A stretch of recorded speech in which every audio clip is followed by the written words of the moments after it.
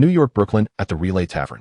At a round table in the corner under dim murky light, a secret deal was underway. Where's the goods? A figure hidden in the darkness clenched a classic hammer-shaped pipe between his teeth and asked in a low, gravelly voice. Across from him, a shifty-eyed man glanced around, and only after confirming nothing seemed off did he cautiously motion toward the suitcase at his feet. The goods are right here. What about what I asked for? The man in the shadows nudged the suitcase by his foot. Also here. He was sparing with words. Whenever he talked too much, the pipe would fall to the floor. The next second, the two men simultaneously kicked the suitcases at their feet toward each other. Soon after checking their respective goods, they exchanged a knowing smile. Pleasure doing business. Pleasure doing business. Just as they grabbed their suitcases and were about to stand up, the men and women who had seemed tipsy and flirtatious in the bar suddenly dropped their drunken act, drew weapons from their waists, and aimed at the pair. Freeze, police. Several harsh shouts rang out as the bar lights flared to full brightness. A middle-aged man at the lead charged toward the two, while the officers beside him raised their guns to the men's heads, ready to shoot at the slightest wrong move. Open the cases. The middle-aged man waved his hand, and two officers behind him cautiously stepped up, dragged the suitcases away, and opened them for inspection. George, this one's filled with canned food, spinach. George, this case is full of milk powder. The officer opened a packet, sniffed it, then carefully tasted a bit before confirming. George fell silent. Trading spinach cans and milk powder in a place like this was suspicious in itself. Convinced something was off, he ordered his men to cuff the two. Tell me your names and occupations. He began interrogating them on the spot. Scott Lang, occupation. Thief. Scott gave an embarrassed smile and instinctively squatted on the ground like a seasoned offender. Beside him, an officer started taking notes. Scott, thief. George turned his gaze to the Asian man next to Scott. The man wore a small white cap and a white sailor uniform. He was clearly a handsome young man, yet with an old-fashioned hammer-shaped pipe hanging from the corner of his mouth. The mismatch was striking. And you? George asked. Lee's side occupation, sailor Popeye. I don't care how strong you are. You're not allowed to smoke in front of me. Don't be fooled by how it looks. It's actually a straw for drinking juice.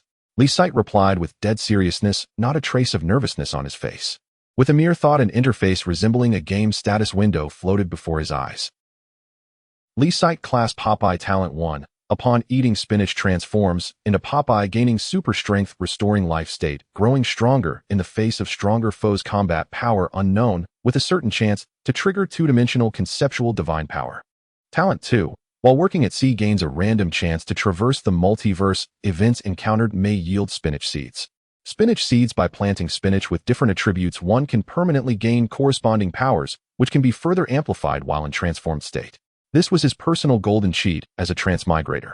Thus, he really had only gone out to buy vegetables. Officer, it's not illegal to trade spinach, is it? Lee Sight asked. Scott hurriedly chimed in. It isn't illegal to trade milk powder either, right? George shot a glance at the two suitcases, then fixed his gaze on Scott. We've had our eye on you for a long time. I need to be sure there's nothing else hidden inside those cans, and that milk powder. Take them away. He casually snatched the pipe from Lee Sight's mouth. Yes, sir. At the bar's entrance, sirens wailed through the street. Scott, out of habit, promptly asked the officers for a black hood. And you? Want a hood? George asked Lee Sight. Lee Sight glanced at the onlookers around them, then straightened his back and said, a man who walks upright fears no shadows. I know you don't understand what that means, but you'd better get me a new hood. And don't mess with me, or you'll find you've kicked cotton. All right, little Cotton, I don't have any new hoods. George cut him off and ordered his subordinates to put Lee Sight and Scott into the same patrol car. When the vehicle started moving, Lee Sight looked at the hooded Scott opposite him and spoke. Were the spinach cans you sold me expired? They were really very cheap. He wanted to make sure. Scott replied with certainty, definitely not expired. If you have access to that kind of supply, I'll come to you again next time. Lee Sight's words drew sidelong looks from the officers nearby. Thanks. I'll just steal a bit more next time. Lee Sight fell silent. So they were stolen goods. He had been in the Marvel world for a few days now. The original Lee Sight had been nothing more than a low-level sailor, now unemployed with rent nearly overdue. Vegetables here were outrageously expensive, and out of sheer thrift, he had tried purchasing spinach through alternative channels. He planned to stockpile enough spinach to pull off one big move and resolve his financial crisis once and for all. He had never expected such a ridiculous mishap. After a stretch of silence in the car, Lee Sight suddenly said, you're working for a gang. Otherwise, they wouldn't have had you under surveillance. Scott's body trembled, then he answered honestly, yeah, but I swear I never agreed to work for them. Those cans really do contain spinach.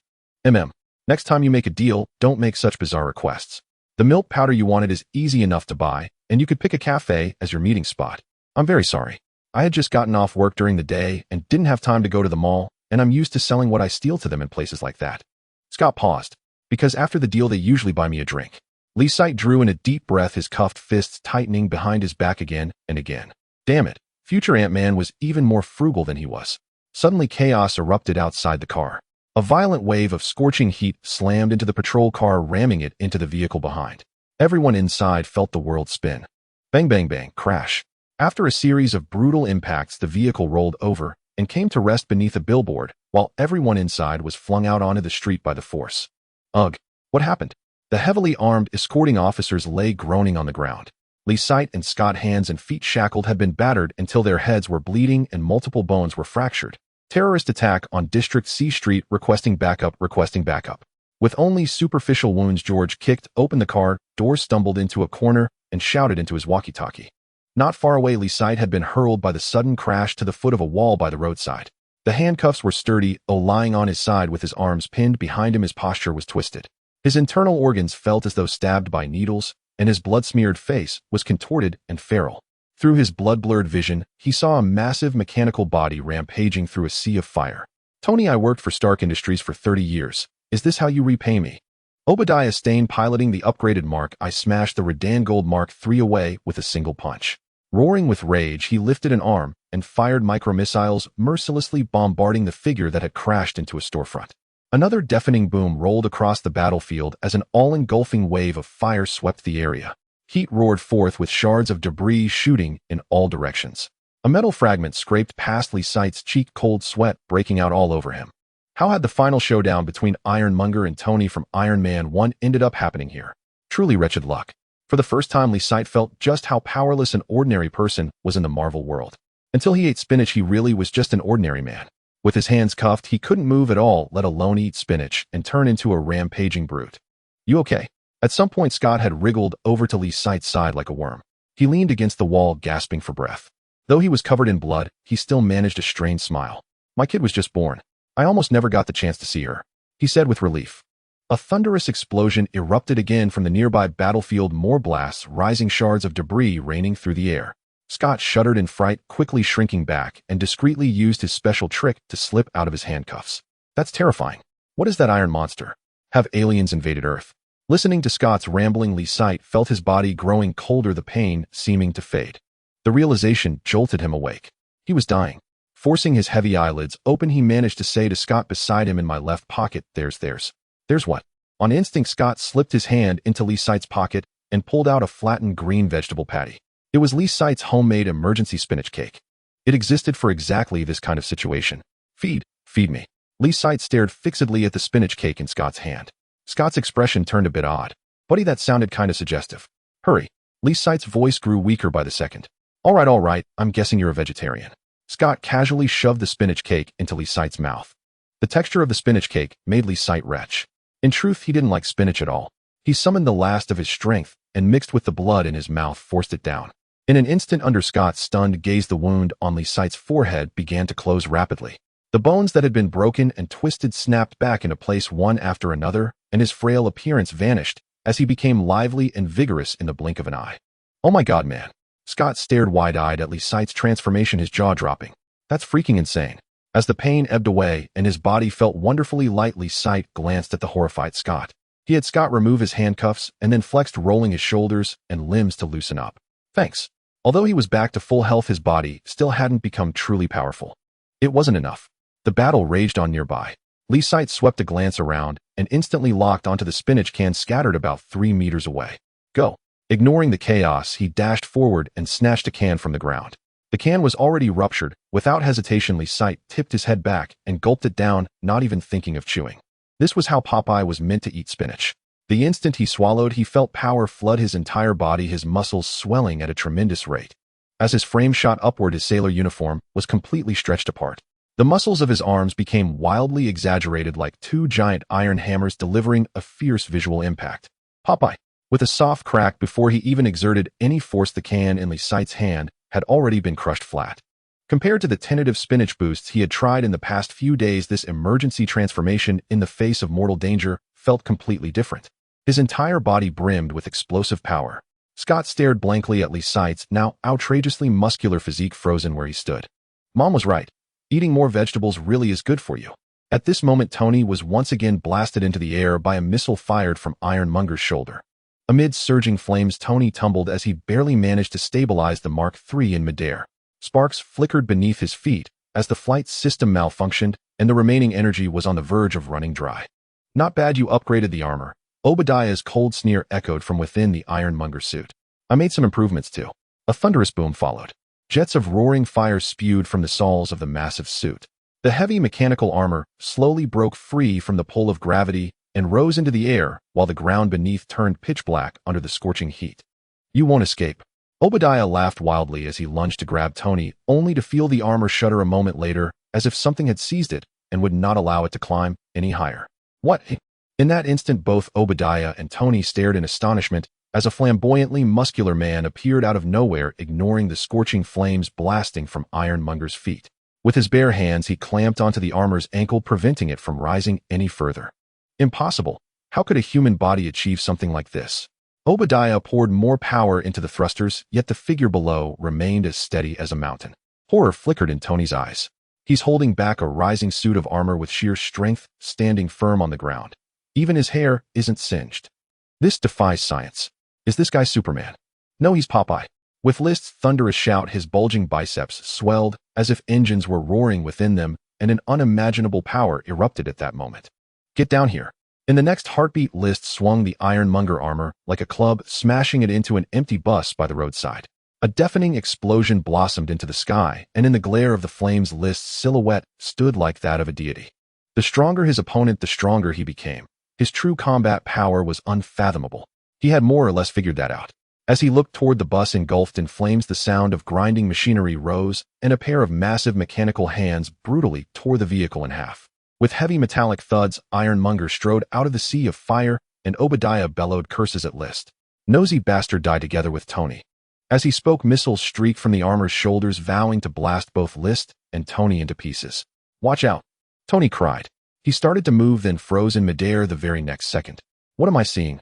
In his field of vision, the muscle-bound man neither dodged nor retreated from the incoming missiles. His already exaggerated biceps seemed to come alive, rippling down his arms toward his palms. After transforming into Popeye, he could control every inch of his muscles. In an instant, List's hands expanded to the size of doors, and with those enormous palms, he clapped the incoming missiles together and trapped them in his grasp. A dull thud sounded, followed by a wisp of black smoke curling from between his fingers. Tony's mouth twitched involuntarily. Jarvis, remind me to book an appointment with an eye specialist tomorrow. Sir, the injury is to your shoulder, Jarvis replied. I don't care, Tony muttered. Meanwhile, Obadiah finally snapped out of his rage as he witnessed this ludicrous scene. What the hell? Where did this monster come from? He raised his arm and unleashed overwhelming firepower across the battlefield, determined to turn the creature before him into a sieve. Unfortunately for him, that hope was far too naive.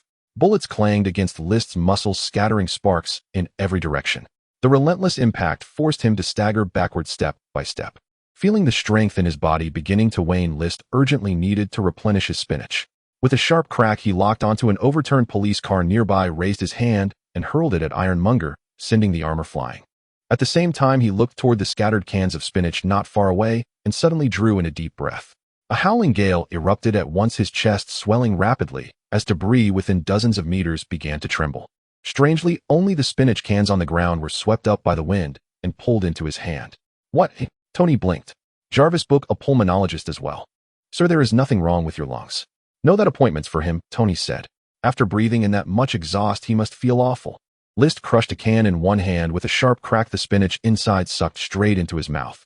His entire musculature swelled, once more bulging even larger. Tony watched, eyes thoughtful. So it really was the spinach. The thought flashed through his mind as he regarded the muscle man with an increasingly strange look. With sustained power flowing through him, the ground beneath List's feet cracked apart with a thunderous report as his violent strength burst forth. His figure shot toward Ironmonger like a cannonball. His fist swung in a wide arc and crashed into the steel body. Obadiah felt the world spin as the iron armor was knocked backward, smashing through a row of streetlight poles one after another. Metal poles snapped with loud bangs.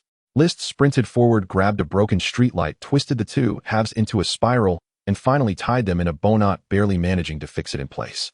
Gazing at the flickering bulb, he nodded in satisfaction. I really am a considerate citizen. Tony, Jarvis, have you ever watched cartoons? He asked. Sir, I am no longer a 3-year-old child, Jarvis replied. Fine, I get it. Before Tony could finish, Obadiah's furious roar echoed from afar. Tony, if you've got any guts, duel me yourself. Bringing in a monster to meddle in our feud. Don't make me look down on you. The metal plating across the armor's chest was deeply caved in. Swaying unsteadily, Obadiah lifted off once more, no longer daring to remain on the ground and wait for another beating from List. Before Tony could respond, List's legs wound up like coiled springs, twisting round and round. Then he launched himself. Boom. Like a rocket blasting off, List's body slammed squarely into Monger.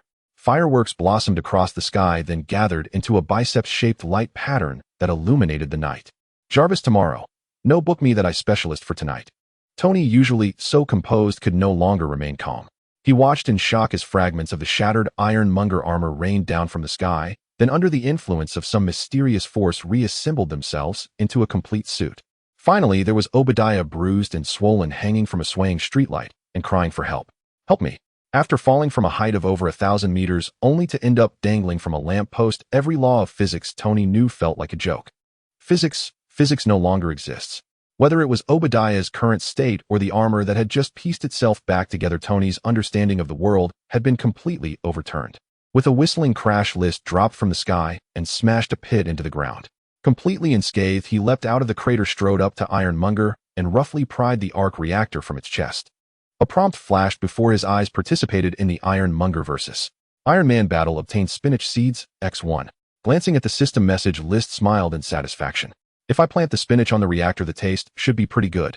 He looked around the scene, waved casually to the stunned Scott, picked up the last can of spinach from the ground, and slipped away toward the coast. After causing such a commotion, there was no way he could stay here. He could only flee to another universe for a while. Although this battle had convinced him that in his transformed state he was essentially invincible, he couldn't guarantee he would always be able to eat spinach and become Popeye at any given moment. Once SHIELD or other organizations devised targeted countermeasures, his fate would be that of a lab rat. Running away was the only option. Wait. Seeing that List was after the reactor, Tony instinctively flew after him in the direction he'd gone. At the coast, List hastily boarded a random salvage boat and pushed off. Taking advantage of the fact that his transformation hadn't worn off, yet he dipped his hand into the water and paddled. The salvage boat instantly shot across the surface like a speedboat, trailing waves of spray behind it. So this is what conceptual power from the second dimension feels like, he mused. Overhead explosions boomed sporadically through the night sky. Hey buddy, wait up. The Mark III staggered down onto the salvage boat. Before Tony could say more, a thick fog suddenly rolled across the surface of the sea. Multiverse channel opening, please prepare for transfer. Echoed in List's mind. List was taken aback. So soon. The next instant the mist vanished, the blazing sunlight grew blinding, and the salvage boat suddenly lurched forward, surging onto a beach. At the same time, List's transformation ended, and both of them were flung onto the sand by inertia. With a sharp click, Tony's armor power dropped to its last 3%, and he lifted his metal faceplate to survey their surroundings. It's daytime. Sir, I cannot connect to the server, so I cannot answer that, Jarvis replied. Tony's expression darkened. He had never encountered anything like this before. Glancing at List, whose body had returned to normal size, Tony wiped the blood from his forehead. Muscle Devil, I'd like to know what just happened, he said. Don't give me random nicknames. List rolled his eyes. He tugged at the sailor suit that had been stretched out of shape, folded it as best he could, and stuffed it into his pocket. This is New York. Can't you see the billboard? He said, pointing toward it in the distance. Tony frowned. Impossible. There is no Osborne Corporation in New York. I know that for a fact. Osborne. List chuckled and said to Tony, here's a tip, this is the multiverse. Congratulations, you're completely free now. With that, he sprinted toward the nearby stretch of sand where a group of blonde women had already noticed him. Multiverse. Tony stood frozen for a long moment. When he came back to his senses, he asked Jarvis to connect to the regular internet. Sir, this is New York in 2002. There is no Stark Industries here and no information about you at all. This is a completely unfamiliar parallel world, Jarvis reported. The information Jarvis provided made Tony's expression grow even darker. Without Stark Industries, he could not repair his armor, nor did he have the funds to buy materials. What worried him even more was the possibility of never getting back, leaving Pepper to deal with Stark Industries' mess alone. The thought of all these complications made his head throb. He had to make that guy send him back. Tony turned toward where List had gone, only to find no trace of him. Shit, wasn't he going to chase girls? He cursed. Sir, with the server no longer local, I cannot gather data to locate the target, Jarvis said. I know, Tony replied. Seeing patrol officers noticing him, Tony turned and walked away. Here he had no identity, and being arrested would only cause even more trouble. In the main universe, New York, a secret interrogation room. George Stacy, please tell me what you know. No problem. Looking at the man across from him who claimed to be from a secret department, George understood that he had no authority to refuse and could only honestly reveal everything he knew. Soon after the questioning was completed, Scott was brought to the interrogation room. Name, occupation. Scott, thief. All right, a thief with pride. Did you see that guy eating spinach? Scott shook his head. No, he wasn't eating, he was gulping it down. Coulson. Why did he come to you to buy spinach? Because it's cheap. All right, I understand. The milk powder in the box has been tested and is fine. You can go now. Thank you, sir. Scott sighed in relief. Not being pursued for stealing the cans of spinach was a good thing. After Scott left, Coulson lightly tapped his earpiece. Commander, the sailor disappeared with Stark. It's fine, we'll find him. In the command room, Nick Fury's virtual screen displayed Lister's information. The sailor. Popeye, will he become the new superhero? He pondered thoughtfully. The multiverse. Night fell in the neon-lit corners of the city. In a filthy underpass, a disheveled Tony had no mind to tidy his appearance. Under the curious gaze of many homeless people, he began to dismantle some parts from his broken armor and started to manually assemble mechanical devices. According to Jarvis' analysis, the technology in this world was relatively backward.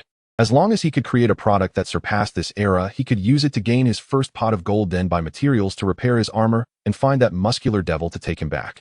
The rudimentary equipment did not limit Tony's skills. In just 3 hours, a high-tech mechanical dog appeared before him. Jarvis, send its information to Oscorp. If they know their stuff, they should recognize the value of this thing. All right, sir. Tony's plan began to take shape. Meanwhile, Lister appeared at the underground fighting event in Queens. If he wanted to make some quick money, fighting was the best choice. He still had one last can of spinach. This was also part of his previous plan. Although plans can never keep up with changes, it allowed him to learn some related knowledge in advance, and he easily found out the location of the underground fight. Ladies and gentlemen, next up is the brand new rookie Popeye. His opponent is also a novice with a ridiculous nickname, Spider Boy. Let's look forward to the showdown between two rookies. Under the host's passionate introduction, Lister felt a bit dazed. No way starting off this big. This was indeed the Spider-Man universe. Soon both stepped onto the ring while the audience below ruthlessly mocked the showdown between the rookies, hurling various curses, but neither paid any mind. Peter Parker, dressed in a poorly made spider suit, wore a red woolen hood that only exposed his eyes, looking quite shabby. However, the guy opposite wasn't much better. His first opponent was a boxer dressed in a white sailor suit, also wearing a woolen hood.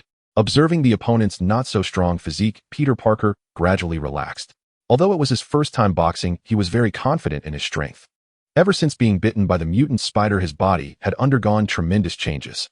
Super strength, terrifying reflexes, as well as the ability to climb walls and shoot webs all allowed him to completely crush ordinary people. Furthermore, with the cheers from the crowd, Peter Parker felt his blood begin to boil.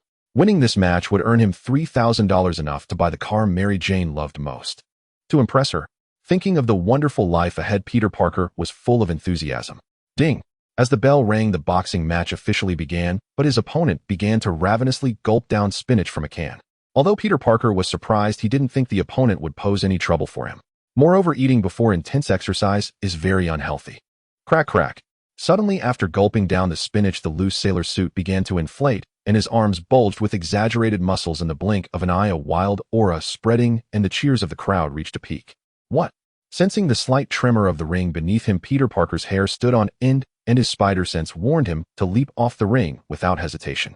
Bang!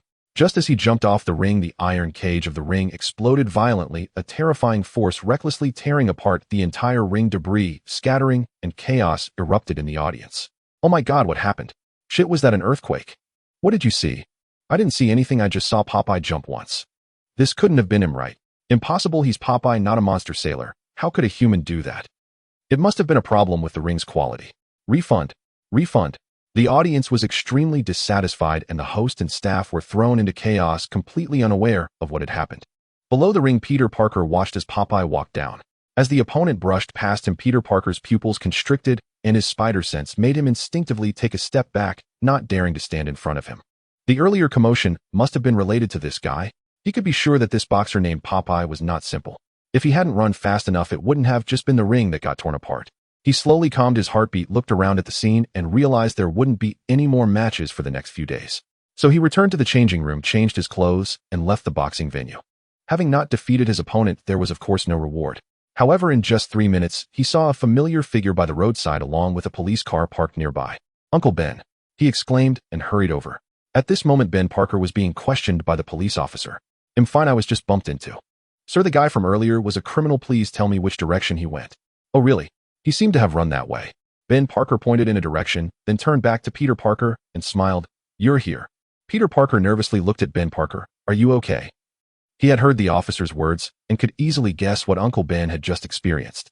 Ben Parker shook his head, kindly smiled, and said, It's nothing, just a minor issue. Thankfully, this young man helped me. He pulled over the young man beside him and introduced him to Peter Parker. This is Lister. He saved me. Peter Parker, filled with gratitude, said to Lister, Thank you, I'm Peter Parker. Lister waved his hand. It's nothing, no need to be polite. After he exited his transformation state, his sailor suit changed into casual wear from the changing room, and Peter Parker noticed nothing unusual about the man before him. Ben Parker smiled broadly and said to Lister, Kid, how should I thank you? Peter Parker began to reach into his pocket, realizing he didn't have the means to express his gratitude financially. Lister smiled and said, I just got here and don't have a place to stay yet. Ben Parker looked at Peter Parker, who quickly shook his head. My room is too small, it can't fit 2 people. It's fine, you're graduating soon, it's time to move out. Peter Parker's pupils trembled. What did he just hear? He was going to be kicked out of his home. Wait, are you sure you want him to stay in my room? Peter Parker seemed to have misheard. But Lister was not good at refusing others. Mr. Parker, thank you so much. He grabbed Ben Parker's hand, his face beaming with a smile. Ben Parker smiled happily. Haha, it's no problem, helping the young is only right. Seeing Ben Parker's enthusiastic attitude towards Lister, Peter Parker felt a pang of bitterness. I am also young. He tried to soften his uncle's hardened heart. But unfortunately, Ben Parker had already made up his mind. That night, Ben Parker took Lister back to their suburban home and contacted his landlord friend. After tidying up under Peter Parker's resentful gaze, Lister waved goodbye to him and smiled as he closed the door. Outside, the streetlights flickered. Peter Parker felt as if he were dreaming. Everything seemed incredibly unreal. After an unknown amount of time, he decided to accept reality. He sighed, picking up bags and turning to leave his back lonely. Am I really just picked up? Peter Parker pondered. Upstairs by the window, Ben Parker watched Peter Parker disappear into the dim light and couldn't help but sigh. He won't resent me, right? His eyes were filled with reluctance. His wife beside him smiled gently. Of course, Peter will understand you. Ben Parker slowly lowered the curtain and sat down on the edge of the bed. We are getting old, unable to help Peter more, and I can't find a job. I can only force him to leave home to adapt to this cruel world. May sat beside Ben Parker, resting her head gently on his shoulder. Peter is a good kid, but the new kid is different from him. Ben Parker nodded. I understand, but he saved me. If it weren't for him, this home would only have you, and Peter left. As he spoke, the image of Lister as a muscular figure from their first meeting resurfaced in his mind. In the blink of an eye, he transformed from a muscular man into an ordinary young man, surely not an ordinary person. Helping this young man resolve some small troubles in life was not an issue for him. Most importantly, May, how much rent should we charge? Ben Parker suddenly asked. In the room Lister occupying the nest was tidying up his own room. He found some drafts in the corner featuring the spider suit designed by Peter Parker. With this skill, he should be able to become a famous comic artist, which is better than being Spider-Man, right? Lister chuckled and casually tossed the suit draft into the trash. Ben Parker's home was in the suburbs of Queens, where every household was a detached villa, and it was relatively quiet at night. However, soon the sounds of a father-daughter argument came from the room across. You useless piece of trash, give up your unrealistic dreams. Just get along well with your rich boyfriend and get his money. No. He is him, I am me, and I will definitely become a real actress. I raised you, and this is how you repay me. The commotion outside grew louder. Lister saw the curvaceous red-haired woman across the street and thought of Peter Parker's red and blue spider suit. So that's it, the red is Mary Jane and the blue is Peter Parker himself. He drew the curtain, not intending to involve himself in the troubles between Peter Parker's future girlfriend and her father. Ignoring the sounds from outside, he sat at his desk, placing a glowing arc reactor on the table. With a thought, the spinach seeds rewarded by the system appeared in his palm. The seeds looked ordinary, but were actually far from ordinary. He placed the spinach seed on the reactor, and a virtual interface appeared before him. Arc reactor spinach progress 07. Lister scratched his head. What does this mean, 7 days? Unable to figure it out, he temporarily set it aside and hid it in the closet. Then he gathered the last of his spare change. $3 could only buy a pound of spinach. To fully unleash his super strength, he needed to eat a pound of spinach, which was less than half a kilogram. From his earlier battle with the Iron Tyrant, he concluded that a can of spinach could maintain the transformation for less than a minute, and the greater the strength used, the faster the spinach was consumed.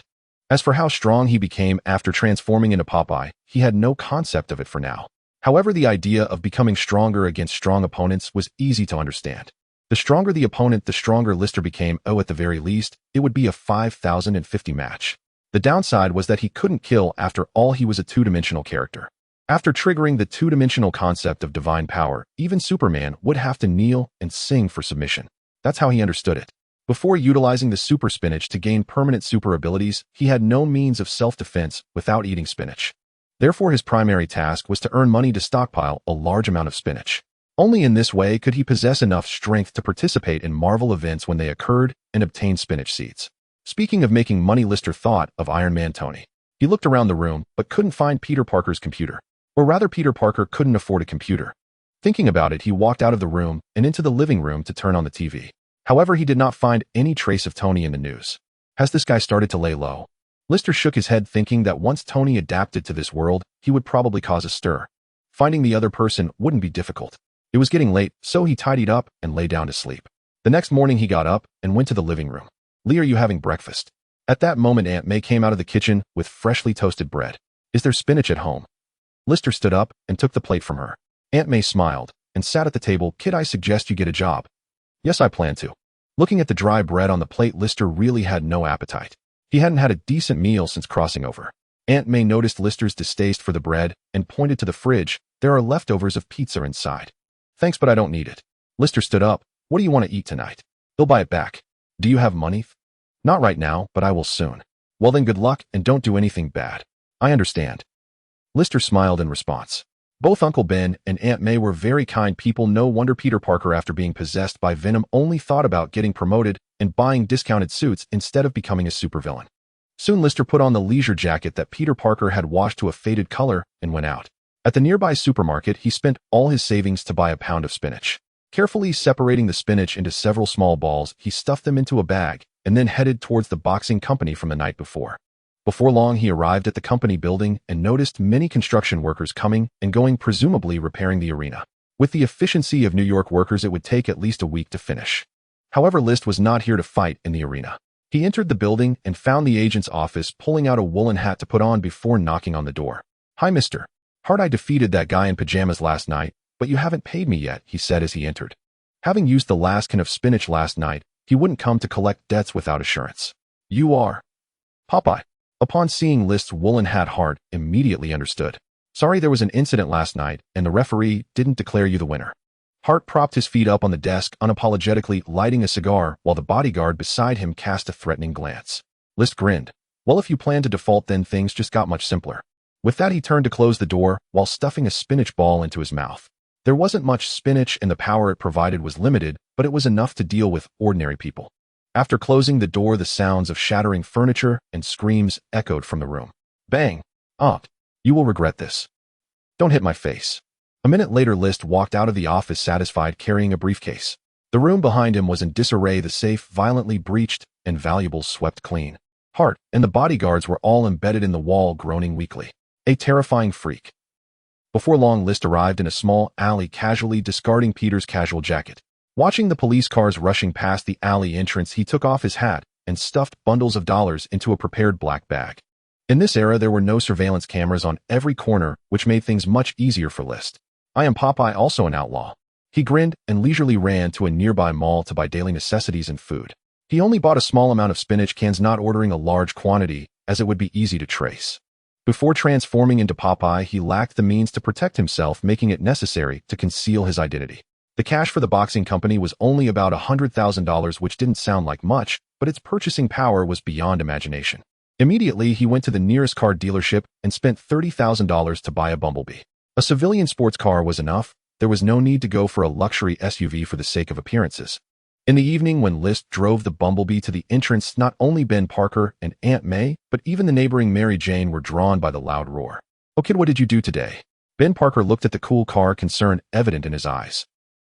The price of the Bumblebee was nothing to the wealthy in New York, even considered a low-end product, but in the poor areas of New York, it was a luxury that would be hard to acquire in a lifetime.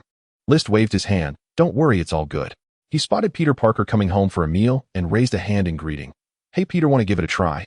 Peter Parker instinctively wanted to refuse, but upon seeing Mary Jane next door, he nodded, as if compelled. "Oh okay, thanks, but still. I want to try." He stammered a bit. Stealing glances at Mary Jane, Peter Parker excitedly sat in the Bumblebee. He had seen more expensive and prettier sports cars at Harry's, but out of pride, he had never asked Harry to lend him one. The feel of the steering wheel in his hands made him a bit dazed. Just yesterday, he saw the price of this car in the newspaper, and today, he could actually drive it. Unfortunately, the car wasn't his. "Hey Peter, can you drive? I can teach you." List tapped on the car window. "Oh, I can a little. Harry taught me." He lost focus and didn't control his strength properly, inadvertently yanking the steering wheel. "Oh, sorry, I didn't mean to." Peter Parker hurriedly got out of the car. "List, this is a new car." His lips twitched slightly. "Sorry, I can compensate. In installments." Seeing Mary Jane next door covering her mouth in laughter, Peter Parker blushed, feeling awkward and wanting to find a crack in the ground to hide. List waved his hand. "It's fine, let's eat first." He pointed at the things in the car. "Tonight you cook, consider it compensation for me." "Okay, no problem." Peter Parker sighed in relief. This guy who took over my room isn't so bad. In that moment, all his dissatisfaction with List vanished. After dinner, Peter Parker wisely left home and returned to his small rented room. Meanwhile, List took out the arc reactor. On the reactor, spinach seeds had already taken root and sprouted fresh green shoots. Arc reactor spinach progress 17 after a day progress had increased. List smiled and said, as expected, there should be some results after a week. Then he put the canned spinach he bought into the cabinet before heading to his desk.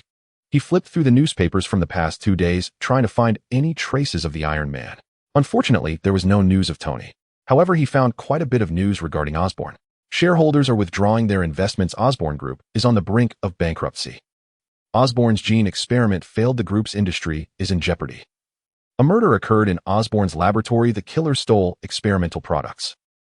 Something happened in the laboratory. List raised an eyebrow. Perhaps it was an incident caused by Norman Osborn injecting himself with the gene serum without authorization. The hereditary disease of the Osborne family hung like a dagger over Norman's head every day.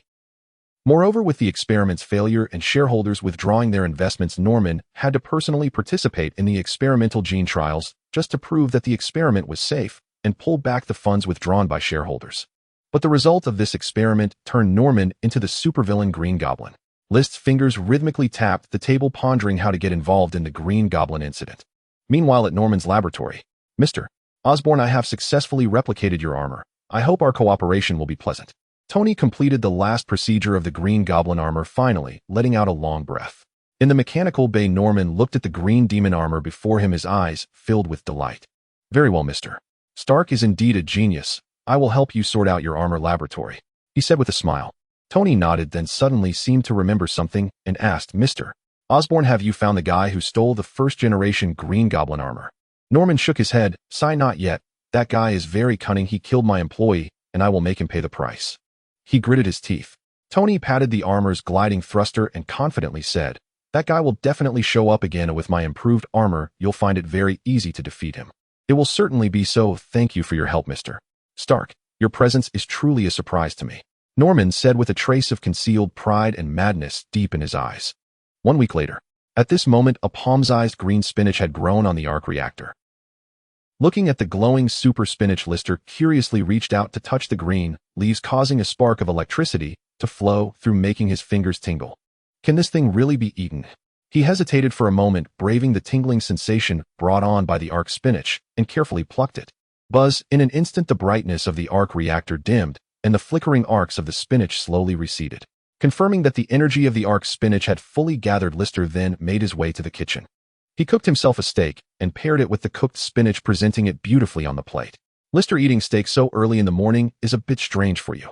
Ben Parker walked out of the room and was taken aback by the sight. Lister smiled. "I'm still growing. By the way, your gift is on the table." "Thank you, Lister. Although it's my birthday today, I really don't need a gift." Ben Parker refused with his mouth, but his body was quite honest. He opened the gift wrapping and was immediately delighted to find a uniquely designed golden pipe inside. "Lister, thank you so much." "You're welcome," Lister said, taking out his newly bought hammer pipe. "My pipe looks better than yours." Ben Parker responded.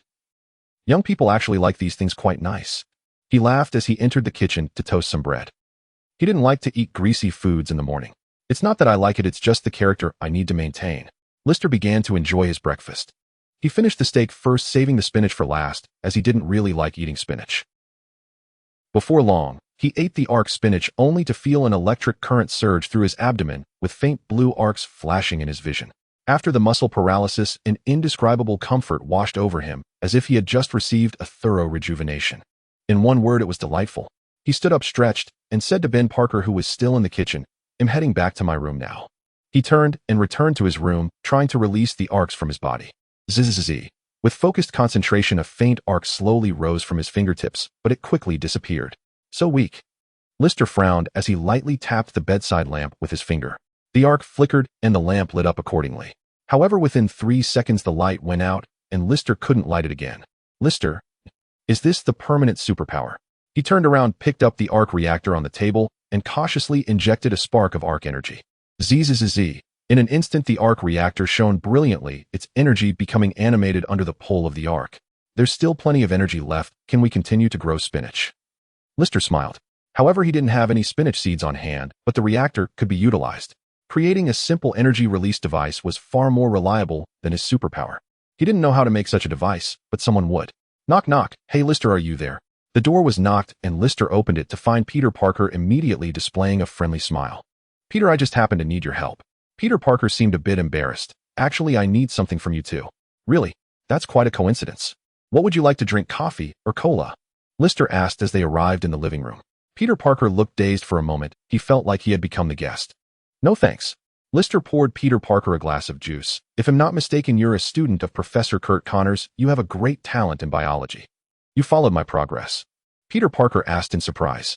Lister nodded. Yes, my teacher knows Professor Connors and often talks about you. You make him very proud. Really? He never mentioned that to me. Peter Parker instinctively puffed out his chest, clearly in a good mood. Lister continued. You've also participated in numerous tech competitions. You're quite excellent in physics as well. You know all this. Peter Parker smiled shyly. Yes, I need your help. What do you need help with? He'll tell you later. First, tell me what you want me to help you with. Hearing this, Peter Parker finally remembered the business at hand. Well, I want to borrow your car, to give a friend a ride. She's going for an interview today. The more Peter Parker spoke, the quieter his voice became. Lister glanced at the direction next door, understanding what this guy meant. Is it the girl next door, eh? He directly exposed it. Peter Parker lowered his head. Yes, you saw it too. She's very good. He felt quite embarrassed.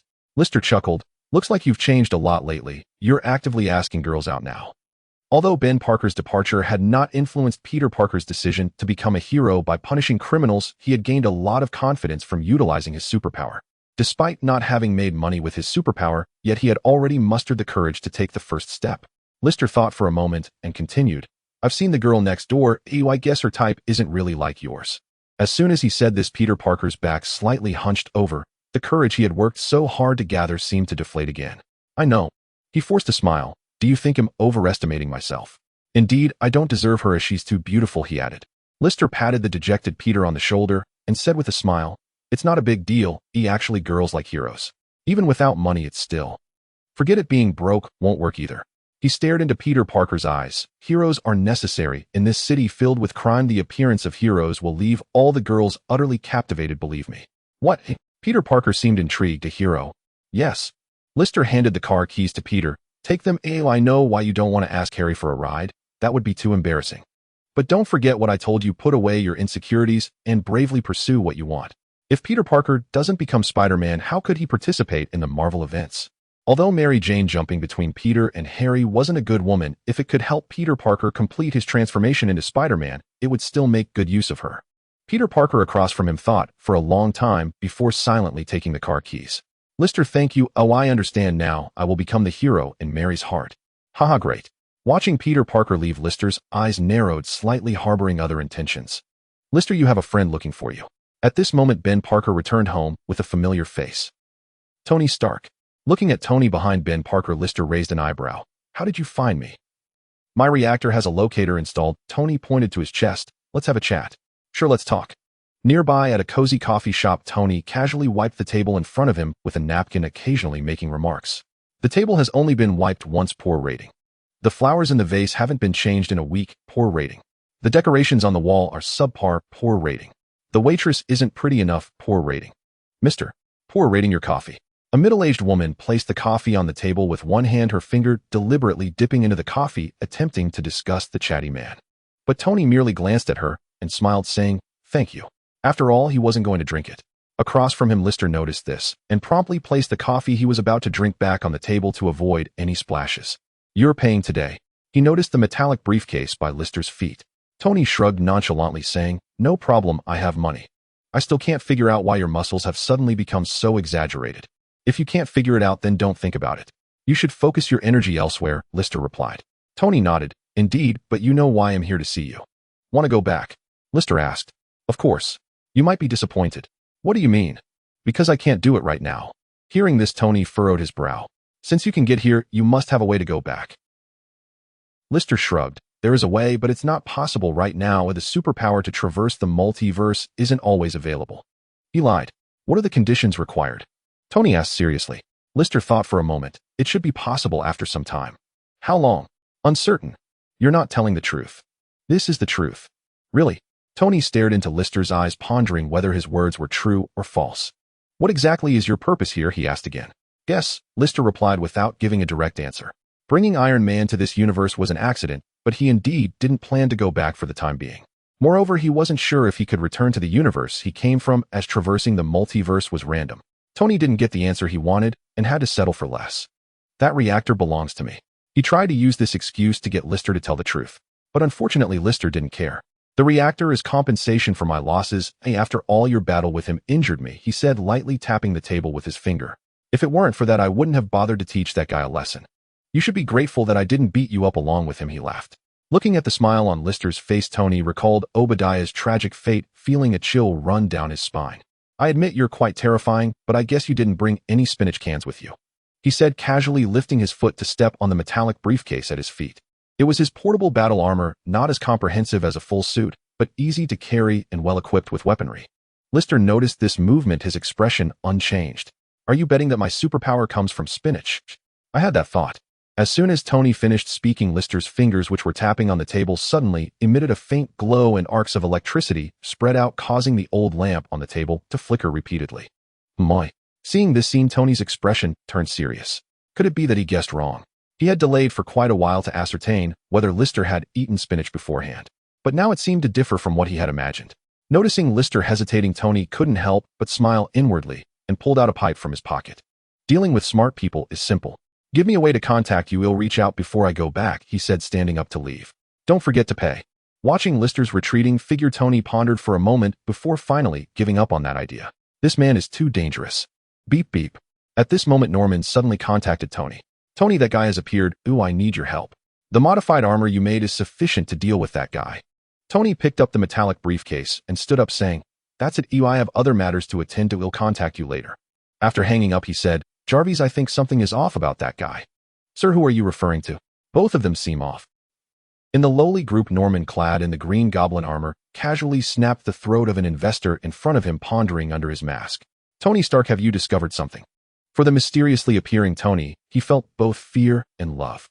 The ability to easily modify his armor made Tony a true genius, capable of helping him elevate the Osborn group to new heights, which he certainly loved. But unfortunately, this guy is hard to control. With his technology, he could easily create the same technological armor, which posed a great threat to Norman. That's why he wanted to use his Green Goblin identity to test this guy's attitude. But the result was evident. Tony had no interest in participating in the conflict between the Osborn group and the Green Goblin. Thinking of this, he couldn't help but relax, his expression gradually becoming sinister. He glanced at the cold corpses at his feet, feeling an immense sense of satisfaction. Ha ha, this is the fate of those who leave Osborn. Who will be next? After the gene experiment, his heart twisted, and the true Green Goblin was about to bring fear and despair to the world. In New York, under the night sky, Mary Jane, with her winered long hair, slipped into a bumblebee parked by the roadside. Peter, thank you for coming to pick me up. Mary Jane expressed her gratitude.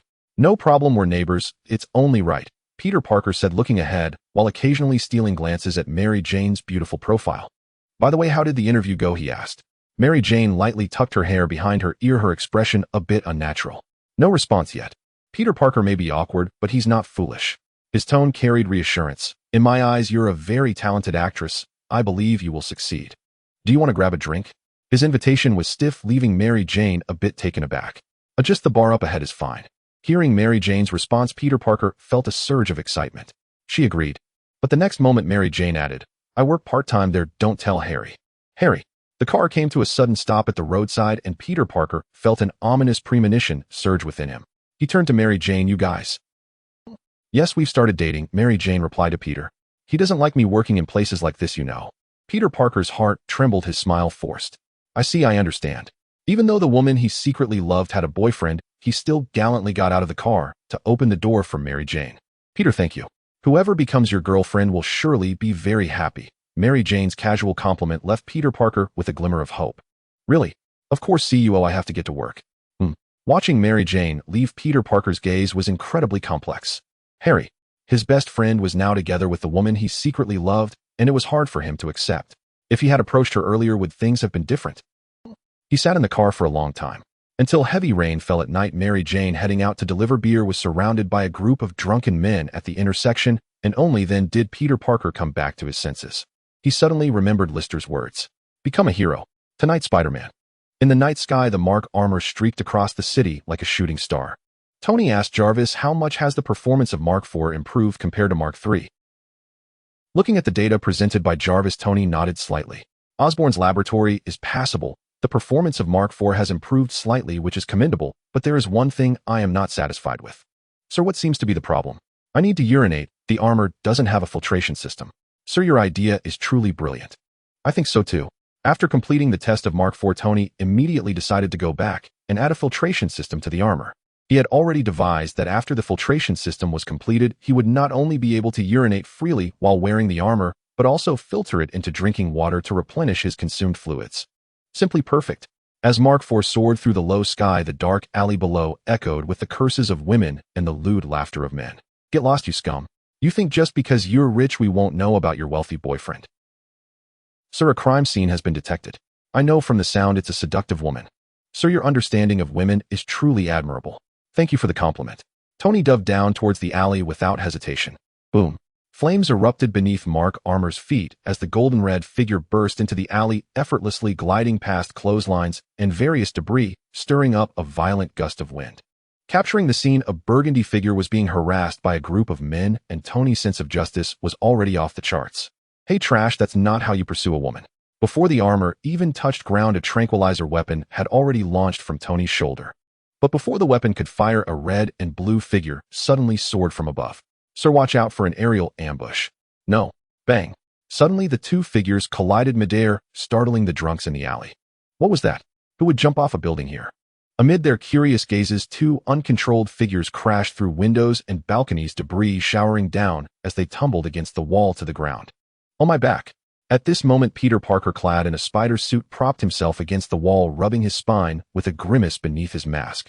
He hadn't even begun to be Mary Jane's hero, and already his back and waist were injured, which would surely lead to her disdain in the future.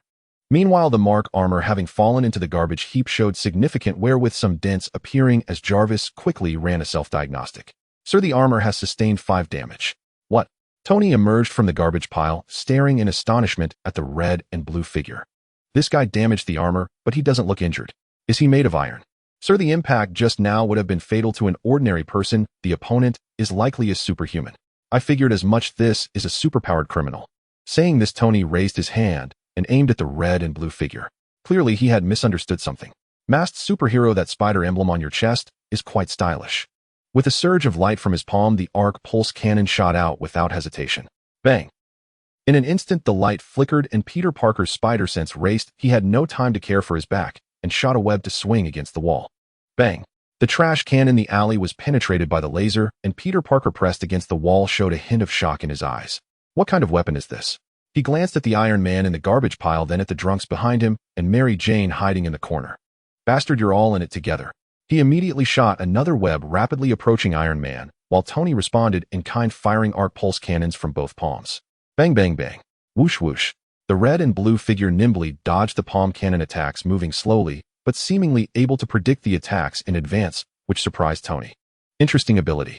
Then, just as he was about to launch smoke bombs to disrupt the opponent, he saw the figure climb the wall barehanded and leap, using the web to bind the weapon device, preventing the smoke bomb from firing, resulting in an explosion.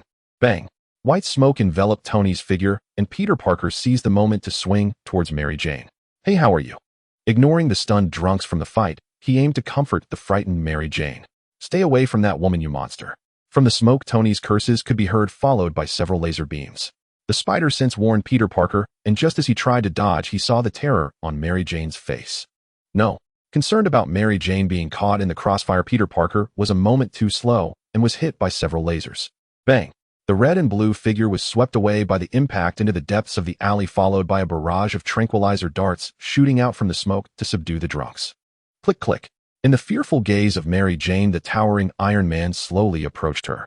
"Hi, beautiful lady, you can rest assured the bad guys have all been chased off by me."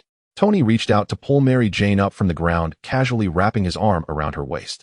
Years of habit made him unable to resist flirting when facing beautiful women. "You." At this moment, Mary Jane finally realized that this armored man had come to save her. The dazzling armor in front of her sparked her imagination, as women could hardly resist such a scene. "Hero, bastard, let her go." Peter Parker with his torn suit swung in shooting webs. He had seen that guy's hand on Mary Jane's waist, which made him feel uneasy. Seeing this, Tony let go of Mary Jane, flames igniting beneath him as the armor slowly ascended. "Hey, your accomplices have already been subdued. Are you still unwilling to give up? Spiders should stay in the dark corners." He noticed that the spider emblem on the opponent's chest had several holes burnt through by the palm cannon.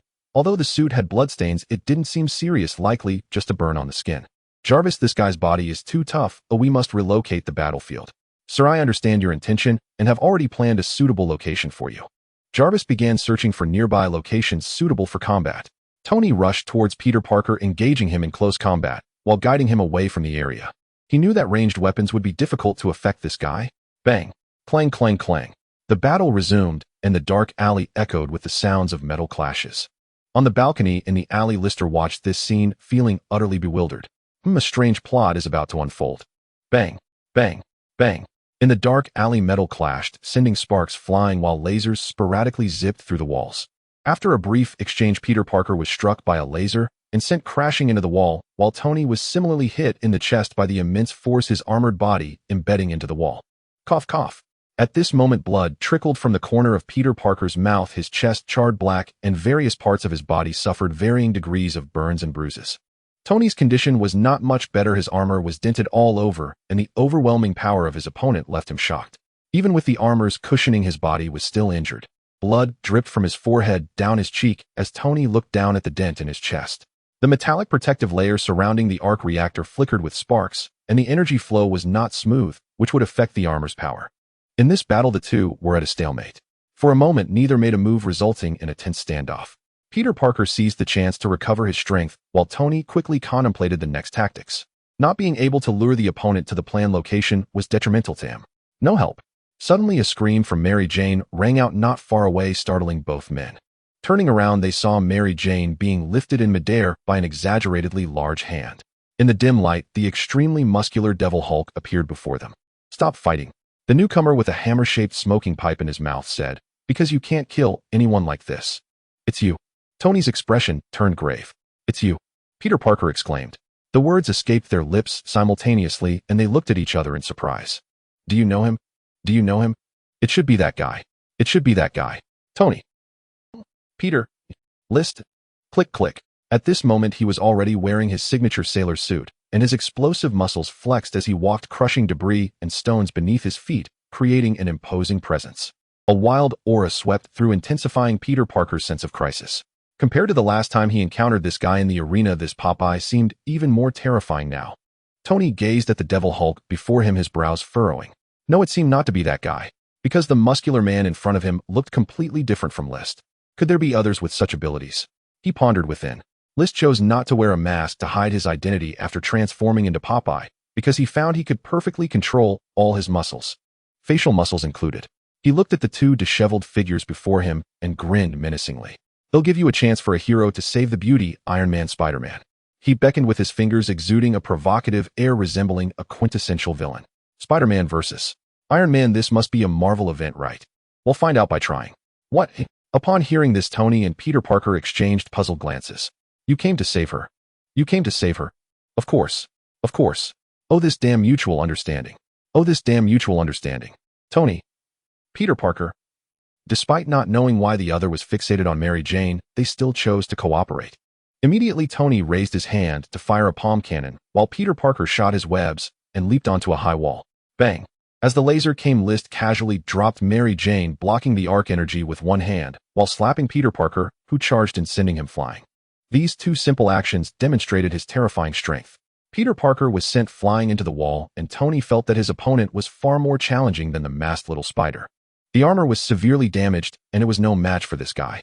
Meanwhile, Peter Parker's stamina had not fully recovered. Watching Mary Jane, who was terrified at List's feet, Peter Parker subtly made a gesture. Tony understood, and once again a barrage of smoke bombs shot from his shoulder. Bang! Boom! The smoke exploded, providing Peter Parker with the opportunity to dive into the mist and locate Mary Jane using his spider sense. Whoosh!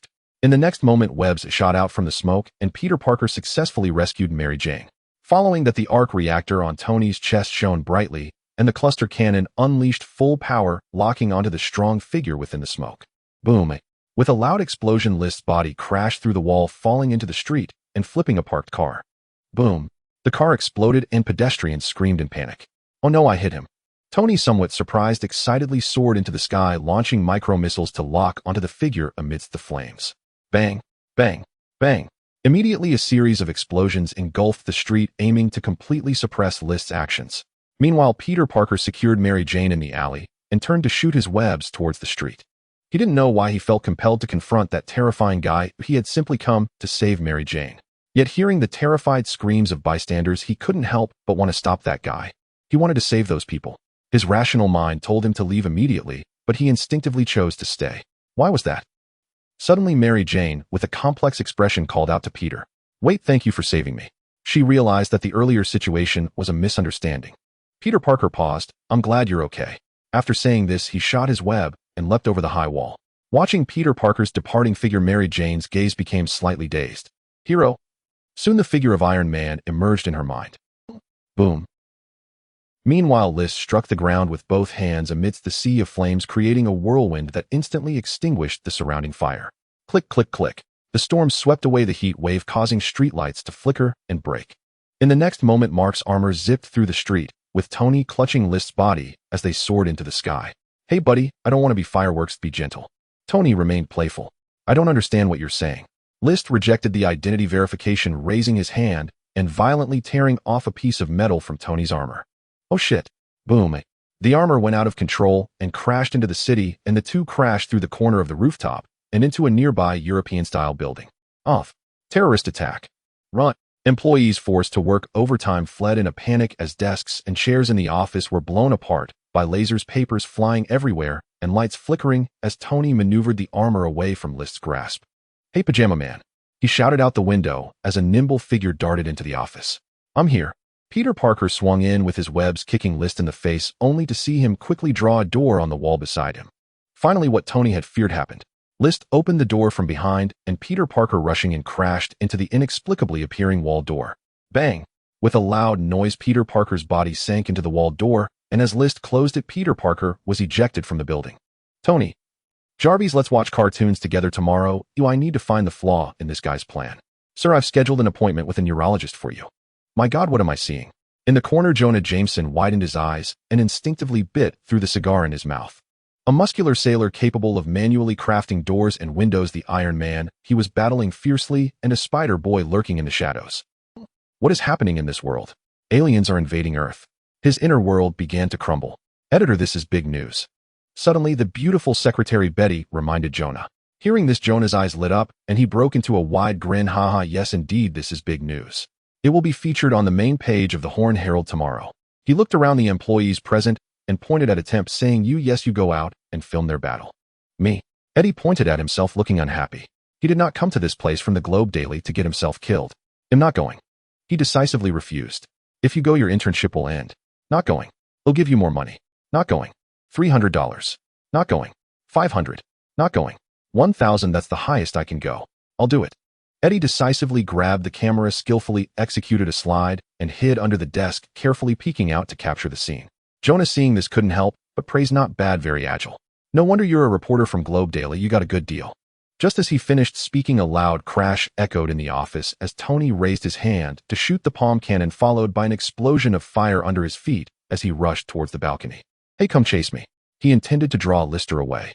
Upon seeing this, Lister casually threw the portal he drew onto the balcony. Boom! The Mark armor roared as it charged into the portal, and the next moment it crashed through the windows and flew into the office, heading straight towards Lister. Jarvis, stop.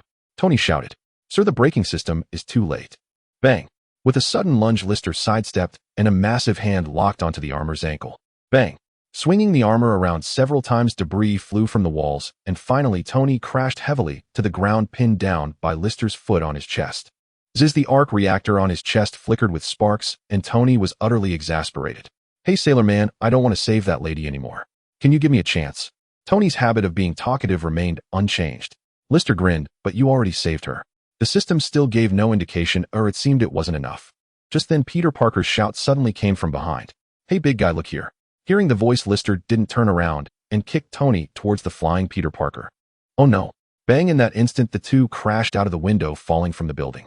"Buddy, how many times is this?" Tony asked. "Second time," Peter Parker replied. Below, police sirens approached, and the two who crashed onto the car sighed, attracting the crowd's attention. "We can't beat him. We can't possibly beat him. I'm so tired." "Me too. By the way, you seem to know that lady.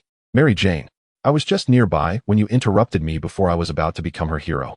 "No, it was you who interrupted me." "No, it was you." "Excuse me, can you come down and return with us?" A police officer shouted tremulously. "Tony." "Peter Parker." The two exchanged glances. "Goodbye, Spider-Man." "Goodbye, Iron Man," the two said in unison, then got up and left. Whoosh! Spider silk shot out. Peter Parker swung between the skyscrapers, and the armor shot fire, quickly disappearing into the night sky.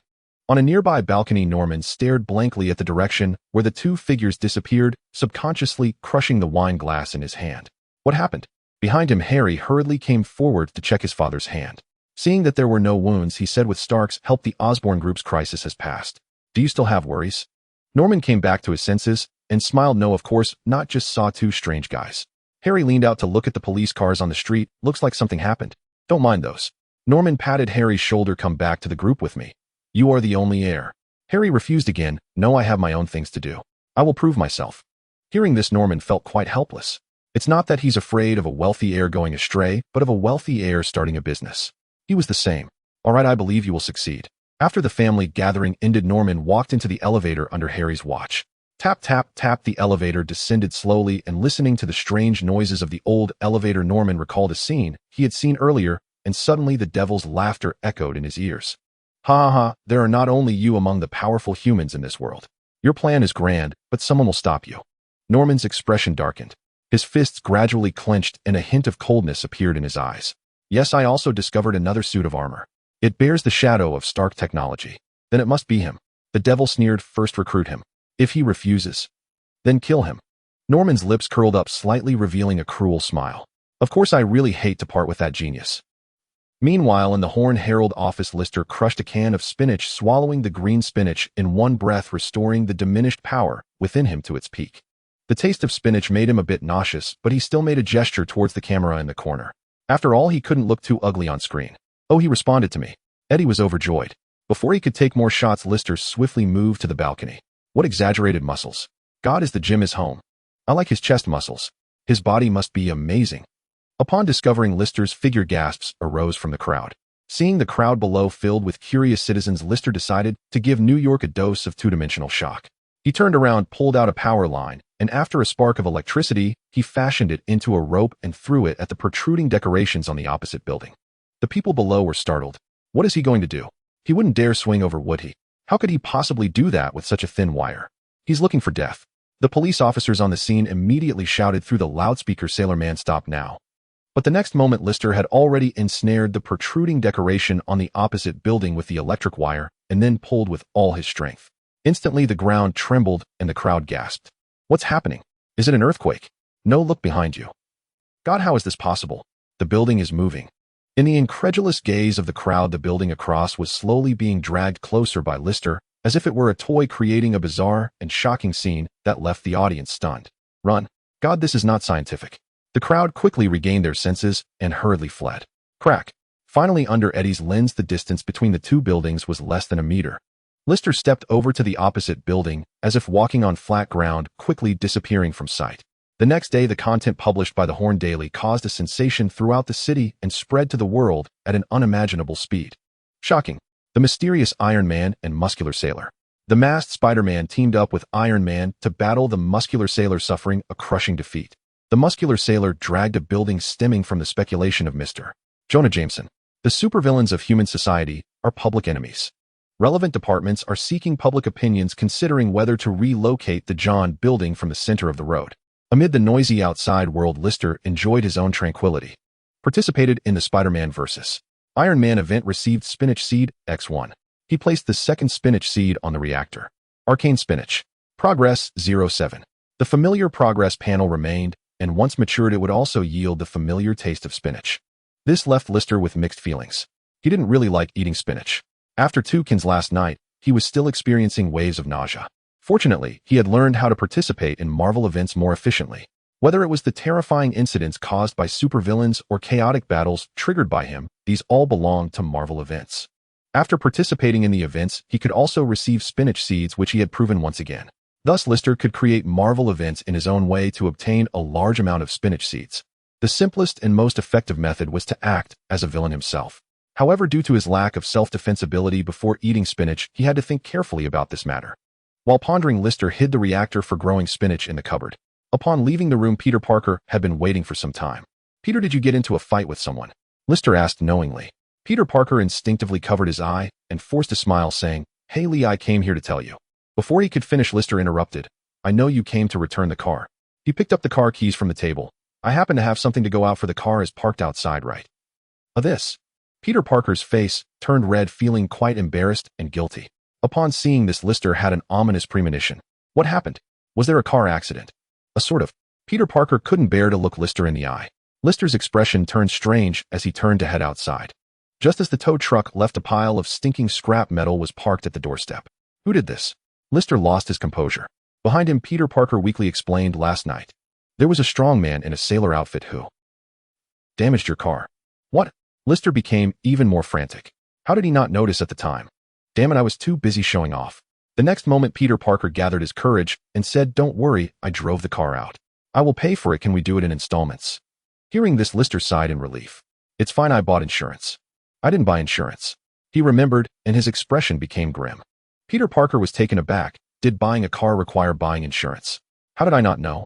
Poverty limited his imagination. Thus, Peter Parker naturally took on a hefty debt. In the following days, he searched for jobs and part-time work, but due to lack of experience, the city's cruelty far exceeded his expectations, making it impossible for him to settle down for a while, let alone repay the debt. On the bustling streets, Peter Parker swung across rooftops, taking off his Spider-Man mask to catch his breath, enjoying the rare moment of leisure. The cool breeze at high altitude blew through his hair. He gazed at the beautiful city, having lost count of how many times he had changed into his battle suit to deliver pizza, just to save a bit of time. But the effect was counterproductive as he encountered some unexpected incidents, each time causing him considerable delays. However, because of his meddling, the citizens on this road repeatedly witnessed Spider-Man enthusiastically helping the elderly and children, occasionally resolving $0 purchase incidents, leading Spider-Man to become a hero in the hearts of the citizens. But Iron Man and the muscular sailor were different. The two had not appeared for some time. Most of the news featuring them in the newspaper was negative. It was still outdated information, repetitive reports that were quite boring. Though Spider-Man was also a negative figure, this was the personal bias of the editor of the Horn Daily. Citizens who had seen Spider-Man regarded him as a hero. This made Peter Parker feel much better. Unknowingly, he had grown fond of helping others, gaining the admiration of others in return. He gained recognition. He was happier than when Mary Jane agreed to go on a date with him. Sitting on the rooftop, Peter Parker casually took out today's newspaper from his suit. The Spider-Man photo that appeared in the Horn Daily hadn't been updated for a long time. Looking at himself in the newspaper, Peter Parker had a sudden inspiration. If he provided the latest photos of Spider-Man, could he obtain a relatively stable and easy job at the newspaper? With this thought, he stood up and shot a web swinging down. On the other side, still in the old shabby cafe, Tony habitually used a napkin to check the cleanliness of the table. Across from him, Lister glanced at the muscular sailor in the newspaper and shook his head, saying, "That's not me. You know I'm strong, but not strong enough to drag a building. That's absurd. Moreover, I'm not interested in Mary Jane or any of you." Seeing Lister deny it, Tony didn't completely believe him. During this time, he had been busy repairing his armor, and today, he finally had time to find Lister for confirmation. He scrutinized Lister's expression. "Where were you that night?" "I was at home studying your reactor. It's really great," Lister said, leaning closer, causing Tony's cheeks to twitch slightly. One day, he would reclaim his reactor. He continued, "How do you prove that guy isn't you?" "It's obvious I'm more handsome than him," Lister pointed at himself in the newspaper, stating very seriously. "Tony, all right then, can you explain what actually happened?" he asked. Lister speculated, "This is the multiverse, a parallel world. Perhaps there's another muscular sailor with similar abilities here, and he's even stronger than I am. You know parallel world isotopes, you scientists can understand easily." Mentioning the multiverse, Tony finally seemed thoughtful. There is indeed a possibility, but it's not 100 credible, though after all there's no parallel time-space isotope of mine in this universe. So this is just speculation. Lister explained again. Seeing that Tony still looked skeptical, Lister stood up and said, "You can choose not to believe me, though I can only explain this much. If you keep nagging, I'll have to hit you." Lister clenched his fist, and Tony raised an eyebrow. "Of course I believe you." He revealed a friendly smile. "That muscular sailor, he seems to advocate violence with unclear intentions. You should be careful. If you encounter him, he may not let you go. Thank you for the reminder, my friend. Are we friends? On the surface it seems so. I see. Goodbye." "Goodbye, remember to pay." Cheap guy. Watching Tony's departing figure, Lister squinted his eyes, knowing that this guy didn't fully believe him. But so what? At worst, he could just stir up trouble in another universe. He decided to protect his identity well from now on. As for himself, he would just be a dispensable second-tier hero. After parting ways with Tony, Lister bought some spinach at a nearby supermarket. Upon returning home, he happened to see Ben Parker sitting on the living room sofa, engrossed in reading the latest issue of the Horn Daily. "Lee, you're back." Hearing the sound of the door opening, Ben Parker put down the newspaper in his hands. "Did you buy spinach again?" He noticed the eco-friendly bag in Lister's hand. Lister nodded. "Yes, I want to learn how to make spinach taste better. I'm planning to make canned spinach myself." Ben Parker chuckled. "You really love spinach, but I have some good news for you." He got up and walked to the window, pointing at the grass outside. "I bought some spinach seeds from an old friend and planted them outside. Soon you'll be able to eat the freshest spinach." "Is that so? Thank you so much." Lister smiled and walked into the kitchen. "It's nothing, just consider it a gift from me." Ben Parker raised the golden pipe in his hand and said to Lister's back, "After all, you also gave me a gift." Lister began washing the spinach while chatting with Ben Parker. "Still haven't found a job. Yeah, I'm 68 now, and nobody wants to hire an old man like me, but my pension can cover my living expenses, so you don't need to worry. Then he'll pay the rent. No need to be polite, we can manage. What's fair is fair." Lister placed the cleaned spinach in the refrigerator and turned to Ben Parker. "By the way, I need to go out for work soon. They'll trouble you to clean my room, and he'll pay for it." "You found a job?" Ben Parker laughed. "We really need to celebrate then." He rummaged through his belongings and took out his treasured red wine. "Let's drink it tonight." "By the way, what job did you find?" he asked curiously. Lister sat on the sofa, casually picking up a newspaper nearby. "It's at the newspaper. I'm preparing to work there, and the Horn Daily should need photos of the latest hotshots like Iron Man and Popeye." "You plan to be a paparazzo?" Ben Parker said, wiping the red wine bottle with a towel, his tone somewhat advisory. "That kind of job is tough, and Iron Man and Popeye are not ordinary people, even if you manage to find them." He paused mid-sentence. "All right, I hope everything goes well for you." He seemed to have thought of something.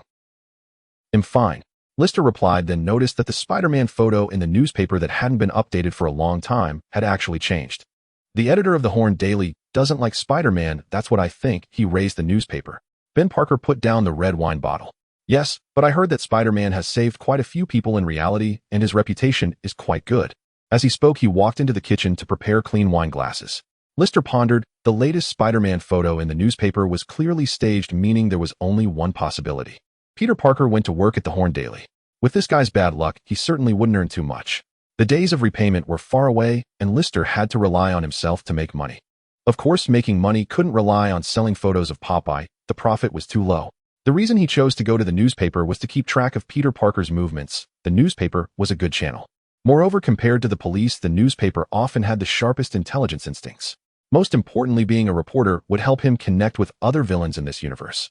To participate in Marvel events, he couldn't do without the support of these villains. Lost in thought, Aunt May returned home with Peter Parker. "Hi, Lee, you're here too." Peter Parker greeted with a smile. Lister stood up and smiled back. "Hi, Peter, you came to mooch food again." "Peter," Aunt May, carrying ingredients, said, "Peter found a new job, so we're here to celebrate." "Oh, that's just too coincidental." Ben Parker walked out of the kitchen. "Lee has also found a job." "Really? Where?" "At the newspaper," Lister replied, "Horn Daily." Peter Parker was taken aback. "What a coincidence, I'm also at the Horn Daily as an intern reporter." "I'm just an intern like you," Lister shrugged. For dinner, Lister personally cooked a lavish feast. Looking at the colorful and fragrant Chinese dishes on the table, Ben Parker and Aunt May were somewhat surprised. "It's Chinese food, it smells great. Your cooking skills are quite impressive," they praised. "After all, Chinese food here isn't cheap." Lister walked out of the kitchen and hung the apron on the storage rack next to the refrigerator. "I modified it according to your tastes, a bit sour and a bit sweet, especially that pork rib dish, which is my specialty. You guys should try it." "All right, but I think we should drink a toast first." Ben Parker raised his glass in suggestion. "May your work go smoothly." After everyone clinked glasses, Peter Parker looked a bit at a loss at the chopsticks on the table. Peter like this learned from me. Ben Parker started a live demonstration. Seeing Peter Parker's confusion, Aunt May explained, "These days Leah's taught us how to use chopsticks. They're much more convenient than knives and forks." So that's how it is. Peter Parker suddenly understood and began to learn to use chopsticks from his uncle. Across the table, Lister glanced at the 3 plates of spinach in front of him. Stir-fried spinach, egg drop soup, and cold spinach salad. He took a deep breath and sampled each one. No matter how it was made, the taste of spinach was still the same, and Lister didn't like it at all. Peter Parker noticed the spinach on the table and recalled the terrifying guy he had met before. "Lee, do you also like eating spinach?" he asked in surprise. Lister shook his head. "Not particularly, I just want to make spinach taste better." Peter Parker nodded. "I remember hearing my teacher mention that the spinach market in New York was booming last century because of a tenfold error in the iron content provided by wolf, which led people to consume spinach like crazy." Ben Parker also recalled, chuckling. "When I was a child, I witnessed people treating canned food as one of their staple foods. Those were crazy times." Aunt May added, "Because the spinach market was booming, many factories launched canned spinach mixing in carrots, potatoes, green peas, and the taste was quite good. I used to like it a lot. By the way, there was even an animated series based on that where the main character loved to eat spinach." Upon hearing this, Peter Parker once again thought of Popeye. That guy loves eating spinach. Oh, could he be from last century? Who? Popeye from the newspaper? Aunt May laughed. "He doesn't seem like an old man from our era." Peter Parker nodded. "Yes, it doesn't seem like it." Lister remained silent, quietly pushing the 3 plates of spinach towards Peter Parker and enjoying the feast he had prepared. After dinner, Ben Parker and Aunt May watched Peter Parker leave. Lister returned to his room and took out the arc reactor that grew spinach from the cabinet. The second arcane spinach has matured, and Lister is too lazy to cook it, as the taste is generally the same. He swallowed the arcane spinach in one gulp, and soon a faint blue arc spread across his skin, growing denser as the energy surged into his body, causing Lister to tremble slightly. One word: exhilarating. As the arcs on his skin slowly receded, Lister raised his hand, and the blue arc around his fingertips was thicker than before. He reached out towards the lamp by the bed. In an instant, the bulb shone brightly, only to shatter suddenly with a bang, startling him. "Lister, are you okay?" Aunt May knocked on the door, inquiring. Lister shouted back, "I'm fine, I'm just exercising." "Is that so? Then be careful. Oh, it's not suitable to exercise after eating too much." "I know." Aunt May's footsteps faded away, and Lister got up to clean the broken glass. After consuming the second arcane spinach, the arcane energy within him seemed to have been fully activated, possessing some initial destructive power, yet it was still incomparable to the energy provided by the arc reactor. What he held was only Tony's original BlackTech reactor, which could provide 3 billion joules of energy per second, enough to power 10 aircraft carriers simultaneously. This wasn't even the most monstrous version. After the upgrade, the second-generation new element reactor could output 10 billion joules of energy per second, equating to a year's worth of electricity generated by a dam. Currently, Lister's arcane energy could only charge an electric vehicle. It still couldn't kill anyone. Fortunately, with the reactor in hand, he should be able to make use of it. Thinking of this, he grasped the reactor, and a hint of arc energy surged into it. Immediately, the immense energy from the reactor flowed into Lister's body, shooting out a spark of electricity from his palm. Boom. Without paying attention, the flickering arc energy shattered the window glass and then broke the streetlight at the intersection, startling Ben Parker and Aunt May in the living room. "Lister, what's wrong?" It's nothing, Em. I'm just exercising." At that moment, Lister half knelt on the ground, sweat covering his forehead. He gritted his teeth, his face contorted in pain. His palm, which was emitting arc energy, was already charred with exposed and horrifying flesh, and he could smell the scent of cooked meat. The energy from the reactor was too overwhelming. Without the armors buffering his arm, simply couldn't withstand it. An ordinary person would have already been incapacitated, but he was different. He endured the excruciating pain and dug out a can of spinach from the cupboard. After devouring it ravenously, the pain rapidly dissipated, and his nearly carbonized arm shed black powder, with tender flesh regrowing in less than a minute. Once again experiencing the enhancement that spinach provided to his body, Lister let out a long sigh. He mustn't be so reckless next time. Fortunately, the reactor's energy had only activated a small portion, otherwise he wouldn't have had a chance to eat the spinach to heal his injuries. He suddenly thought, if he died and someone fed him spinach, could he come back to life? Eating spinach to enter an invincible state, the key shouldn't be the spinach, but rather his body. Spinach was like a switch. Flipping it could unlock the infinite potential within his body, or at least that's how he understood it. Thus, even if he died, he should still be able to. Suddenly, Lister shivered, hurriedly stopping this dangerous line of thought, and he certainly couldn't test it himself. Glancing at the broken streetlight outside, Lister picked up the reactor that had fallen on the ground and was about to pull the curtains. However, coincidentally, a beautiful woman in the opposite room had witnessed the whole scene. To be precise, she only saw the iconic circular reactor. Oh my god, you are. At this moment, Mary Jane covered her mouth with her hand, doing her utmost to prevent herself from making any strange sounds.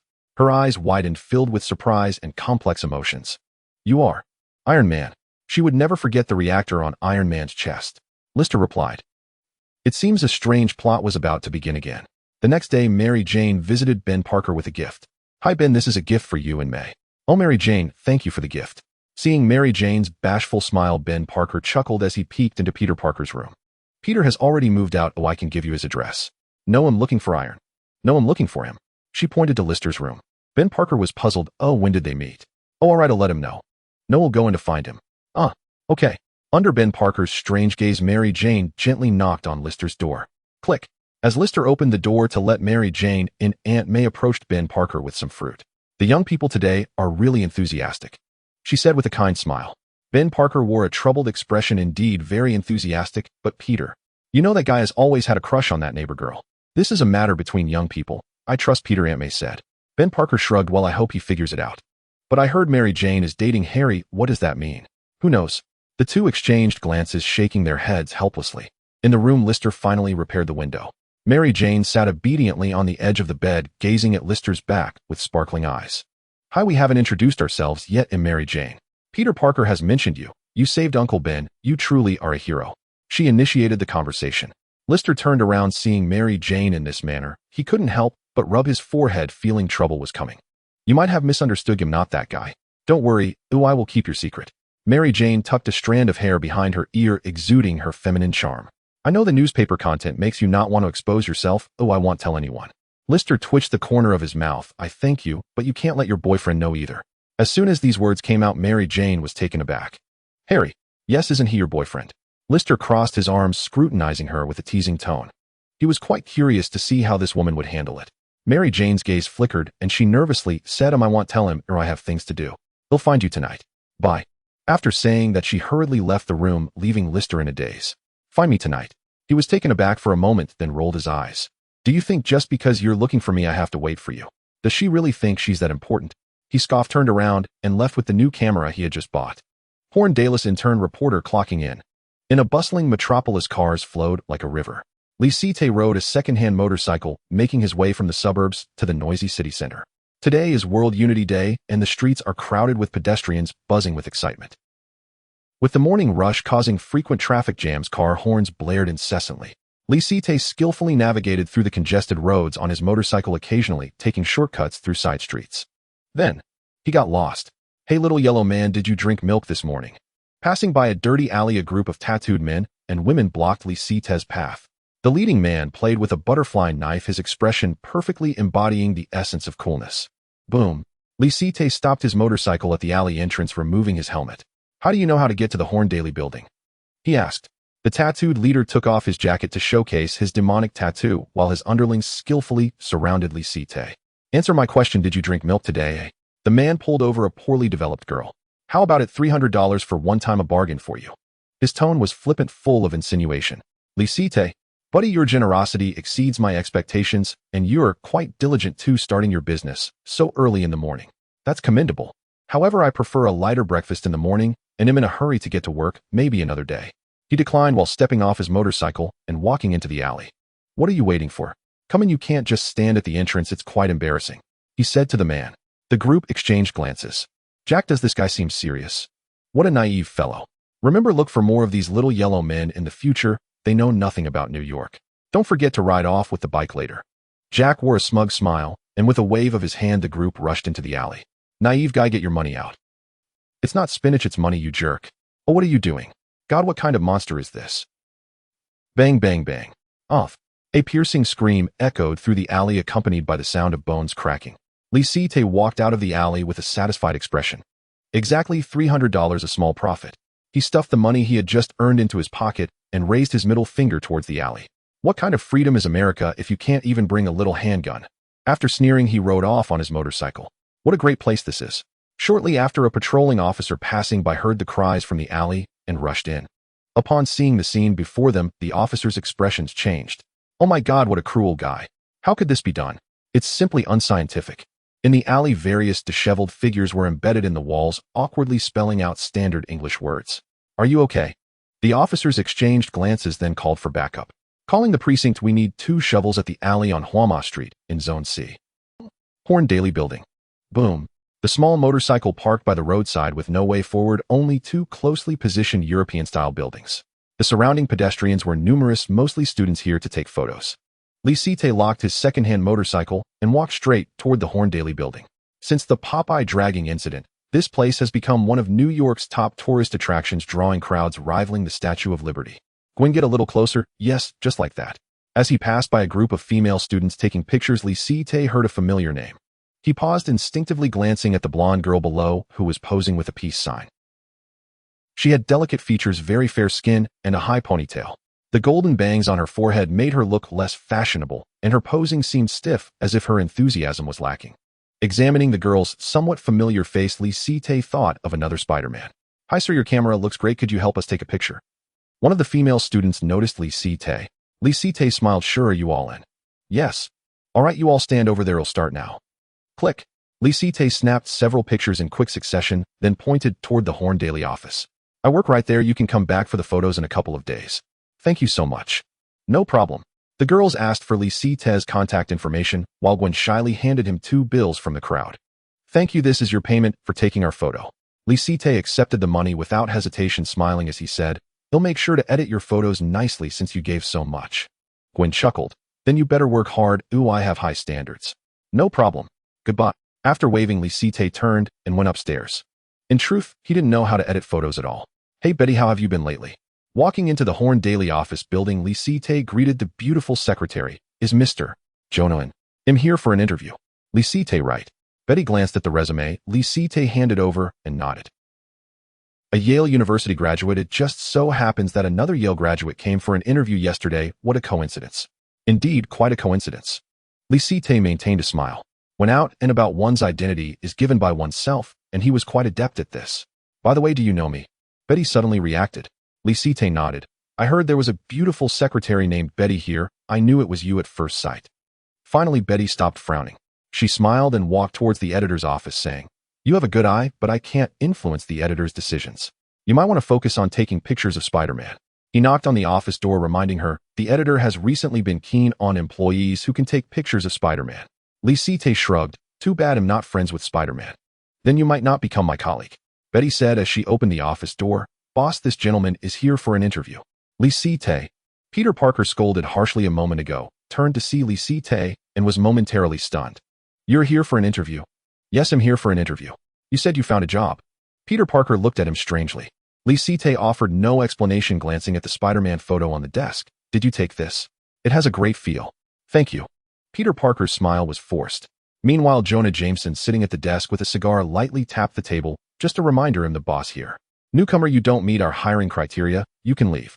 He waved his hand dismissively. Lisite remained calm. The reason? Because you know this dull guy, he's terrible, and I assume you're the same kind of person. Jonah was blunt. Lisite smiled, taking a photo out of his bag. I heard the Horn Daily is in need of photos about Popeye, and I brought some. What? Jonah hurriedly put down his cigar and picked up the photo on the table. In the image, Popeye was turning his back, proudly showcasing his muscles, which left him feeling somewhat perplexed. It doesn't look like a candid shot. Do you know him? He asked. Peter Parker was equally puzzled, completely unaware of the situation. Lister explained last time he damaged my car, so he took the initiative to apologize to me. We had a great chat and became friends. Peter Parker responded with confusion. This guy is so polite. He looked incredulous. Lister replied earnestly, he really is very polite. Jonah laughed heartily. Well, even though there's no frontal photo, I'm quite satisfied. Congratulations, you've passed the interview, but it's still the internship phase with a base salary of $300. Another $300. Lister agreed, and then snatched the photo from Jonah's hand. Thank you, boss. When can I start working? What are you doing? Jonah stared blankly at Lister's actions. The photo can't be given to you without his permission. If that's the case, you risk being fired. No problem, I can try the Global Daily. They should give me a satisfactory price. No need. Jonah stood up and said, actually, $300 is the payment for the photo. Your salary is $1,000. He raised his index finger. Lister remained unfazed as he put the photo in his bag. Actually, I went to the Global Daily before this, and their price is $1,000, one photo for $1,000. Impossible, that old man is so stingy, it can't be. Then I'll go find the Global Daily. He turned to leave. Wait, I'll offer 500. After all, Peter's Spider-Man photo is only 500. Peter Parker frowned. It was clearly 303 photos for 300. Mr. Jonah, what level of combat power does Spider-Man have to be priced the same as Popeye? Alright, 800. No, I'll go with 1,000. 1,000 can't be exclusive. I'll have Betty give you her phone number. Great, looking forward to working together. Lister turned back and handed 3 photos to Jonah. 3,000, thank you for your patronage. Jonah was momentarily stunned, then shot a glare at Lister. You didn't come here for an interview at all. Of course, with this channel I wouldn't just work honestly. Go find Betty, she'll settle the payment for you. Thank you. Lister glanced at Peter Parker. Did you see clearly? Peter Parker nodded blankly. I saw clearly. He turned to Jonah and said Spider-Man's photo is 800 exclusive. If you don't agree, I'll go find the Global Daily. Jonah replied. He gritted his teeth. The cigar in his hand snapped in two. Peter, you learn really fast. Thank you for the compliment. Betty, take these photos for the main publication. The title is The Story Popeye and Spider-Man Must Tell. Soon the two walked out of the office. Lister smiled at Betty. From now on we're colleagues. Where do we settle the payment? Betty sat at her desk. Here is fine. She counted the cash and handed it to Lister. You call that muscle guy Popeye? Lister nodded. Yes, very fitting. I think so too. Betty pondered. You'd better not frequently take photos of Popeye or the price will drop significantly. I understand. Thank you for the reminder. Lister glanced at this office building. What should I do next? Betty looked at her work log and said, today is World Unity Day. The Osborne group will hold a celebration. You can try going with Peter. No problem. The city center was bustling with crowd. Citizens gathered to celebrate World Unity Day.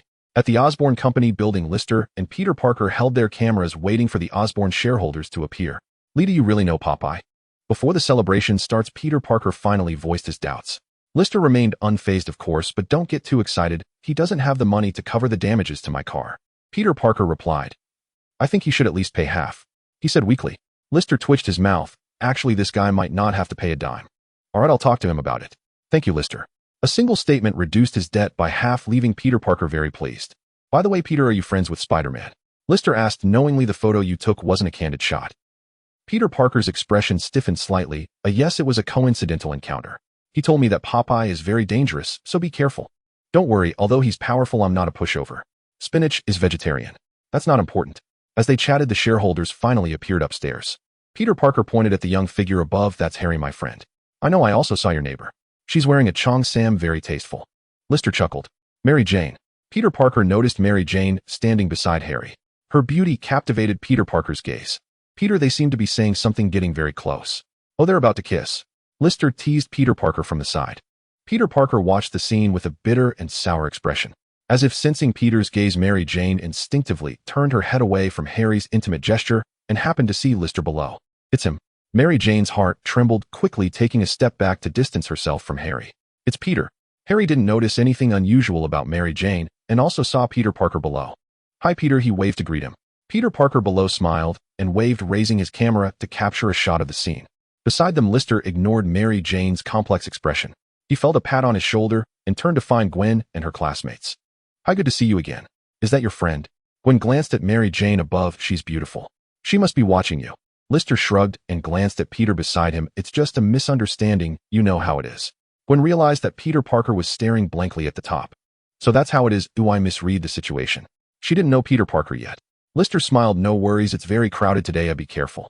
Today is World Unity Day. Oh, I doubt anyone would choose to hurt others today. Really? Lister recalled the pitiful creatures he had harmed earlier in the morning. I haven't introduced myself. Oh, I'm Lister. I'm Gwen Stacy. Nice to meet you. As they continued to chat, suddenly fireworks burst in the sky, and everyone cheered, celebrating this beautiful moment.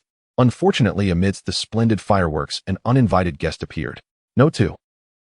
Ha ha, genius Stark, you can't escape. Surrender obediently.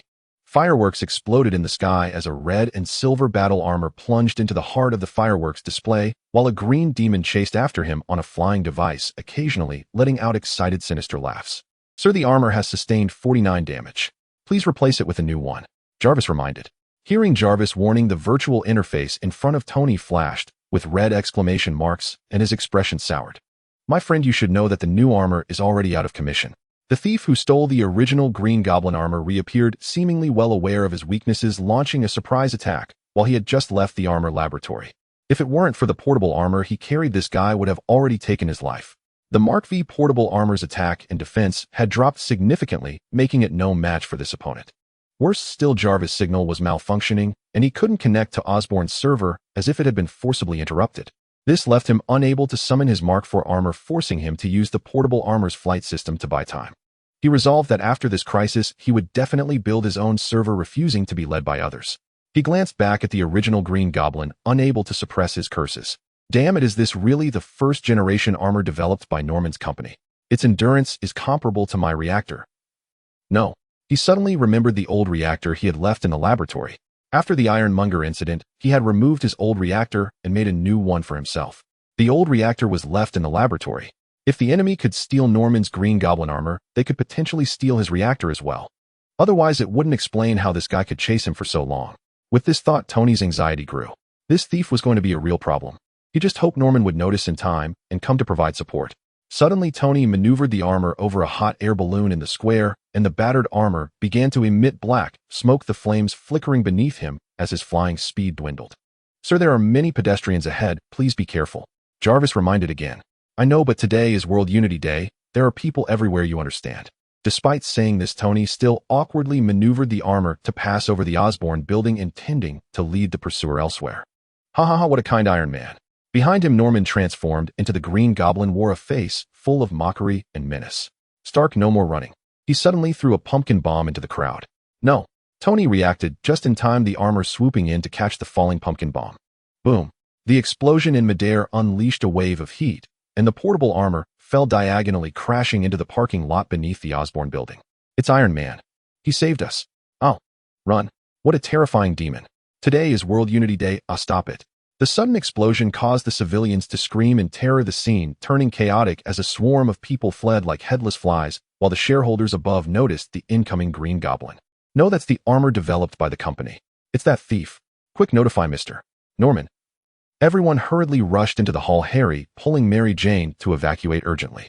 The crowd was packed, and as Mary Jane retreated with everyone, the image of the armor from earlier flashed in her mind, along with the reactor owned by Lister. What on earth is going on? Aren't they the same person? Her expression became complicated. She liked heroes, not someone in particular. Meanwhile, Norman paid no mind to the company's shareholders. The company's crisis was already resolved, and he didn't need to take revenge on these duplicitous people. But if they happened to die here, he wouldn't feel sad either. The most important thing now was to capture Stark and force him to hand over all the reactor's data. In the days when he was figuring out how to deal with Tony, he inadvertently discovered another secret of Tony. Boom, another pumpkin bomb was thrown, and a parked car on the street exploded loudly, shards flying everywhere, threatening to hit pedestrians. Finally, Peter Parker reacted. Amidst the chaos, he shot out webs to drag pedestrians to safety, then quickly slipped into the crowd and removed his outer jacket, revealing the red and blue suit beneath. Whoosh! With webs shooting out, Peter Parker leaped into action, helping the elderly and children escape the scene. Get out of here. Hurry. On the other side, Gwen had pulled Lister into a secluded corner at the first moment of the incident. You seem to have a lot of experience escaping. Lister obediently shrank into the corner, his face showing no signs of panic. Gwen didn't notice anything unusual about Lister. She just forced herself to calm down and said, my father is a police officer. He has many enemies. I've trained myself to avoid danger since I was young, so I won't cause any trouble for my father. You're really a good kid for not causing trouble for your dad. Thank you, I'm proud too. Gwen and Lister crouched in the corner, waiting until the chaos passed to emerge. Oh, that's Spider-Man, she exclaimed, pointing at the red and blue figure soaring past the building. Lister smiled slightly. Do you want his autograph? I can help you. Just as he finished speaking, the Green Goblin soared through the air again, and another pumpkin bomb exploded on the street, a wave of heat sweeping and causing Gwen to immediately pull Lister down to the ground. Get down. Boom! After the explosion, debris flew past the two, and a dusty Gwen got up from the ground somewhat relieved, saying, good thing I wasn't hurt. She checked her body while brushing her bangs, shaking off a large amount of dust. Of course you weren't hurt. Lister beside her endured the pain as he leaned against the wall, large bloodstains soaking his clothes. Is this what it feels like to be protected? What a lack of security. Lister complained loudly in his heart. Seeing the shocking bloodstains, Gwen's face flashed with panic. Are you okay? We need to get to the hospital. While helping Lister, she observed the situation outside. Thank you for standing behind me just now. You're really a good person. I didn't mean to help you. Do you believe that? I know you don't want me to feel guilty. While the Green Goblin isn't around, let's hurry. She was halfway through her sentence when she suddenly felt a tingling sensation at the back of her neck, and then she rolled her eyes and collapsed to the ground. Seeing Gwen faint, Lister retracted his crackling hand and grinned. Stunned, but not hurt, just the right amount of energy. Saying this, he turned and pulled out can after can of spinach from his bag. Click, goo, swallowing all the cans of spinach in one go. The wound on Lister's back healed rapidly, and under the effect of the spinach his body bulged with exaggerated muscles, his shirt bursting from the strain, his biceps swelling to their peak in that moment. It's monster slaying time. This time he didn't change his facial muscles, but put on a hood. Went out and about, the more disguises the better. At this moment Norman had already piloted the flying vehicle into the parking lot. With a thunderous roar, flames erupted from the armored suit as Tony soared into the sky, clutching the Green Goblin. Who exactly are you? Tony increasingly sensed that something was off about this guy. Ha, your armor is quite impressive. The Green Goblin answered the question with a sneer, flicking his wrist to unleash a dagger that sent Tony flying. Immediately, the flying vehicle beneath him launched mini missiles locked onto the target. Boom. In an instant, a sea of fire engulfed Osborne Tower, and amidst the explosion, debris rained down from the building as he showed no concern for the company's assets. Compared to Stark's cold fusion reactor, what was Osborne Industries worth? Boom. Suddenly from the flames emerged a towering figure that reminded Norman of the muscular sailor from before. That is. In the next moment, the figure in the fire lifted a half-broken stone pillar that had fallen to the ground and hurled it with great force. Boom. In the blink of an eye, the stone pillar flew towards him, leaving Norman no time to react before it struck him, the unimaginable force sending his body crashing into a nearby building. Bang, bang, bang. The glass of the building shattered under the immense force, and the red and silver armor tumbled out from the flames. Sir, the armor is damaged. 69, flight system failure. I know. Tony looked down to see his battered armor barely holding together with circuits exposed and flickering sparks, realizing the armor was nearing its limit. Yet things were not too dire, for that guy had shown up. He gazed at the imposing figure in the flames, his eyes gleaming. J-R-V-I-S. Direct sailor to attack the Green Goblin. Understood. Before he could make a move, a thick steam suddenly rose from the flames in front of him, and the raging fire was quickly extinguished by a torrent of water, the process taking less than 3 seconds. What happened? Due to the damage to his armor, Tony detected a strange smell in the air. He saw a figure in the steam shake off his pants, evidently having just taken care of his private business. Tony. He quickly covered his nose and distanced himself from the scene. Damn it, this guy is so unhygienic.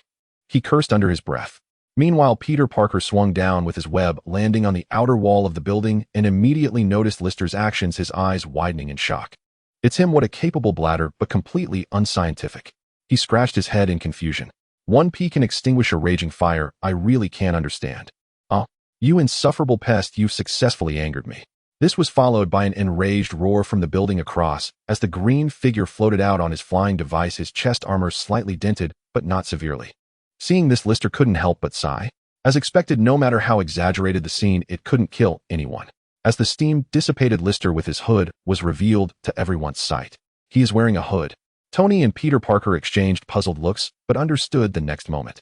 Lister addressed Tony, saying, "You go first, I'll handle things here." Tony. What? He wanted to confirm that he hadn't misheard. Lister pointed at his hood, saying, "My friend, you understand him, not that guy." Hearing this, Tony instantly understood. Sure enough, there were 2 different sailors here. So it's you, my friend, then I can rest easy. Tony turned and left without hesitation, knowing his armor couldn't hold out much longer. Meanwhile, Peter Parker was left in confusion. This sailor was a bit different from the last one. Suddenly, he spotted Mary Jane hiding in a room through the glass of Osborne Tower. He thought for a moment and then shot a web into the room. "Hi, Mary. This lady, are you all right?" "It's you." Seeing Spider-Man again, Mary Jane felt very happy. "You came to rescue me on purpose, right?" "Of course." Upon the admission, Mary Jane's heart began to sway. Seeing the expression on Mary Jane's face, Peter Parker's heart trembled. As expected, Lister was right. Mary Jane liked heroes. Between their gazes, sparks seemed to fly. But unfortunately, they were not alone here. "Hey, Spider-Man, put away your greedy eyes, she's my woman." Harry sprang out from a corner. "Peter Parker." "Sorry, I didn't mean it like that," he explained, but Mary Jane instinctively moved away, distancing herself from Harry as if drawing a line. She didn't want Spider-Man to find out too much. "Mary." Seeing this, Harry's face betrayed his disappointment. For a moment, the 3 of them looked at each other, the atmosphere extremely awkward. Meanwhile, noticing Tony had left, Norman couldn't care less about the flamboyant muscle man in front of him and immediately piloted his flying vehicle to chase after Tony. Bang! In the next second, a loud noise rang in the back of his head, and Norman paused. He turned to see Lister picking up a stone from the ground, intending to throw it at him again, reigniting his fury. Damn pest. Bang! The flying vehicle once again launched many missiles, but Lister leaped and kicked the missile back. What? Boom! The explosion in midair sent Norman flying and almost made him fall off his flying vehicle. I've already angered you, aren't you going to do something? Lister provocatively taunted. Stabilizing his form, Norman coldly snorted, planning to show Lister his true colors with his wrist blade, but another voice in his mind was screaming. What are you doing? Don't let Stark escape. This guy can't fly, he's provoking you. The demon's roar abruptly brought Norman back to his senses. He threw a pumpkin bomb before turning to leave. Boom. The explosion behind him calmed Norman's mind further as he locked onto the steel figure that could no longer fly, a sinister smile creeping onto his lips. You are mine. Just as Norman dove down, the terrifying muscle man abruptly shot out from the flames like a high-speed Italian cannonball. Boom. With a loud crash, Lister's body struck the Green Goblin, and the two uncontrollable figures collided against the outer wall of the skyscraper, shattering roadside billboards and balconies, ultimately falling onto the parallel train tracks of the elevated railway. Bang bang. Crack. Boom. The two figures exchanged blows on the tracks, the primal combat style, delivering the most visceral visual impact. Trains sped past on the parallel track, and the citizens inside noticed the horrific scene outside. Oh, quick look at that. My goodness, it's the sailor. I've seen him in the newspaper. He can drag buildings. This time he wore a hood. Who is that green guy able to match the sailor? Look closely, that's not a match. Can't you see that guy's metal armor is about to be torn apart? As the train rushed by, Lister landed a punch that sent Norman's helmet flying, simultaneously grappling with the flying vehicle sneaking up from behind. Crunch, crunch, crunch. With a powerful grip, the blades that had been ejected from the flying vehicle were twisted into scrap metal. Norman raised his hand to shield his face and retreated rapidly. Despite his tattered Green Goblin armor, he wore a sinister smile. Congratulations, you are about to experience the most unforgettable moment of your life. What? Lister furrowed his brow as he saw Norman leap onto the passing train. Immediately after, the train behind him thundered along the track he was on like a steel beast at a speed of 100 kilometers, eager to devour him. With a dull thud, the speeding train rushed past, instantly crushing Lisite's body into a thin piece of paper marked with 2 tire tracks. His death, incredibly tragic. Oh no. Seeing this scene, Norman jumped up in excitement, cheering, "Ha ha, he's dead, he's finally dead." At that moment, he jumped off the train, flailing his arms like a mischievous child, singing his nonsensical song as he approached Lisite. A poor bug crushed by a car, oh how terrifying. Wait a minute. Suddenly he reacted and his celebratory actions froze. How could being hit by a train result in this? Shouldn't it be a bloody mess with brains splattered everywhere, turning into a paper person? This is so unreasonable. He cradled his face in his hands, his yellow demon-like eyes widening. What did he just see? He saw the paper person on the tracks take a deep breath, inhaling a large amount of air, causing its chest to rapidly expand, then raising its hand to pinch its mouth and nose to prevent air from escaping. Huff, huff, huff. In just a second, the shriveled paper person instantly inflated, its muscles bulging in an exaggerated fashion, and its height tripled. Oh my God! Norman looked up at the giant sailor, watching as the latter clenched a fist the size of a grinding stone. Bang! Immediately, Lisite punched Norman's body into the ground, leaving only his head above ground, shaking continuously, with golden stars spinning above it. Whoa! Stuck underground, Norman felt dizzy, and then another train came rushing, about to crush Lisite into a paper person once again. This time, Lisite did not let himself be crushed by the train, but directly reached out to mold the fallen flying device into a traffic light pole. Beep beep. The red light lit up, and the entire train came to a timely halt, the carriages compressing together like a caterpillar, and then elastically returning to their original form. Oh my God, what just happened? The passengers in the train looked at each other as if they had turned into rubber people. In the next moment, Lisite pulled Norman out of the ground and took a step back to switch off the red light. The green light lit up, and the train roared like a stallion charging forward with full power. Boom, boom. Instantly, the passengers in the carriages experienced the train's madness once again. Norman. He stared in confusion at the scene, feeling his intelligence insulted. At the same time, countless people in the buildings on both sides of the tracks witnessed this unbelievable spectacle. God, am I watching a cartoon? Mom, buy me a TV. It's the sailor from the newspaper. It's the sailor dragging buildings. Oh my God, please grant me the eyes to distinguish between reality and illusion. This cannot be real. Is he a god? Amidst the incredulous gazes of countless people, Lisite picked up Norman's body and threw him into the sky. Huff, huff, huff. In the air, the strong wind rushed into Norman's mouth and nose, and then Norman felt a weight on his back. Lisite was already standing on him, using him as a flying skateboard to traverse the city. BGM, catch the shrimp. Damn it, let me down, you are insulting me. Norman cursed loudly. Lisite turned a deaf ear, stepping on Norman's body straight into a secluded area of New York Park. Bang! Like a meteor falling, dirt flew everywhere, and Norman was buried in the ground once again. Participated in the Green Goblin attack event. Received spinach seed. X1 glancing at the system. Promptly Lee took out the spinach seed and buried it on top of Norman's head, then carefully covered it with a layer of soil. Green Goblin spinach progress 07. Damn it, what are you doing? Stop it, woo-woo. As Norman's head just emerged from the soil, Lee punched him back into the ground, knocking him out. Noticing the power within him rapidly disappearing, Lee took advantage of the transformation effect not yet ending and dashed into the park's forest. Soon he returned carrying large bags bought from the supermarket, finding the small hill where Norman was.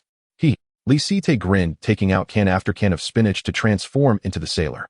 Then he pulled out the alarm clock he had just bought. Ta-ta-ta. He reached out to spin the hands, which turned rapidly, the values on the progress interface jumping accordingly. Progress 17, progress 27. Soon Lee placed the alarm clock on Norman's head, and the progress interface finally stabilized. Green Goblin spinach progress 77, status mature. At this time, due to frequent use of the dimensional concept divine power, Lee was forced to exit the transformation state. He looked a bit pale at this scene, smiling slightly. As expected, he squatted down to pick the mature Green Goblin spinach, and seeing Norman showing signs of waking, he hurriedly turned and vanished from the scene. The Green Goblin spinach is not a one-time fertilizer. He could continue to grow spinach next time. Soon dazed Norman emerged from the ground, his head full of grass roots, taking a while to regain his senses. Thinking of the humiliation he suffered at the hands of the sailor, Norman let out an angry roar to the sky. Damn sailor, I will make you pay the price. Night fell, the city's neon lights glowing. Although there were no fatalities in the chaos at Osborne Company, there were still many injuries, and the wounded were transferred to New York Hospital. Hi Gwen, how are you? Lee walked into the ward at the hospital, seeing a tall, middle-aged man standing beside Gwen, who looked somewhat familiar. Lee, this is my father, George. Gwen smiled as she introduced when she saw Lee enter. Hi, George. Lee greeted. George, isn't he the officer who arrested him at the bar before? As counterparts in parallel timelines, these two looked very alike, and he recognized him at once. George habitually scrutinized Lee, then turned to Gwen and said, I haven't met your friend before. Yes, we just met. He helped block the explosion debris for me and got injured in the process. Gwen explained. Hearing this, George's gaze finally softened. Thank you for saving my Gwen, I really appreciate it. He extended his hand to Lee with a friendly smile. Lee shook hands with him. You're welcome, it's only right to protect friends. Gwen, your friend is quite nice. George was very pleased with this statement. Gwen looked proud, of course. Then she noticed Lee's pale complexion and remembered his injuries. Lee, have you treated the wound on your back? As Gwen said this, she instinctively rubbed her neck. No problem, the doctor said, it was just a superficial injury, nothing serious. Speaking, Lee placed flowers in the vase in the ward. I have to go, I have friends next door. All right, keep in touch. After bidding farewell to the father and daughter, Lee walked out of the ward and ran into Peter Parker. He had just walked out of the adjacent ward. Peter, how is Mary Jane doing? He asked. Peter Parker shook his head. She's fine, just a sprained ankle, she'll be home tonight. He glanced at Gwen's hospital room. What about your friend? She's okay, my strength was just right. What? Oh no, she just feels a bit dizzy. That's good. The two turned and walked toward the hospital entrance. During the conversation, Peter Parker casually remarked, you were running very fast when the chaos happened. I didn't even notice you. Lister smiled. I did pretty well not to cause trouble for Spider-Man. Yes, Spider-Man didn't have the chance to save you. Did you get a picture of Spider-Man? No, I got lost in the crowd. What a pity, a photo of him could sell for $800. Saying this, Lister raised his camera, but I got a picture of Popeye that should fetch me some money. Really? Peter Parker blinked, unable to grasp it. Popeye only showed up after you left. How did you get a picture? He asked. Lister thought for a moment. Well, actually, I never left. I also got a picture of Spider-Man. You're really sly. Thanks for the compliment. At the hospital entrance, the two rode off on their scooters. Half an hour later, Lister returned home, greeted Ben Parker, and Aunt May, then entered his room. You finally returned. As the lights turned on, he saw scattered mechanical parts of the armor and a disheveled Tony sitting on the floor repairing his helmet. The reactor in his chest emitted a steady glow. Lister glanced at Tony, noticing the broken window. I just fixed that today. Next time, please use the door. On the table lay Tony's old reactor. Its flickering light made him frown. You replaced my reactor. Tony pointed at the reactor in his chest. This was originally mine. Fine, just return me a new one another day. I didn't agree to that. Then I'll kick you out right now. Okay, I agree. Tony got up with his weary body. How did that guy fare? He wiped the dried blood from his forehead and asked. Lister nodded. He's fine. Did you see what he looked like? Tony wanted to confirm. I saw him, the chairman of Oscorp, Norman Osborn. Hearing this, Tony squinted his eyes. It's him. He stole the first Green Goblin armor, and it was he who ambushed me, targeting my reactor technology. He orchestrated everything from start to finish. Does his armor contain my reactor? He asked again. Lister pondered. I didn't notice. I only dismantled his helmet. If I had known your reactor was hidden inside, I should have snatched it back. He looked regretful. By the way, you should go to the hospital looking like that. He glanced at the injury on Tony's forehead. Tony shook his head. No, the nearby hospitals have shares owned by Osborne. It's dangerous for me to go there. Saying this, he glanced at the armor parts on the ground and sighed slightly. You wouldn't mind if I stayed here for a few days, would you? Of course I would. They'll pay you. Then that's fine. Lister began to clean up the room, saying, tonight you can sleep on the floor. I'm not used to others sleeping in my bed and you. He started to ramble, but suddenly heard a muffled groan behind him. Turning around, he saw Tony staggering and collapsing to the ground, his face pale, as he stared at the blue veins appearing on his arm, momentarily speechless. What's wrong with you? Lister frowned and poured a glass of water for Tony. After a while, Tony gradually recovered, but his face remained pale. I'm poisoned, he said, taking a deep breath. Lister pondered. Is there an antidote? He asked knowingly. Tony's reactor contained palladium, as the reactor was embedded in his heart to prevent shrapnel from entering, causing the palladium to gradually spread throughout his body with the blood. The treatment plan is simple. Remove the reactor to stop the palladium from further harming his body. But without the reactor, shrapnel would enter his heart and Tony would still die. If a new element to replace the palladium used in the reactor cannot be found, Tony is doomed. Lister knew this well, and Tony certainly understood his current state. He did not answer Lister's question, only slowly propping up his heavy body to sit in a chair. I need Stark Industries resources to find a solution, but I know that's not possible for now, so I've heard of someone who might be able to help me. Who? Lister asked. If not necessary, he didn't want to leave this universe for the time being. Of course, Tony's death would not benefit him at all. On the contrary, without Iron Man triggering the Marvel events, his efficiency in obtaining spinach seeds would decrease. Looking at Tony, he raised his hand to tap a virtual computer, and a virtual interface showed a middle-aged fat man. Otto Gunther Octavius, a renowned nuclear physicist in this world, he has been researching artificial suns for a long time, and is said to be just one step away from successfully creating one. He is a genius, and should be able to help me. Tony explained. Lister stroked his chin and thought artificial sun a controllable nuclear fusion experiment. Tony nodded. Yes, artificial suns belong to thermonuclear fusion technology, while my arc reactor is cold fusion technology. Lister continued, tidying up the room. Even if I don't understand your genius scientist's black technology, I know that the two technologies sound very similar, but are actually different things. Are you sure his technology will help you? He expressed skepticism. Tony took a sip of water. I never said the technology of the artificial sun could help me. My goal is the person himself. He continued. The two multiverses have their differences. He is the top physicist in this world, and may know of new elements I have never heard of, which is my chance to survive. Seeing the determination in Tony's eyes, Lister did not continue to pour cold water on him. All right, I'll help you get in touch with him. Looking at Tony, he should be able to hold on for a few more months. As long as he doesn't die, that's fine. After cleaning up, Lister picked up the garbage bag. The elderly outside would find it inconvenient here. I'll have them go on a trip for a while, you'll pay. Saying this, he opened the door to throw out the trash. No problem, Tony agreed. Before his armor was repaired, he needed Lister's protection. Having the two elderly at home was indeed inconvenient. While thinking, he suddenly heard someone outside softly calling Lister's name. With confusion, Tony pulled back the curtain and bumped into Mary Jane's surprised gaze. Who are you? Mary Jane was somewhat stunned, then her gaze dropped, suddenly noticing the glowing round object on his chest. What is that? Her heart trembled and her expression became extremely complicated. Could it be another Iron Man? Tony also noticed the change in her eyes, but years of habit made him subconsciously show his gentlemanly demeanor, starting to chat with the pretty girl. Downstairs, Lister glanced at Mary Jane, who was quickly amused by Tony feeling powerless to comment. The strange plot had added another twist. Downstairs, Lister pulled out a bizarre green spinach from his pocket. Green devil spinach. He was quite curious about what kind of abilities it could unlock once consumed. Glancing at the two people upstairs who were chatting happily, Lister squatted in the corner and stuffed the spinach into his mouth to chew. Crunch! The texture of the green devil spinach was crisp, slightly better than the arc spinach. After completely swallowing the green devil spinach, Lister felt no change within his body, but his face began to itch slightly. Moi! He instinctively reached for his face, only to feel that the muscles on his face seemed to be writhing, and then many wrinkles formed. These wrinkles gradually hardened, and with a slight force they peeled away from his face. Lister, looking at the green devil mask in his hand, he was stunned. What is this thing? He fiddled with the devil mask in confusion, then tried to fit it onto his face. Buzz! In an instant, the devil mask adhered tightly to his face, as if magnetically, and a green glow flowed within the mask for a moment before spreading throughout his entire body. An unknown energy surged into his body, and Lister felt his muscles becoming active, not only enhancing his spirit, but also making him feel as if he possessed endless strength. Is it an amplification type item?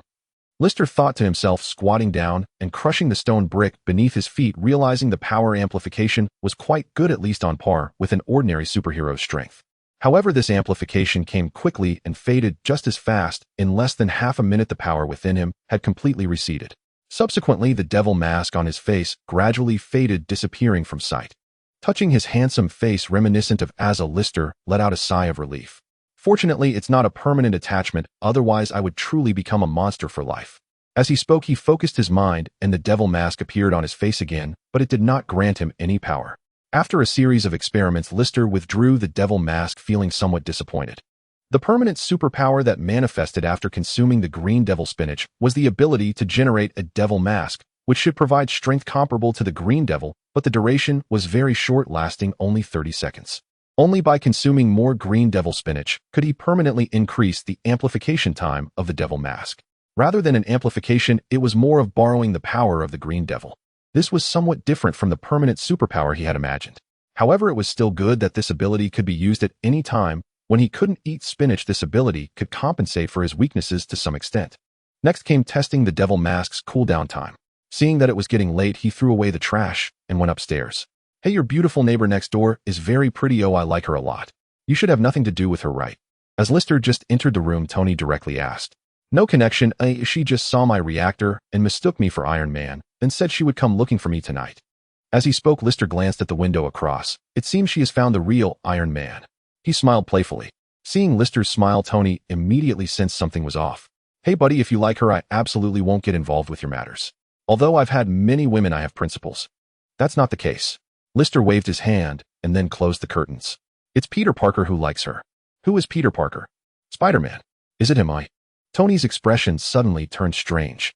I originally thought that he and I had a lot in common. I didn't expect this wasn't an illusion. Even our type of women is so similar. No, you're not the same as him.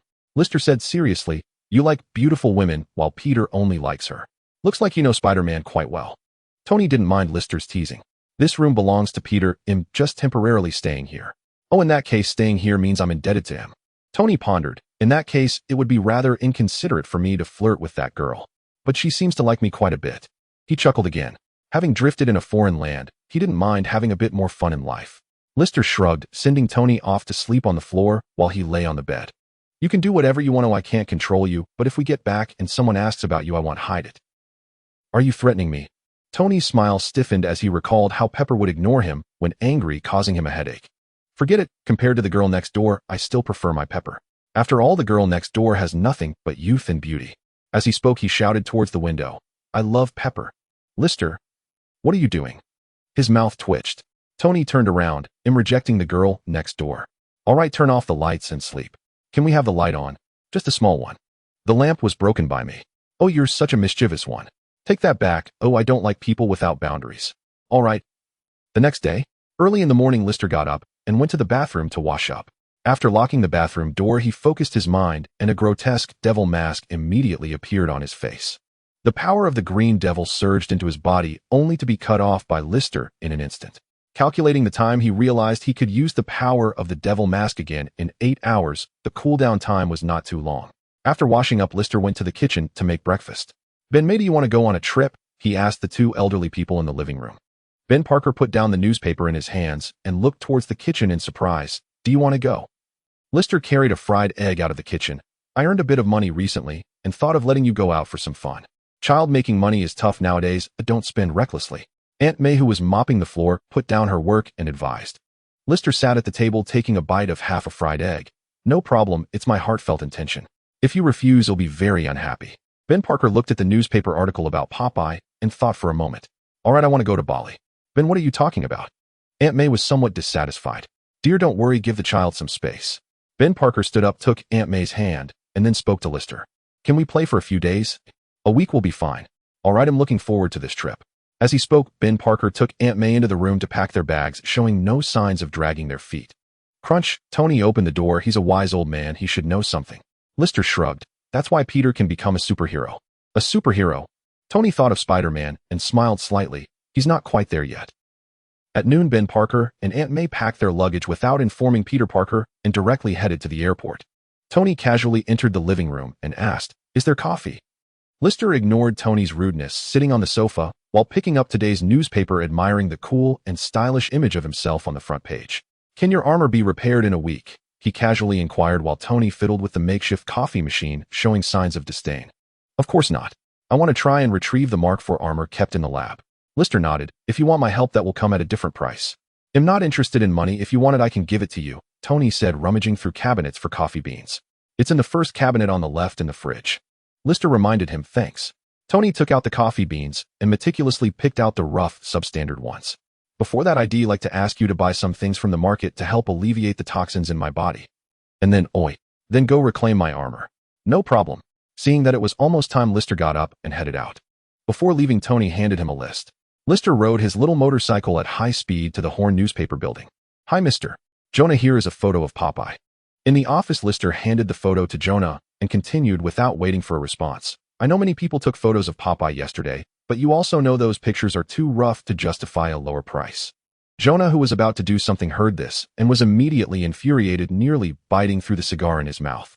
However, after looking at the photos Lister provided, he snorted coldly. "All right, this time consider yourself lucky. Go find Betty, she will reward you." "Thank you, Mr. Jonah." Lister turned and left the office, finding Betty. "Beautiful Miss Betty, still 3 photos." "Understood." Betty handed Lister $3,000, still curious.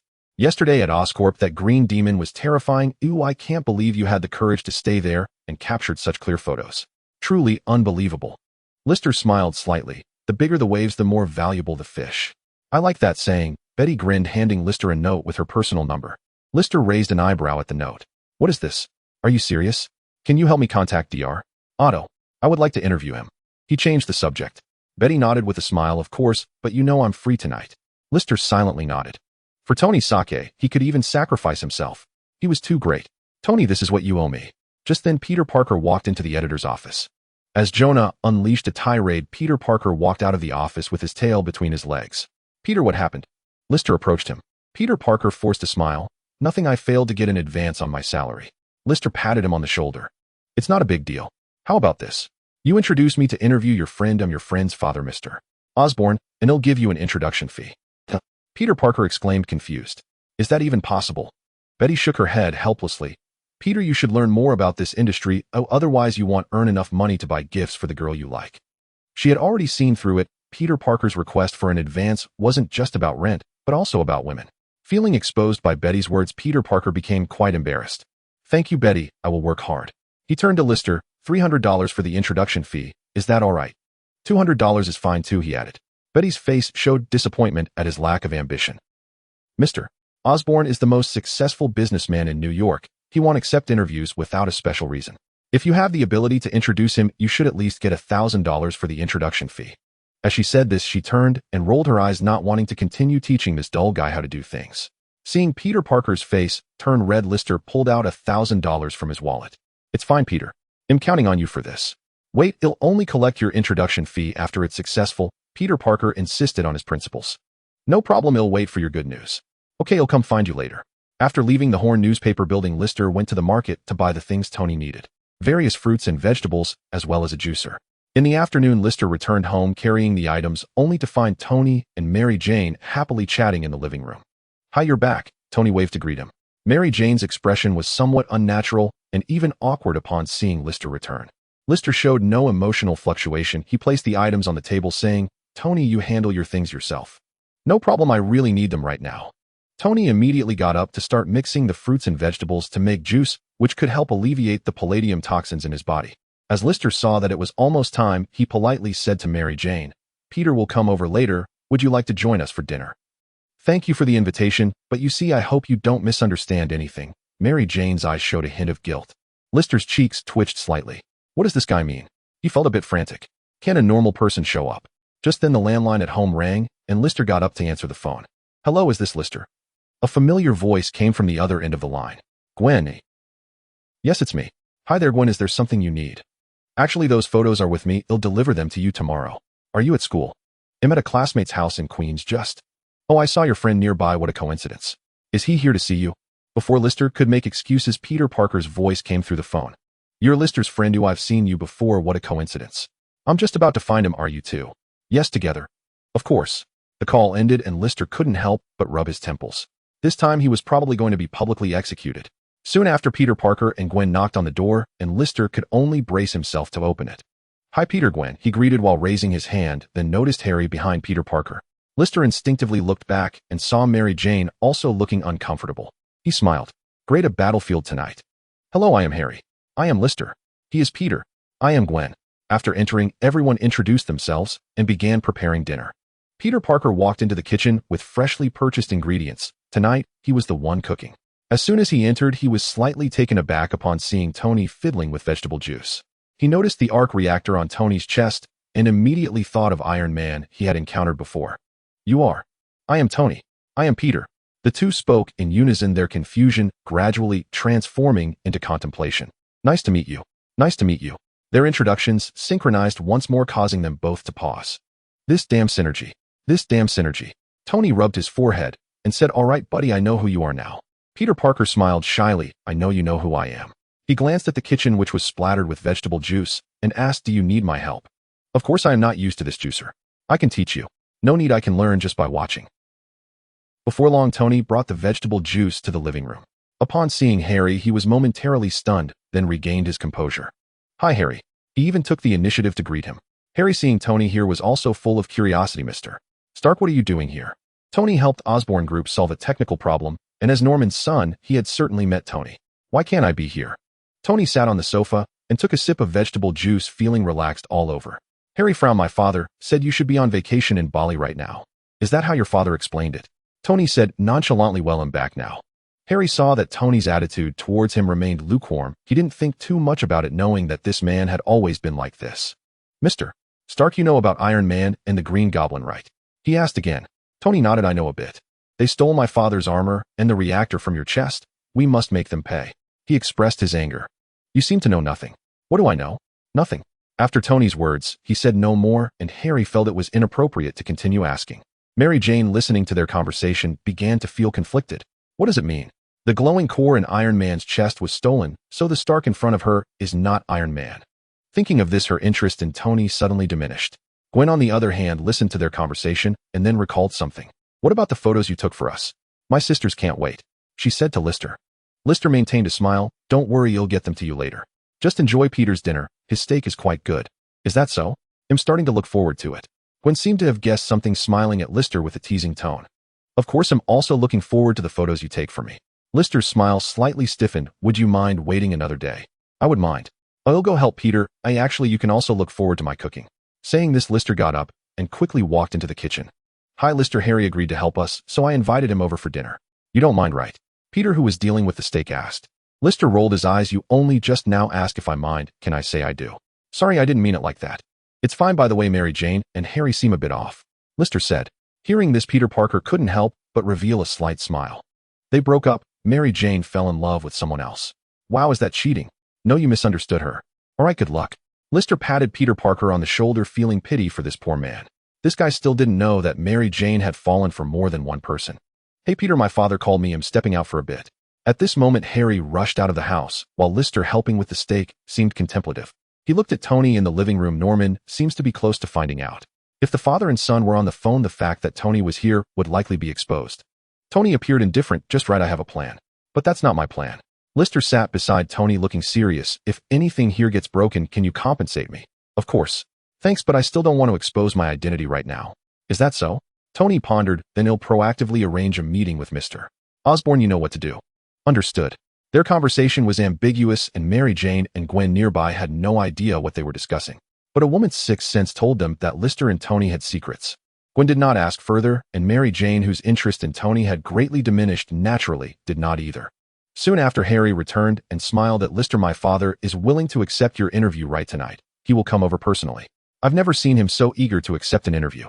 "Really? That's wonderful." Lister and Tony exchanged glances. The plan had failed.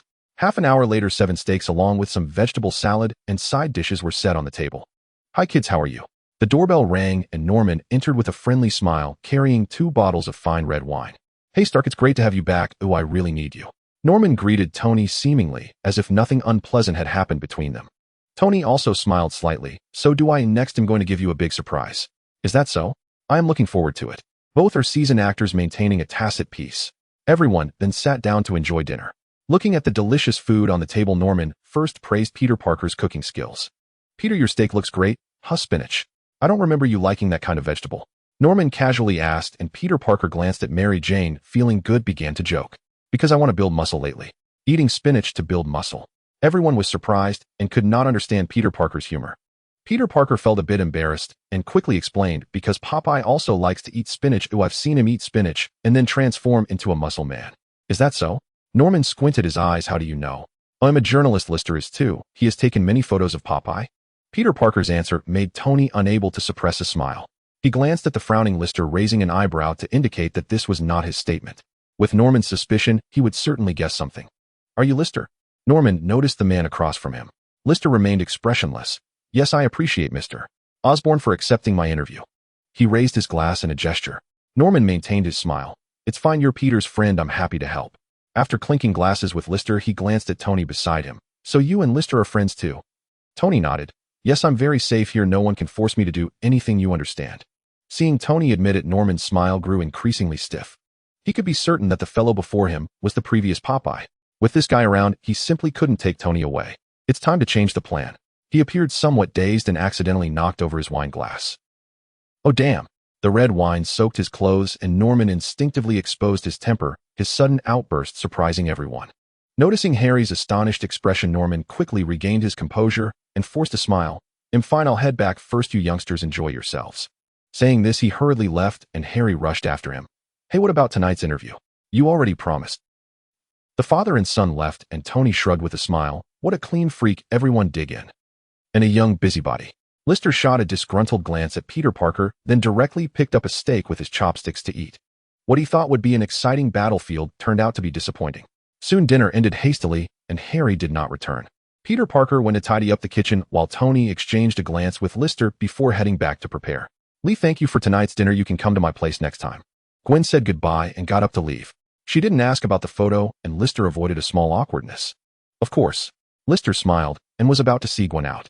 Boom! Suddenly a fireball roared past the window, a pumpkin bomb flying in with a green light flickering. "So soon?" Lister frowned. Without waiting for him to act, Peter Parker's spider sense alerted him immediately. Whoosh! The web wrapped around the pumpkin bomb and hurled it out the window, a loud bang shattering the night's tranquility. Boom! A surge of flames shattered the glass, and the heat wave shot glass shards throughout the room. "Mary Jane!" Peter Parker leaped to tackle Mary Jane, while Lister's face suddenly turned green, quickly pulling Gwen into the kitchen. Puffed, puffed, puffed. In an instant, countless shards pierced the sofa vases, shattered tables and chairs were overturned, lights flickered ceaselessly, and everything in the house was a mess under the impact of the heat wave. After the heat wave swept through, Lister's demonic mask quickly receded. This time he finally wasn't hurt. "Are you okay?" Gwen was stunned for a moment before coming to her senses. "I'm fine."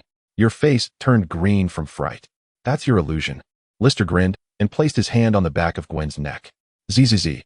A spark flashed and Gwen's eyes turned white as she fainted. Lister found a can of spinach from the cupboard, then turned and left the kitchen, leaping out the window past the two in the living room. Meanwhile, in the living room, Peter Parker was surrounded by chaos, with glass shards causing him minor injuries, while the Mary Jane he shielded discovered a shocking secret. She saw the spider suit under Peter Parker's collar. "Peter, you are..." Mary Jane exclaimed. Peter Parker hurriedly adjusted his collar. "You must have seen it wrong." "I didn't see it wrong." Mary Jane was both surprised and delighted. "You saved me again, Spider-Man." Her eyes were filled with affection, causing Peter Parker to no longer hide his identity. He liked what he saw in Mary Jane's eyes. "Ka." The next moment, Tony walked out of the room wearing a damaged suit of armor. He held his helmet, adjusting the only repaired flight system, J-R-V-I-S. Destination: my armor lab. "Okay, sir." Flames erupted beneath him as Tony donned his helmet and flew out the window, leaving Mary Jane in the living room momentarily dazed. Is he really Iron Man? The affection in Mary Jane's eyes disappeared. No, it shifted. In the night sky, Norman, clad in the Green Goblin armor, soared over the city on his glider. This was the Green Goblin armor, meticulously modified by Stark with attributes 30 higher than the first generation, flying at great speed. Damn it, how could I not blow them up? This infuriates me. Norman cursed frantically, then neurotically cupped his face and screamed. No, Peter is Harry's best friend. I shouldn't be so impulsive. He almost died. Ha ha, how could a best friend set his sights on Harry's woman? He deserves it. No, Mary Jane is a gold digger. She only likes money, not Harry. Peter is helping Harry. Stupid guy, you didn't care about your son last time you bombed Osborn's building. That wasn't me. Shut up. It's all your fault for being so impulsive. We've been targeted. Norman cursed fiercely as he noticed a raging dust storm trailing closely behind him. Damn Popeye, he's too fast. Spotting the burly figure in the dust storm, Norman maneuvered the glider towards the city center. Boom. The next moment, a loud bang erupted from the dust storm, and a cannonball-like figure shot into the sky. Bang! In an instant, Norman finally experienced the helplessness of being hit by a train. Whoosh bang! In the night sky, two figures fell like shooting stars, crashing into a villa in the suburbs. Boom! In the empty bathroom, the two figures broke through the ceiling, creating a large pit in the ground with debris flying everywhere. Jonah, squatting on the toilet, stared blankly at the unexpected guests, instinctively covering a certain area with newspaper, while the cigar at the corner of his mouth fell to his feet. Bang boom! The burly figure punched the Green Goblin into the wall, then glanced at Jonah on the toilet. Hi, I know you. You're the editor of the Daily Bugle. Don't ever put me and Spider-Man on the same page again, and I hate your headlines. Lister said, pulling out his hammer pipe and smashing the cigar on the ground. Smoking is harmful to health. I'm doing this for your own good. Before he could finish speaking, the Green Goblin glider swooped down from the broken ceiling, directly wrapping around Lister's body and flying out of the villa. Then Norman walked out from the hole in the wall. Don't listen to him. I really like this cigar. He then snatched the cigar box that Jonah had set aside. The two left in succession, and Jonah stared blankly at the chaos in the bathroom, finally coming to his senses. Damn Green Goblin, damn Popeye, tomorrow I will condemn your despicable and hateful breaking and entering behavior in the newspaper and demand compensation for my limited edition Gosberg cigar. In the bathroom, Jonah was furiously powerless. Renovating is really expensive. His angry roar echoed in the night sky for a long time. Oh, buddy, you look pretty disheveled right now. The aircraft roared past, and Lister was choked by the sharp blades at the front, crashing into the villa's outer wall. Crack, crack, some small stones fell, and the green demon leaped onto the aircraft, looking down at the opponent. Your fists are too weak. They can't kill anyone like this. He laughed wantonly, thrusting a blade from his arm to threaten Lister's cheek. Lister simply stared at the arrogant Norman, ignoring the threat of the blade, and opened his mouth to bite through the blade in front of him. Crack, crack, crack. The blade was as crisp and delightful as chocolate, leaving Norman stunned by Lister's actions. What? Norman was astonished, but this was just the beginning. In the next moment, Lister's chest swelled and fragments of the blade poured out of his mouth like bullets, striking Norman's green demon armor with lightning speed. Clang, clang, clang. Oh no, no, no. The dense fragments scraped against the green demon armor, creating a shower of sparks, and Norman's body was thrown back by the terrifying impact. Before Norman hit the ground, Lister raised his hand, pulled the aircraft out of the wall, and wound up the mechanism. Creak, creak, creak, boom. In an instant, the aircraft, like a wild horse, unleashed its full firepower, accurately hitting Norman as he flew toward the city night sky. I will definitely be back, Norman roared in the night sky, but Lister had no intention of letting him go. The green demon spinach has yet to be dealt with today. Crack, he picked up the blade fragments from the ground and shaped them into a bamboo dragonfly. With a rub of his hands, the bamboo dragonfly spun rapidly, creating a whirlwind that propelled Lister swiftly toward Norman. Watching Lister pursue him relentlessly, Norman's face under the armor helmet went completely blank. What kind of freak is this? Physics doesn't exist anymore. The frantic Norman screamed, clutching his face as his body slammed against the city walls under the aircraft's impact, eventually crashing down toward two closely standing buildings. Horn newspaper building. Bang, crack, crack. The green figure slid down the street, sparking and crashing into a dark alley, stirring up a whirlwind. What happened? Just finishing her overtime, Betty felt a shadow flash before her eyes, then realized her skirt was caught by the whirlwind, causing her to panic with her legs turned inward, covering her skirt, and screaming. Oh, there's a pervert. Bang. Another muffled sound echoed as the figure falling from the sky created a human-shaped pit in the ground. Dizzy and dazed, Lister looked up, the little stars above his head spinning continuously, and the exaggerated muscles all over his body seemed to deflate like a burst balloon. I forgot to eat spinach. As Betty smoothed her skirt, she spotted Lister in the pit. It's you. Her expression changed in an instant, and she looked at the swaying Lister with surprise. You really didn't forget our date tonight, but your way of showing up is quite unusual. What? Lister shook his head, not quite hearing what she said. Betty, slightly dissatisfied, crossed her arms and said, are you even listening to me? Bang. The aircraft roared past, shooting flames and creating another gust of wind that lifted Betty's skirt. Oh, you can't look. By the time she smoothed her skirt, Lister's figure had already disappeared, replaced by a demon clad in green armor. Caw, caw, caw. Beautiful lady, would you like to go on a date tonight? Norman's demonic face leaned close to Betty, instantly frightening her into unconsciousness. Seeing that Betty couldn't resist the provocation, Norman laughed with his hands on his hips. I truly am the most terrifying demon. Meanwhile, the aircraft swept Lister into a nearby supermarket, toppling shelves and creating chaos as Lister held up the roaring aircraft with both hands, the devilish mask on his face flickering incessantly. In the previous explosion, he had only used the power of the devil mask for about 3 seconds. The remaining 27 seconds did not require a cooldown. The strength comparable to the Green Demon was enough to suppress the aircraft's power. Ziz next, Lister's hands surged with arcs of electricity, tossing the aircraft aside, while a can of spinach fell from the shelf, hitting him on the head. Bang crack, Lister crushed the can of spinach in one hand, and the green spinach flew into his mouth.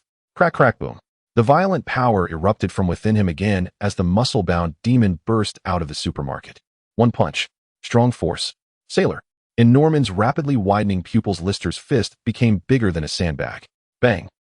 With a series of loud bangs, Norman's body limply slid down the mottled wall, his golden eyes filled with swirling whirlpools. Participated in the Green Demon attack event, received spinach seeds, X1, as the system prompted. Lister breathed slightly heavier, sensing something unusual in his body. Since he last used the time-related two-dimensional conceptual divine power, it took him longer to deal with Norman this time. He speculated that his body was overdrawn due to using the time-related two-dimensional conceptual divine power, and transforming without fully recovering would reduce his combat effectiveness. But he could still fight. The downside was that it was harder to kill. Although the time-related ability put a heavy load on the body, he did not intend to miss this opportunity to plant spinach. Taking advantage of Norman's unconsciousness, Lister scattered spinach seeds on his head, then took out a clock and turned the hands. Green Demon Spinach Progress 17. Crack, crack, crack. Green Demon Spinach Progress 77. Status mature. After picking the second Green Demon Spinach, Lister grabbed Norman's ankle and threw him toward the night sky, then passively exited the transformation state. This time, after exiting the transformation state, Lister could clearly feel the weakness of his body. It would take a while to recover. Leveling up is too difficult. Next time I need to think of another way. Lister took a deep breath and then picked up the unconscious Betty, barely managing to carry her to the newspaper office with his weak body. Looking at Betty, who had already started to snore, Lister showed a look of disdain. Oh, so this is what you're like, Betty. Even without this incident, he had no other thoughts about Betty. Because the people here generally had a strong body odor, even spraying perfume was hard to mask it, he found it difficult to ignore this fact.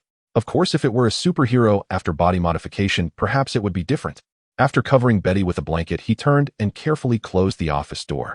Walking on the street, Lister avoided the approaching police cars, swallowing the Green Demon Spinach amidst the noisy sirens.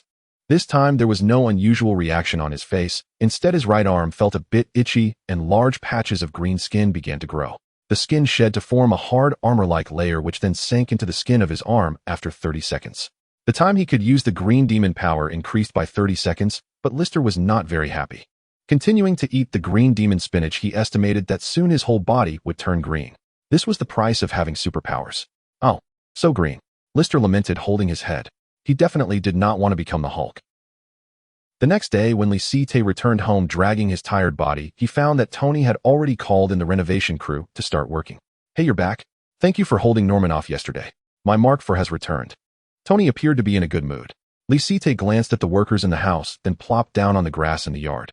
I think there's more to your happiness than just that, he said. Tony nodded, then sat beside Lisite and said, I also blew up his villa. Lisite. Well, congratulations on avenging yourself. Will it be repaired today? He pointed at the destroyed house.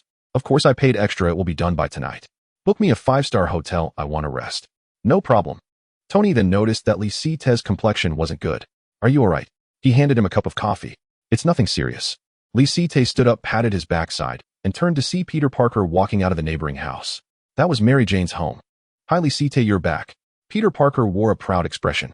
Gwen fainted yesterday. We took her to Mary Jane's room to rest, and before you came, her father picked her up. Don't worry, she's fine. As Peter spoke, Mary Jane followed him out of the house. Peter, remember to come see my performance tonight. I will remember that. The two kissed in front of Lisite and Tony. When did they start dating? Lisite turned to ask Tony. Tony shrugged. It was last night. Mary Jane likes heroes, you know. I get it. Under Lisite's strange gaze, Peter Parker rode off on his small motorcycle. He still had to go to work today. Mary Jane then approached Tony. I'm very interested in your armor. Can you tell me how you made it sometime? Sorry, that's a secret. I won't tell anyone except Pepper and, of course, Rhodey. Tony was rather stingy about his mark armor. After saying that, Tony ignored Mary Jane and turned to Lisite. Let's go. You can choose any 5-star hotel you want. He casually pointed at the red 911 by the roadside. My newly bought classic model, isn't it nice? Lisite nodded. It is nice. He walked over, opened the passenger door, and got into the car to feel it out. In a world without Stark Industries, how do you have so much money? He asked curiously. Tony started the sports car, the engine roaring with power. For a genius, making money isn't something to brag about. Lisite frowned. I hate you like this, but so annoying. Then I'll be more low-key. The red phantom roared past, and Mary Jane's smile looked a bit stiff. Maybe she made the wrong choice.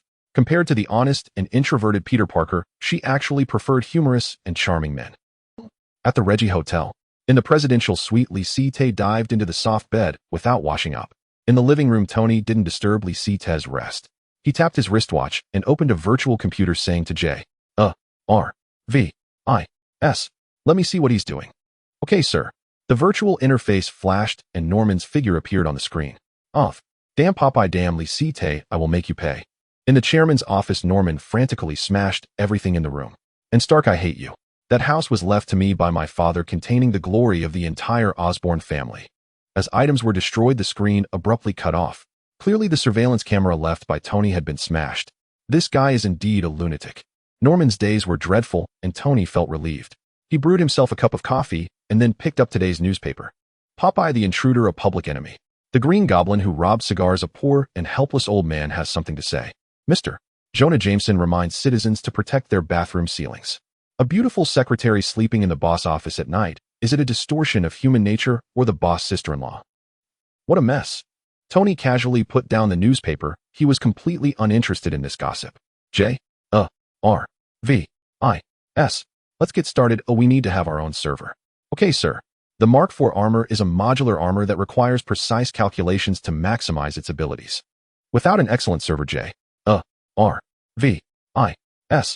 capabilities would be limited, and the strength of the Mark IV armor would also be greatly diminished.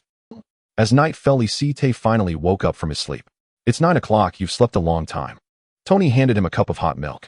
Lisite took the cup. You're so thoughtful. Ooh, does Pepper know? Tony raised an eyebrow. I'm just grateful you helped me get my armor back. That's not too intimate, right? Not really. Next time, please just give me a cup of hot water. There won't be a next time, Tony said beside him. The house is fixed, you should go back. What about you? Lisite stood up and stretched. I'm staying here. I'm not used to small rooms, and Norman isn't a threat to me anymore. All right, rich man. After washing up in the bathroom, Lisite remembered something before leaving. I should be able to get an interview slot with Dr. Ottawa. Do you want me to get it for you? Of course, I'll talk to him personally. Thank you for your help. Do you want cash or a transfer? Tony asked. Cash. Lisite replied without hesitation. I'm an undocumented person here. I don't have a bank account. That's easy to handle. Oh, I'll take care of it for you. Tony took out a card from the drawer. You can use this for now. There's 300,000 in it. If it's not enough, come find me again. Okay, my wealthy friend. Lisite happily tucked the bank card into his pocket. Meeting you is my blessing, Tony. He looked serious. I feel the same way. Tony expressed that he was very willing to use money to make an invincible friend. By the way, you've been quite high profile lately. I'll be careful of the other Popeye. Hearing this, Lisite nodded. Indeed, I need to be careful. His expression became serious. Be careful not to expose his identity. Some things can only be done in disguise, otherwise before truly becoming invincible, he would become a public enemy. Thank you for the reminder. I'm heading back now. Here's the car key, you can take it. I'll drive away your car, or what about you? I'm fine with anything. Tony pointed to the set of foraying branded car keys on the table. The latest model. I really like this brand. Lisite stroked his chin, but I prefer the Olympics. He was serious. Tony, you like sports? No, the Olympics has one more ring than yours. I see you love weightlifting. I'm leaving. See you some other day. After leaving the hotel, Lisite headed straight towards the Osborne company. The next day, the whole city was in the news. Popeye strikes again. Osborne's chairman is missing.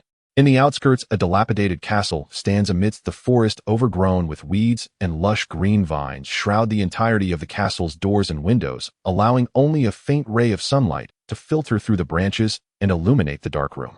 In the darkness, fragments of green armor are strewn about. A glimmer of light catches the corner of Norman's eye as he slowly awakens, his cracked lips trembling slightly, emitting a faint groan. Where is this place? He raised his hand to rub the swollen bump on his forehead, a sharp pain causing him to grimace. I remember now, that damn Popeye. I will definitely kill you. Do you have the ability to do that? Suddenly, a detached voice from behind startled Norman, prompting him to quickly turn around. There by the window, covered in vines, a towering figure slowly tore through the dense foliage. In an instant, the blinding sunlight dispelled the chill of the room, and Norman instinctively raised his hand to shield his eyes, squinting as he gazed at the figure illuminated by the sun. Wearing a white sailor's hat and a white sailor suit, the exaggerated muscles were a badge far beyond what any bodybuilder could achieve. A hammer-shaped pipe at the corner of his mouth emitted a thin wisp of smoke, and in his hand was a crushed can of spinach. Clearly, he had already had his lunch. "It's you." Norman gritted his teeth. "Popeye, do you plan to kill me here?" "No, I have no reason to kill you." The newcomer tilted his head and then turned around. What appeared before Norman was a typical Western face. "Allow me to introduce myself. I am Popeye, but you can call me Blister. I enjoy eating spinach." Blister's expression was serious as his muscles twitched momentarily. An overwhelming sense of pressure surged towards Norman like a tidal wave. "What?" Sensing the intense pressure emanating from the other, Norman's pupils contracted. "What is your relation to that guy, eh?" "Which guy, eh?" "Peter's friend Popeye, Lister." "Oh, that guy." Lister sat on the vine-covered windowsill, the pipe at his mouth slightly moving. "He is another version of me, to be precise, another Popeye from a parallel universe, my counterpart from a different dimension." As he spoke, he took his hammer pipe down to prevent it from falling. Hearing this, Norman's expression revealed some shock, yet he remained skeptical. "Do you know what you are saying?" "Of course," Lister teased, looking at Norman. "You know very well that last night I and he were not the same person."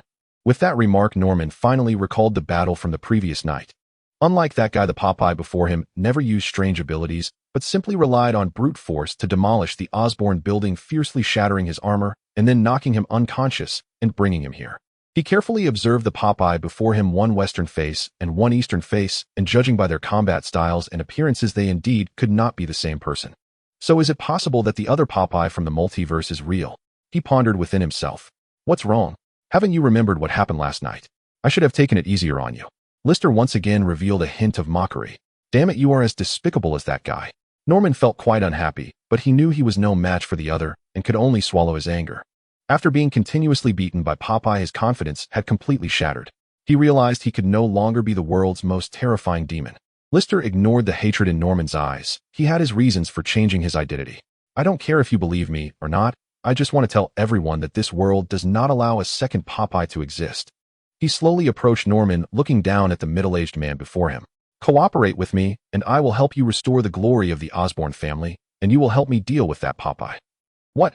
Norman felt a stir of emotion. If the invincible Popeye was willing to assist him, then the Osborn company could eliminate all competitors and become the most powerful family conglomerate in the world.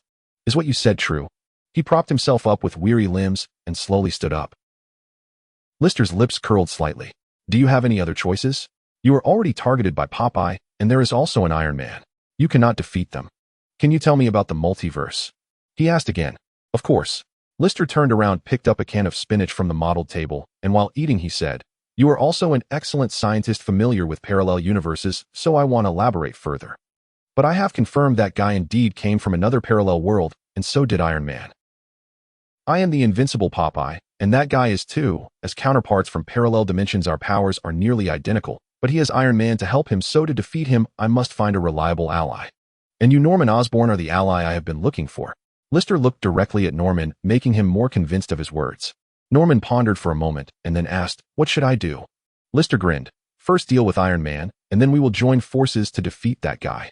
Stark is very close to that guy. If we take action against him, Lister will definitely show up." Norman had already developed a sense of fear towards Popeye's strength. Lister waved his hand. "I will hold that guy off. If you have the ability, then defeat Iron Man yourself. If you fail, I will look down on you. Before that, you need to eat this." He took out the spinach seeds obtained from the previous night's destruction. "This is..." Norman's face turned sour. He certainly knew what this was. That despicable guy always sprinkled seeds on him.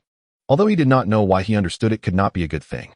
Lister fabricated, "Popeye's strength comes from the war god Ares. This is the divine spinach seed given to us by the gods, which only superhumans can make take root and sprout. Eating the war god spinach will increasingly strengthen Popeye's powers. That guy has already planted the war god spinach on you twice, and his strength is about to surpass mine. You should understand what that means." "What?" "War god Ares, war god spinach." Norman heard about Popeye's secrets for the first time, looking utterly incredulous. So that guy targeted me because he needed to plant the war god spinach. He finally understood. Lister nodded. "Yes, I will keep an eye on him to ensure he won't disturb you during this time, but you must be responsible for guarding my war god spinach." "Bastard, what do you take me for?" Norman was immensely furious. Lister merely scoffed and turned to the window. "This is the premise of our cooperation. If you refuse, I wouldn't mind seeking cooperation with Spider-Man, and your Osborne company can just wait to be crushed by Iron Man." After saying this, he dropped the spinach seeds and leaped into the dense forest, disappearing from sight. Watching the gently swaying branches outside the window, Norman fell into deep thought. In the end, he could only helplessly pick up the spinach seeds from the ground. For the honor of the Osborne family, he had no choice but to do so. Returning home, Lister felt quite pleased. He was certain that Norman would obediently plant the green demon spinach for him. Even if Norman refused, he wouldn't mind adding a little fire to ensure Norman complied. This way, he could avoid using the power of time and falling into weakness while steadily obtaining the green demon spinach, which was simply delightful. Moreover, another identity had already established contact with Norman, making it much easier to stir up trouble. After the battle with Norman last night, the system had significantly delayed the time for participating in the event. Under these circumstances, continuing to target Norman might result in losing the chance to obtain spinach seeds. If the system determined he was intentionally farming monsters, the days ahead would be difficult. However, that was no longer a problem. Haha, I am indeed suited to be a villain. Lister opened the door with satisfaction, noticing that the decoration of his home was completely renewed, and he didn't smell anything strange. Indeed, Tony's money was well spent. He walked into his room, which also looked brand new, making Lister appreciate the importance of wealthy friends. "Hey, you're back." As he opened the window to let some air into the room, Mary Jane's figure quickly appeared in the opposite room. Mary Jane was heavily made up, already dressed in a red evening gown. "I couldn't get a cab. Can you take me to the performance? Please." Mary Jane looked anxious. Lister raised an eyebrow. "I'll notify Peter. His little motorcycle will be here soon." He unhesitatingly declined her request. "He went to work. I'm really in a hurry. You're his friend. Please help me." Mary Jane was almost in tears. This was a very important performance for her, a great opportunity to showcase her talent. "Sorry, I might." Just as Lister was about to refuse again, he suddenly had a change of heart. Though he didn't particularly enjoy interacting with this woman, it wouldn't hurt to make use of her. In the world of superheroes, women were also a crucial part of triggering events. With Mary Jane's desire for fame and fortune, her eagerness to prove herself could easily trigger a Marvel event. Of course, this was about the Spider-Man Marvel event. In an instant, Lister hatched a plan. He sighed helplessly. "All right, I can't stand seeing a beautiful lady cry in front of me. Ooh, I'll take you." "Really? Thank you so much." Mary Jane exclaimed in surprise, hurriedly rushing downstairs, feeling a sense of triumph in her heart. "See, no one can resist my charm." Soon Mary Jane settled into the passenger seat, and Lister revved up the sports car, speeding towards the city. Along the way, Mary Jane adjusted her makeup. "I really appreciate this. Are you going to see my performance?" "What are you performing?" Lister casually asked. "This time, I am the leading lady," Mary Jane said proudly. "Is that so?" "Yes. I look forward to your performance." Lister replied, nonchalantly absorbed in thoughts of Mary Jane's imminent success, not noticing her failed expectations. At 8 o'clock, the red sports car arrived at the bustling city area, slowly stopping in front of the theater. "We've arrived. Good luck." Lister smiled. "Thank you. I'll treat you to dinner." "No need for that." After watching Mary Jane get out of the car, Lister did not leave. Soon vehicles began to arrive in succession at the theater entrance. Ladies in elegant attire adjusted their neck jewelry, and sharply dressed gentlemen conversed with each other. Yet amidst this upscale scene, an incongruous figure appeared. A dilapidated little motorcycle pulled up to the entrance, but as soon as it stopped, the security guard at the door chased it away. "Hey, newspaper boy, your junk isn't allowed to park here." "What?" Peter Parker got off the motorcycle, pointing at the parked vehicles on the roadside. "Why can they park?" The security guard looked at him with disdain. "What do you think?" Ultimately, under the guard's stern gaze, Peter Parker could only ride away in shame, parking his motorcycle under a nearby streetlight. Glancing at the pedestrians passing by, Peter Parker adjusted the flowers in his hand, his face beaming with happiness. He was oblivious to his wrinkled suit that was so out of place. "Mary Jane will definitely love your flowers." At that moment, a familiar voice came from the nearby sports car. Peter looked down and smiled. "Lister, do you also like theater?" He looked enviously at the red sports car in front of him. Lister stepped out and approached Peter Parker. "Of course not. Mary Jane invited me. By the way, I also brought her here today, as she said you were busy." "Oh yes, I'm not very busy today, but thanks anyway." Peter Parker forced a smile. Seeing this, Lister scratched his head. "Did you not understand what I said?" "I understood. Thank you for bringing Mary Jane." "Peter, I think." Just as Lister was about to speak, someone suddenly patted his shoulder. "Hey, what a coincidence. Do you also like theater?" Gwen, dressed in a black evening gown, appeared before him with surprise. "Lister, why is she everywhere?" "Find the plan has failed." "Haha, yes, I really like theater. My artistic spirit is about to explode." Lister nodded with a smile. "Peter Parker, you clearly said you didn't like it. By the way, are you free that day?" Lister asked. Gwen shook her head. "Of course, I was just dizzy, but I remember you protected me." As she spoke, she looked around as if searching for someone. "That guy George flaked on me again, wasting the ticket I worked hard to buy." Gwen looked disappointed, but quickly cheered up. Her father always flaked on her, and she had gotten used to it. Lister glanced at the ticket in her hand. I didn't get a ticket. Can you give me one? Of course. Gwen's expression was somewhat strange. You didn't get a ticket and still came here. Did she get blasted silly? She handed the ticket to Lister. Consider it a gift for you. Thank you for protecting me. Haha, you're really generous. I will protect you again next time. You seem to be cursing me. No, I swear. Let's go in. Bit's about to start. Okay. They walked side by side while Peter Parker behind them blinked somewhat confused. Am I being ignored again?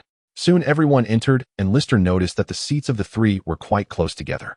As soft music began to play, the lights dimmed, and the red curtain on stage slowly parted. Oh, Jack Ruth! The actors on stage began their performance, but Lister couldn't understand the so-called artistic play. However, he found something interesting. On stage, the so-called leading lady Mary Jane now played an inconsequential supporting role, appearing extremely ordinary under the spotlight of the true lead. Peter, isn't Mary Jane the leading lady? He leaned towards Peter Parker beside him. Peter Parker's eyes flashed with pain. She is the leading lady in my heart, he said firmly. Lister, maybe, but I'm sure the leading man in her heart is not you. Shoo. Gwen on the other side signaled for silence. Lister remained silent as he felt himself drifting off to sleep. He didn't know how long it had been, but the enthusiastic applause from the audience woke Lister up. Is it over? He rubbed his sleepy eyes and clapped, only to turn and find Gwen looking at him with a resentful gaze. You still wasted my ticket. Sorry, I'll take you home as compensation. Then I forgive you. Actually, I saw you doze off too. That's not my fault. Today's performance was a failure. Yes, that's why I fell asleep. How did you notice I was dozing off? I guessed. You're so cunning. The two of them chatted and laughed as they walked to the entrance. However, what awaited Lister was another performance. Hey Mary Jane, what's wrong? I'm fine, just go back. I want to be alone for a while. No, I know you're upset, but listen, you're the best. Peter, are you mocking me? I didn't mean it that way, What do you mean by just? Everyone saw you give me a bouquet of flowers like I'm some insignificant supporting character. What does that matter? We're already together. You don't understand anything, you don't know what I want. Then tell me, what do you want? I'll do my best. If you love me, you should know without me saying it. How would I know if you don't say it? Peter, you don't love me at all. Mary Jane, trust me, I love you. I've always loved you. I don't want to hear it. I'm tired. We just got together.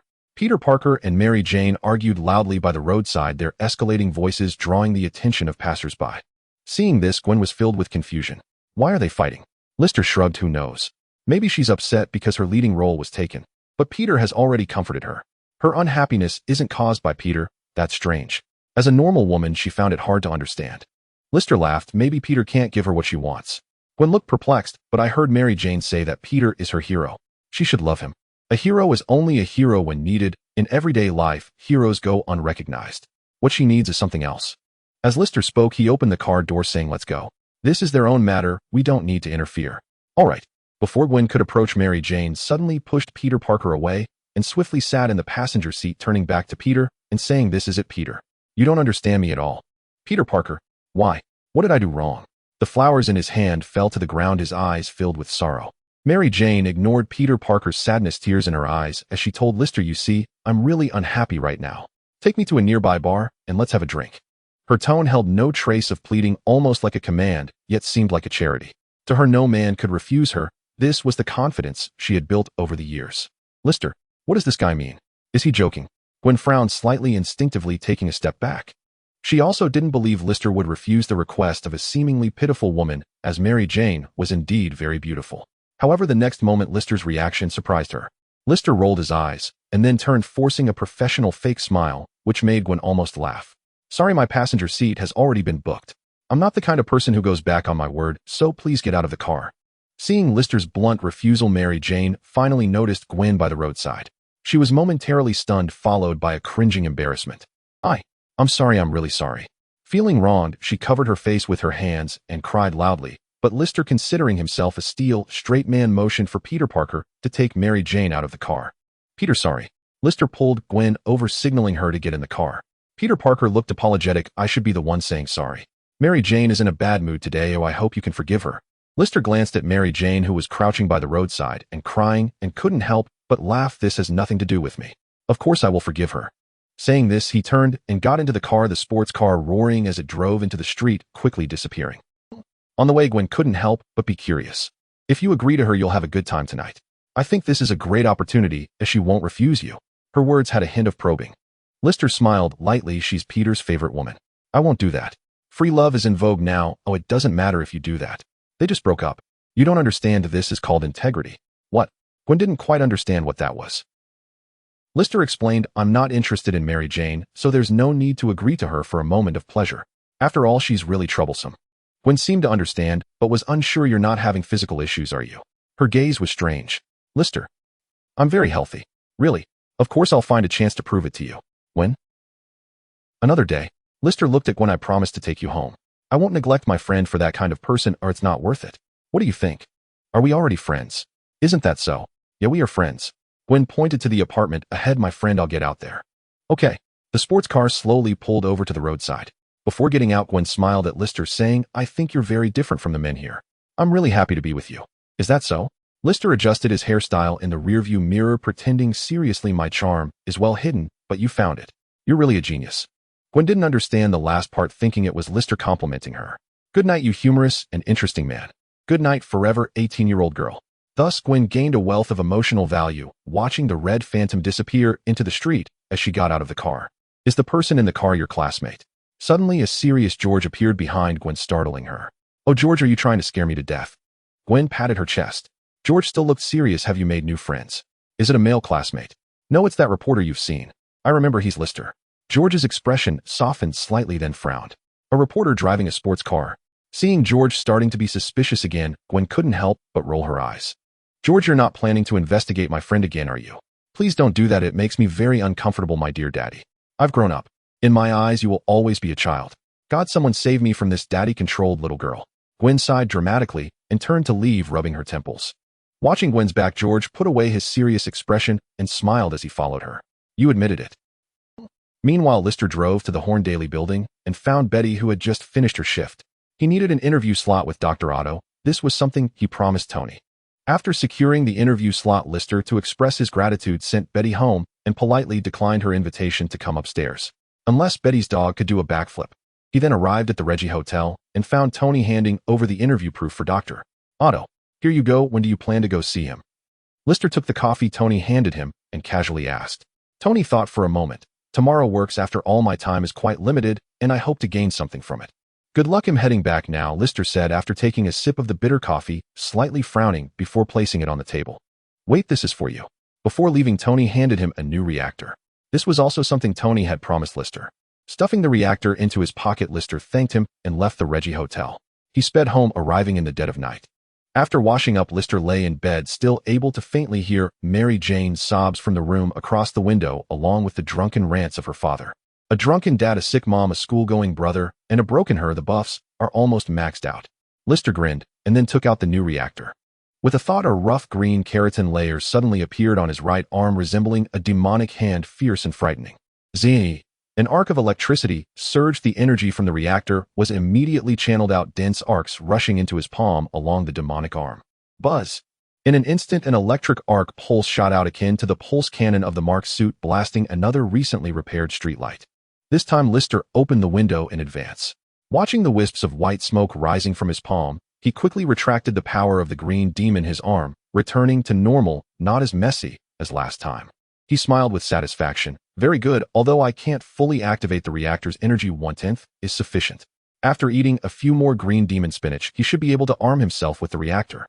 He had already given up on continuing to cultivate arc spinach. The quantity of spinach seeds was limited. Relying on growing arc spinach to obtain the reactor's full energy was a waste of time for him and unnecessary. Unless he could obtain surplus spinach seeds later. In any case, this body could already utilize arc energy, and with the enhancement of strength from the green demon state, the reactor's assistance could achieve considerable destructive power, more than enough for self-defense. With this in mind, he got up and rummaged around the house, planning to create an interesting prop for the reactor for easy portability.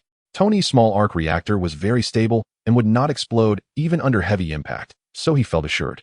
Unfortunately, he couldn't find suitable tools and could only take out a can of spinach from the cupboard. Once transformed into Popeye, he could nearly squeeze out anything he desired. It was very convenient. A night without conversation. The next morning, the sound of the streetlight repair workers' shouts came from the intersection. What the heck, who did this? Time passed quickly, and in the blink of an eye, a week had gone by. Hi, we're back. On this day, Ben Parker and Aunt May returned home, carrying bags and packages. Before they could place their gifts on the table, they were instantly startled by the renovations in the house. Heavens, is this still our home? Could we have gone to the wrong place? No, this is our home. Haha, it must be that kid who surprised us. Yes, that's why he had us go out for a few days, so it turned out to be like this. Aunt May toured the newly renovated house with a face full of surprise, enamored with all the furniture inside. I know this brand of refrigerator, it's very expensive, and I've always hesitated to buy it. And the sofa, heavens, this is the same model as the one in Big Star Ruth's house. The kitchen has been renovated too, I love it so much. Seeing his wife so pleased with the new home, Ben Parker smiled at everything, his eyes filled with emotion. This was the scene he had always wanted to see, only regretting that his own inadequacies had caused his wife to suffer for so many years. Hi, you're back. Outside, Lister had just returned after buying canned spinach.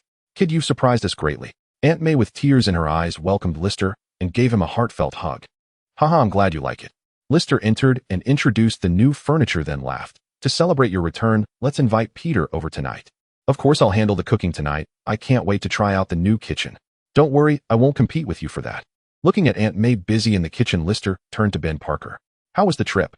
Very enjoyable. Ben Parker handed Lister a gift. This is a pipe made by an old craftsman I found. I hope you like it. Thank you, I really like it. After chatting for a while, Lister turned and made a phone call. Hello, Mr. Landlord, I'm looking for Peter Parker. Please tell him to come home tonight, okay? Thank you. At 8 o'clock that evening, Peter Parker arrived home on time, followed by a somewhat awkward Mary Jane. You guys? Lister quickly guessed the reason upon seeing the scene. Peter Parker smiled. We're back together. Really? Congratulations. Lister patted the other's shoulder, his eyes full of sympathy. No matter whether it was the Mary Jane in the movie or the one he knew, she wouldn't behave herself after breaking up with Peter Parker. What happened in between was known only to Mary Jane herself. Soon Harry also arrived home with a bottle of wine. Hi, how are you guys? Harry greeted everyone, his gaze intentionally or unintentionally avoiding Mary Jane, which made Lister, who was good at discovering material, ponder. Goodness, is it this messy? It was clear that Mary Jane had already sought out Harry. Peter, come eat more vegetables. Green is healthy. He invited Peter to sit down. Peter Parker didn't notice anything amiss. He just felt that Lister was a bit too enthusiastic today. Thank you, I've been having some difficulties lately, and I might take a little longer to pay you back the money I owe. He thought this was a veiled reminder to pay back the money. Lister waved his hand. No worries, keep your salary. You don't need to pay it back. After all, I have a better mode of transportation now. Peter Parker. Hearing this, he was very happy, but more so, he felt bittersweet.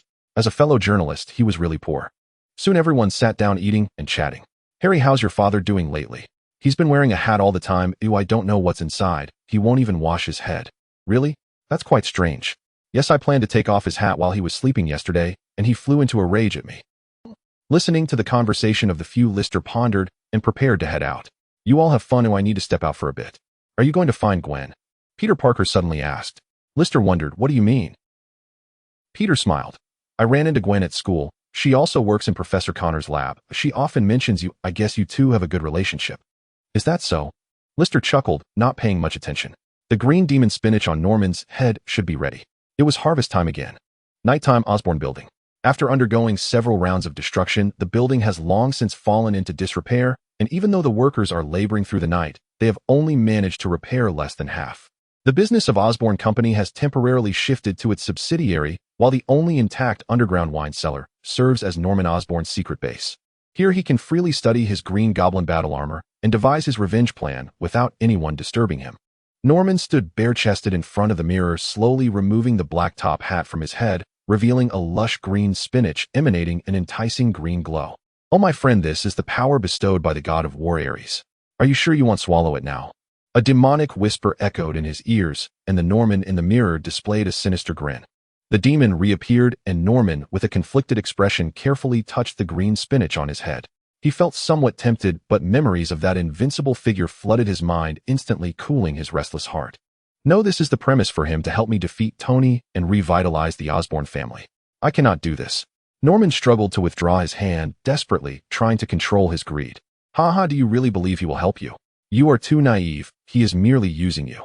The demon in the mirror sneered, which gave Norman a headache. He rubbed his temples with both hands, and a fleeting clarity glimmered in his murky eyes. Do you remember? He suddenly asked. Remember what? The demon responded. You haven't appeared for a long time. Norman's words made the demon alert. What do you want to tell me? Nothing, I just feel tired. Norman slowly sat down on the sofa, his headache easing as a slight smile appeared on his face. I have a premonition that we will soon part ways. You are dreaming, we are one entity. You are me and I am you. We are the best partners. The demon did not believe Norman's words. Norman's smile remained, perhaps. He did not refute. He rested for a while, and then rose to the underground laboratory, carefully extracting the plant cells from the spinach on his head and observing them under the microscope. The cell activity is rapidly declining, just like before. That's why I had you eat it. It's the only way. The demon's voice reemerged. Norman shook his head. Eating it will come with a price. I have already told you this. Demons fear no price, not even death. That is you, not me. I am you, you are me. No, I do not believe. Damn, Norman, you have rejected me many times. Is that so? I feel great. In the laboratory, Norman played both roles, talking to himself without noticing as the ceiling above him was suddenly unzipped. Swish! The sound of the zipper caught Norman's attention. In his shocked gaze, the zipper split the ceiling in two, and the invincible Popeye emerged from within. Hey, my friend, are you planning to study my god of war spinach? As Lister landed, Norman quickly stepped in front of the microscope. No, you misunderstood. I'm just a bit curious, not as you think. He waved his hands repeatedly, his face somewhat flustered. He had never imagined that Popeye would arrive before him in such a manner. Lister was unconcerned as he approached, looking at the spinach on Norman's head. Green Goblin spinach, progress 77, status mature. He smiled in satisfaction and immediately plucked the Green Goblin spinach. Very good, well done. Our cooperation has already begun. As Lister tucked the Green Goblin spinach into his pocket, Norman's previously clear gaze suddenly turned slightly sinister. Gagaga, well then, buddy, it's your turn to help me now. Seeing Norman's second personality take the lead, Lister calmly stated, it seems you already have a plan. Of course. Norman approached the computer, and a middle-aged chubby man with curly hair and sunglasses appeared on the screen. Beside him was Tony Stark's figure. This was a photo of the two. He told Lister, I have learned that Stark and Dr. Otto have met, they plan to collaborate, and I have discovered their secret. Is that so? Lister was somewhat surprised. The evil persona of Norman was quite cunning, having done so much behind the scenes. He knew Tony had met Dr. Otto, but was unclear about what they discussed. He also did not inquire about the details with Tony. As for the so-called secret, Norman continued, I spent a large sum to bribe their assistant. I learned that Stark has been poisoned, and to survive he sought out Dr. Otto to leverage his knowledge and laboratory to find a new element to replace palladium. Dr. Otto was also amazed by Stark's cold fusion technology, and they became very good friends. Dr. Otto agreed to help Stark, but on the condition that Stark would accurately calculate the amount of tritium needed for the artificial sun experiment. They seemed to have made some breakthroughs. Hearing this, Lister contemplated, so what is your plan? Of course, to sabotage their experiment. Norman sneered. As long as Dr. Otto's artificial sun experiment fails, he won't have the energy to help Tony find a new element. Stark cannot find a new element to replace palladium on his own, thus failing to survive. Not a bad plan. Lister had no objections. From start to finish, the plans he participated in had never succeeded. Man proposes, but heaven disposes. This time should be no exception. Seeing Lister agree, Norman said, they will conduct the artificial sun experiment at sea 3 days from now. And you, Bobby, your task is to hold back that reporter named Lister. He is a friend of Stark and will definitely show up then. No problem. Lister readily agreed. But Mr. Demon, can you handle Iron Man by yourself? He asked. Norman's smile was filled with confidence. I am the most terrifying demon, the most cunning demon. After the artificial sun experiment fails, I will send them all to hell. Is that so? That sounds great. Good luck to you. No, good luck to us. Yes. The two shared a smile, and Lister turned to leave the underground laboratory through the zipper. As the zipper closed, the ceiling returned to its original state, leaving not a trace behind. Seeing this, Norman's madness gradually turned into cruelty. Meanwhile, Lister, having obtained the Green Goblin spinach, emerged from a corner of the construction site, leaping onto a nearby high-rise and landing in a dark alley after a few jumps. With his muscles contracting, Lister, having exited his transformation state, swallowed the Green Goblin spinach in one gulp. This time his upper body felt itchy. Lister took off his shirt only to see green skin rapidly spreading across his chest, while the skin on his face and right arm was also being drawn out by the power of the green demon, forming a continuous patch of green across 3 areas. A mad thought flashed in his mind. Rob the entire city of spinach cans. As Lister jolted back to reality, he scratched his head, and with a thought, the green hard keratin layer on his chest quickly retracted. He couldn't help but chuckle at the thought that had just crossed his mind. After consuming the 3rd piece of green demon spinach, it felt as if something strange had emerged within him. Was it a second personality similar to that of the green demon? Lister stroked his chin thoughtfully, but felt no concern. This was simply his true inner thought. Why spend money when you could get it for free? If he really had a second personality to help him do such shameless things, he would be delighted. After all, the benefits would all be for himself. There was no need to worry so much. It's not that evil, right? He put his shirt back on, contemplating his actions for 3 days hence. It was a bit challenging for his true self and his disguise to appear simultaneously.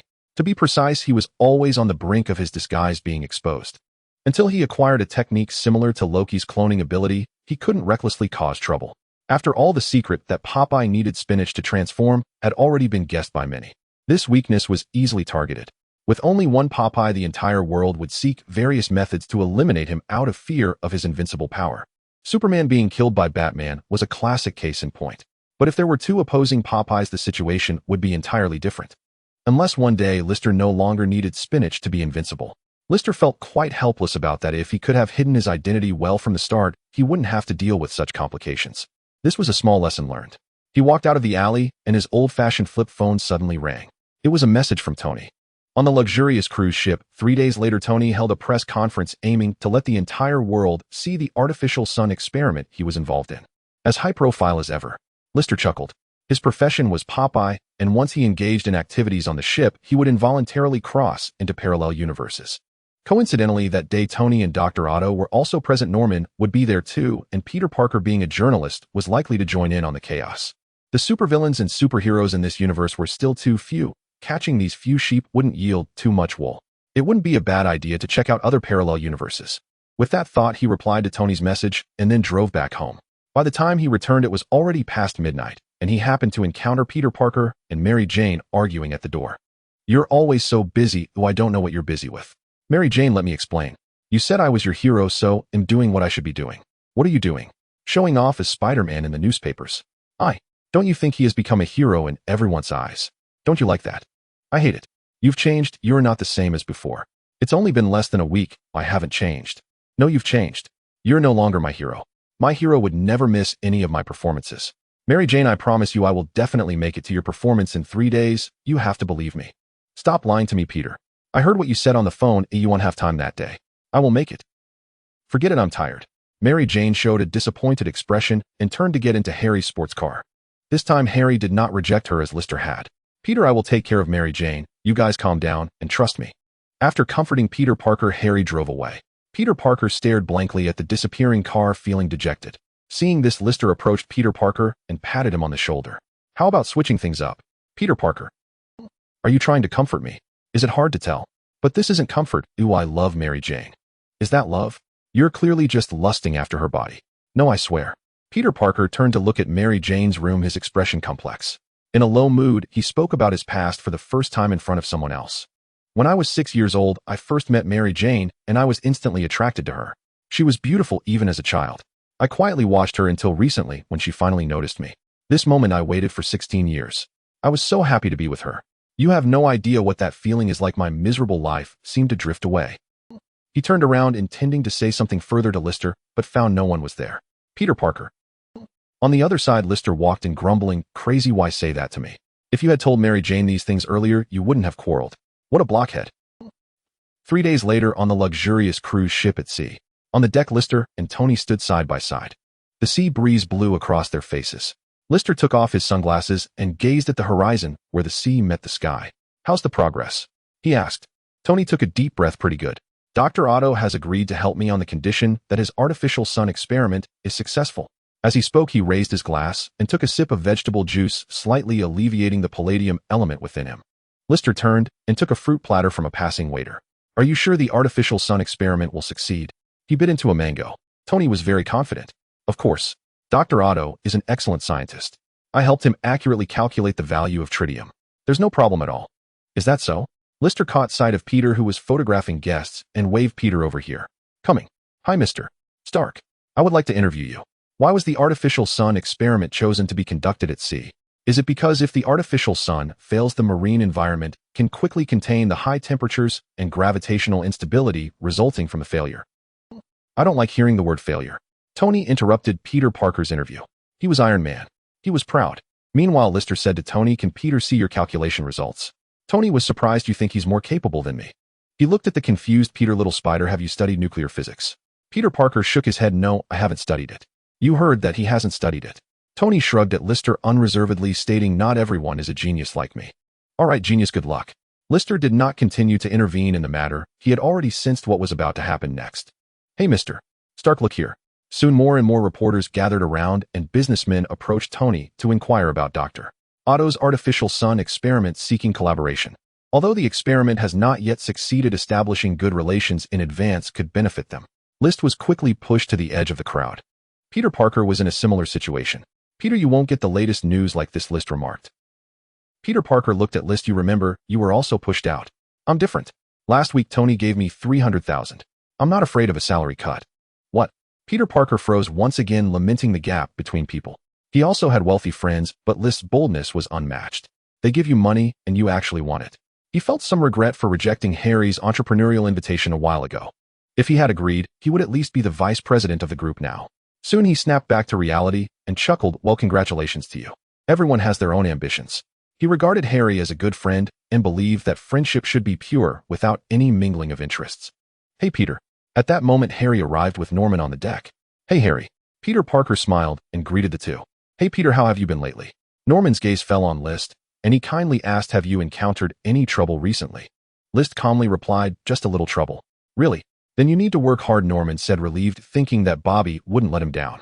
Hey, List, I knew you'd be here.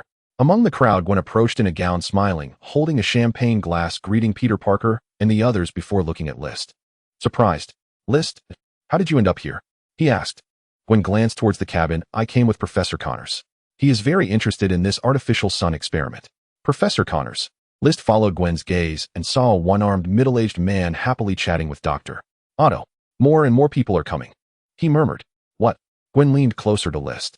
She hadn't heard clearly, intentionally displaying her exquisite earrings. Nothing, it's quite lively today, List casually replied, then turned to look at the surrounding crowd. From boarding until now, nothing had happened. The ability to traverse multiverses seemed to have vanished. Could it be that there were too many people on board? He pondered. George, what are you doing here? Suddenly Gwen's somewhat helpless voice came through. George, dressed in a sharp suit, squeezed through the crowd. He took a glass of champagne from a passing server and smiled as he approached Gwen. Don't make a scene, Ew, I have a mission here, George said with a forced smile, speaking quietly to Gwen. Gwen was surprised. What mission? Her voice instinctively lowered. It's confidential for now. I already know without you saying. Gwen glanced in Tony's direction. It's because Mr. Starkright. He's risen to prominence too quickly, and you're here to investigate him. Smart, just like my daughter. George maintained his smile. List, witnessing this, felt too exhausted to comment.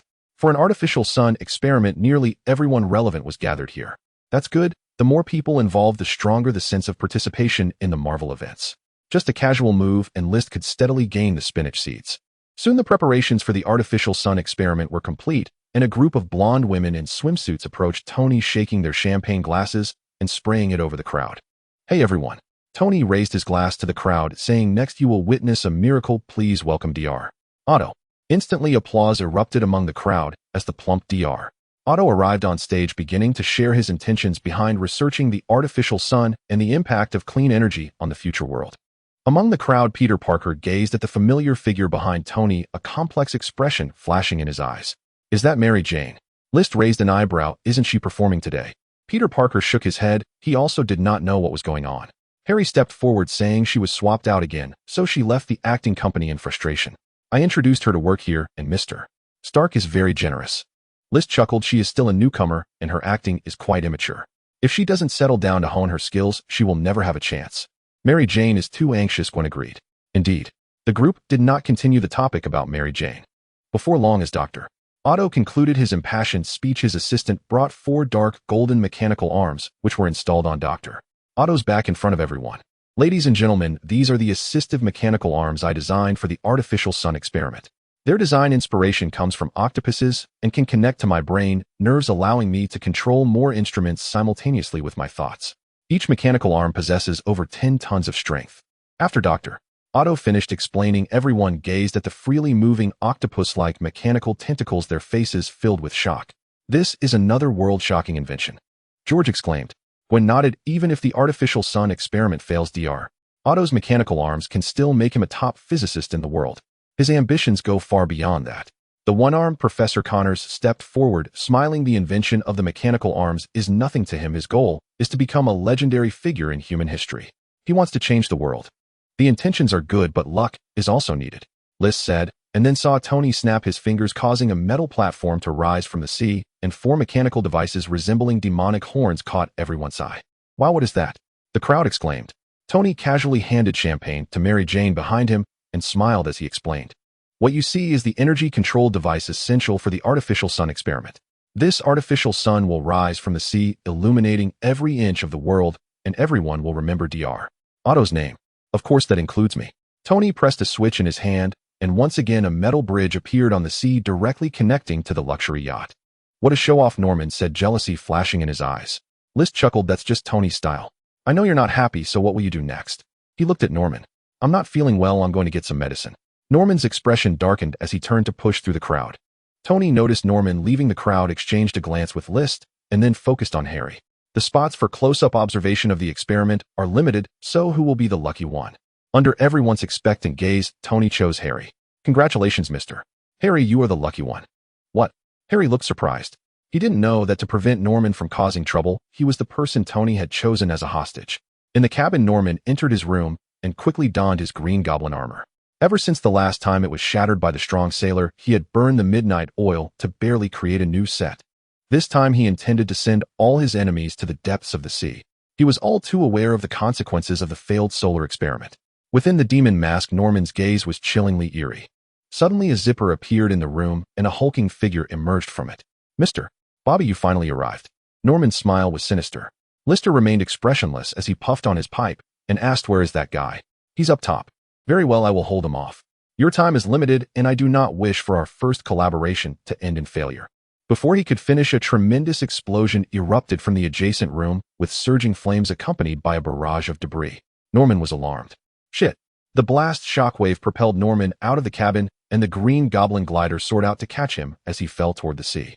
In the air above the ocean, Norman stood on the glider watching two hulking figures wrestle, with one another crashing through the metal cabin and ultimately triggering a more horrifying explosion. Boom.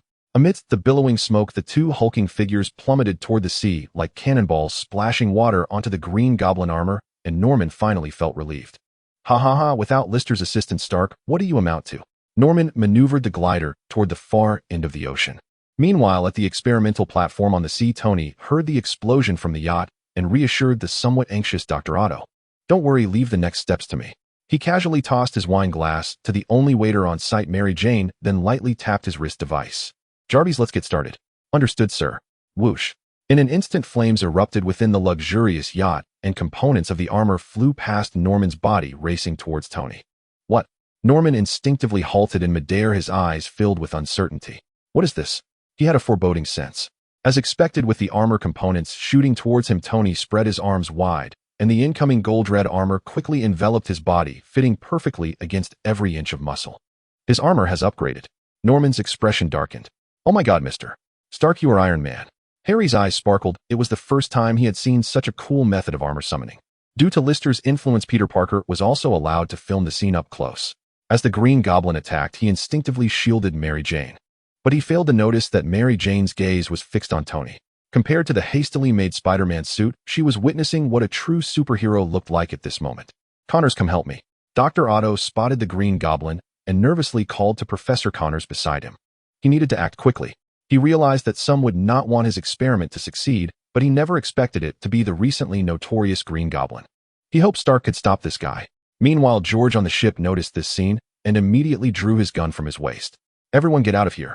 Jack Fitch, you are responsible for evacuating the civilians and finding escape boats to take them away. The rest follow me. George leapt onto the metal bridge over the sea, leading a group of unmasked police officers towards the experimental platform. George, come back safe. Gwen reminded him before turning to borrow a weapon from Jack. Gwen, what are you doing? Don't worry, I won't be a burden to my father. You all do what you are supposed to do. Gwen expertly loaded the handgun, decisively tearing off the obstructive skirt. Suddenly, she seemed to remember something, glancing around, but not spotting Lister. Where did that guy go? She looked worried and turned to dive back into the cabin. Meanwhile, Tony, fully armored, blasted forward rapidly, heading toward the Green Goblin. Jarvis, the positioning of the components needs adjustment and my jaw really hurts. Sir, I have scheduled a dentist appointment for you.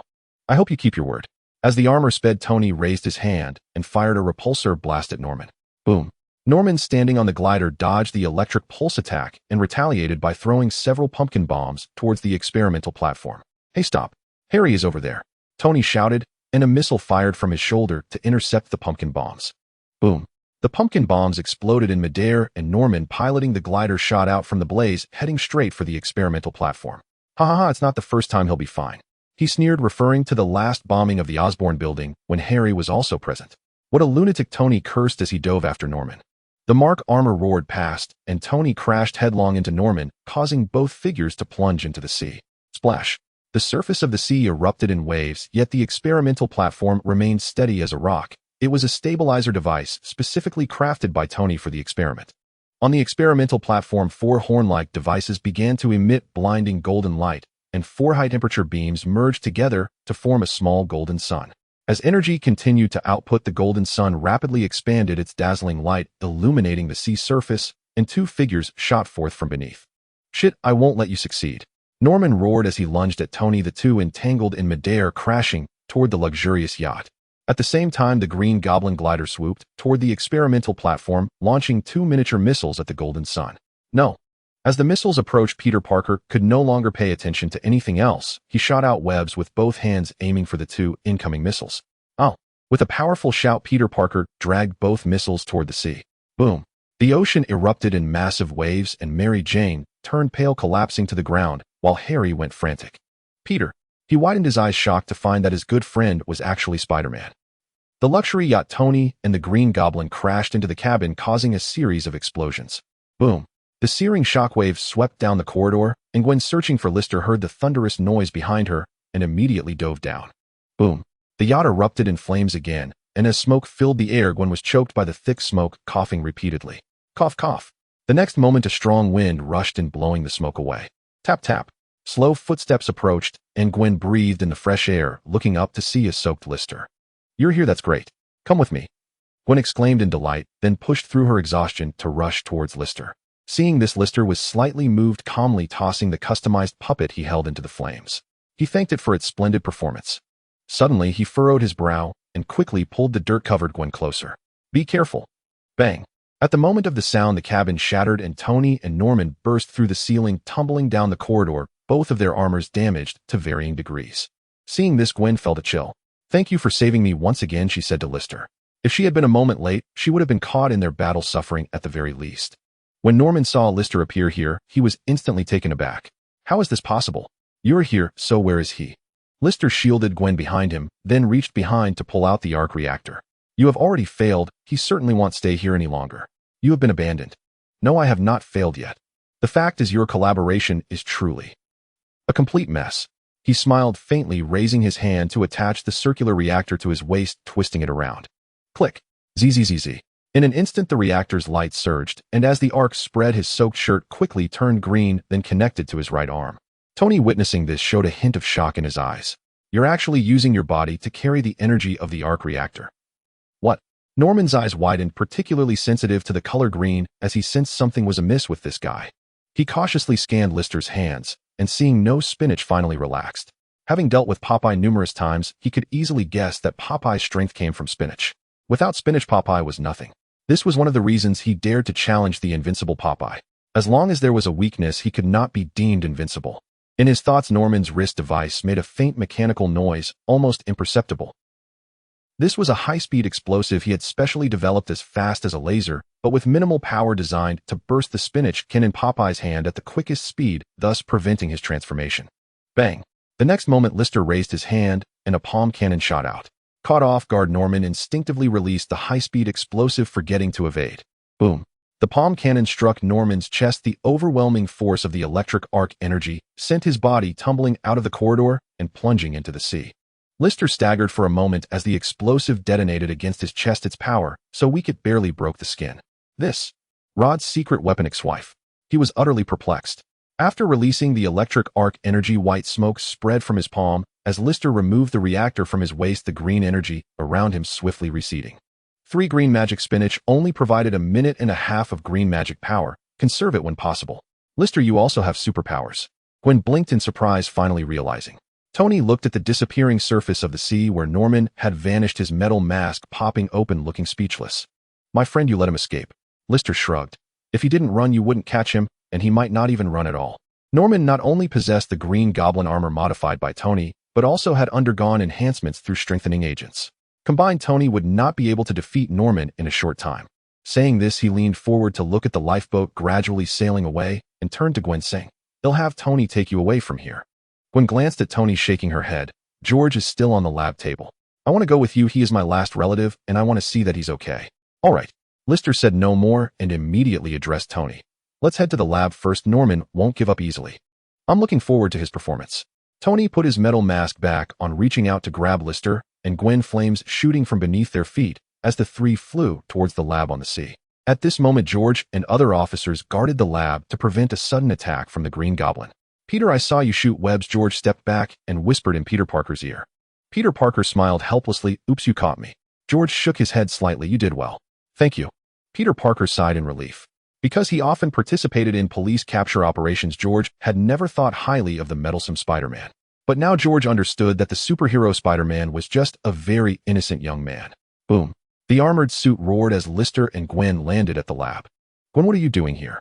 Get out of here, George scolded softly, his face stern. Seeing her father was fine, Gwen felt a sigh of relief. George, the supervillain appearing this time, is the Green Goblin. The gadget you have won't do anything to him. I leave this to Mr. Stark, she advised. This was also her purpose for being here. Ordinary people had no ability to participate in the battles between superheroes and supervillains. She was well aware of this. George understood this too, but he still resolutely rejected her, saying, protecting the safety of citizens' lives is our responsibility. You know this, my daughter. I cannot back down. Saying this, he turned to look at the rising sun. Moreover, the artificial sun experiment is a great experiment that can change the world. I must protect it, even if it costs me my life. His expression was complicated. Hearing this, Dr. Otto, sweating profusely, turned his head and laughed. George is expected of my old classmate. I was quite sad when you went to become a police officer back then. George smiled. So I admire that you can pursue your dream. You're almost there, and I am proud of you. You will witness the miracle of this moment. Their conversation made Gwen pause slightly. You too. The assistant operating the machinery, Connors, laughed. You don't know. George was also a genius at school back then, but your mother didn't want George staying in the lab every day, so he left school to become a police officer. Gwen looked at George. I thought you only caught criminals. That's just what you think. Oh no, something feels off. Suddenly Connors looked at the various data displayed on the instrument, his expression changing. The expansion speed of the artificial sun exceeds expectations. There was an error in calculating the tritium element. What? Tony frowned. Impossible. The values I calculated myself cannot be wrong. Dr. Otto's four mechanical tentacles became busy again, but still couldn't stop the rapid expansion of the small sun. It can't be stopped. He gritted his teeth and shouted. Then activate the backup plan. Tony stepped forward to destroy the instrument, preparing to forcibly terminate the experiment. Though arrogant, he still prepared the necessary protective measures. No, a mechanical tentacle blocked Tony's way. Dr. Otto insisted. I can control it. I definitely can. Just wait a bit longer. As he spoke, the artificial sun began to emit terrifying light and heat, sometimes distorting, sometimes shrinking, and then expanding again, the thermal efficiency extremely chaotic, seemingly on the verge of exploding. We can't wait any longer. It must be stopped. Tony decisively pulled the energy gate. Bang! Sparks flew. Mechanical tentacles swung violently, and Tony was immediately swept away by a mechanical arm. Fortunately, Peter Parker shot a web to catch him. Peter. Gwen's face showed astonishment, followed by a long sigh. Do all my friends have superpowers? She looked seriously at Harry beside her. Quickly tell me, who are you? Batman, Ant-Man, or Roachman? Harry shrugged. Sorry to disappoint you, him. Caw, caw, caw. He is the heir of the demon. Suddenly waves surged on the sea, and Norman, standing on a flying device, threw pumpkin bombs, while laughing maniacally, raining them down on the lab. Be careful.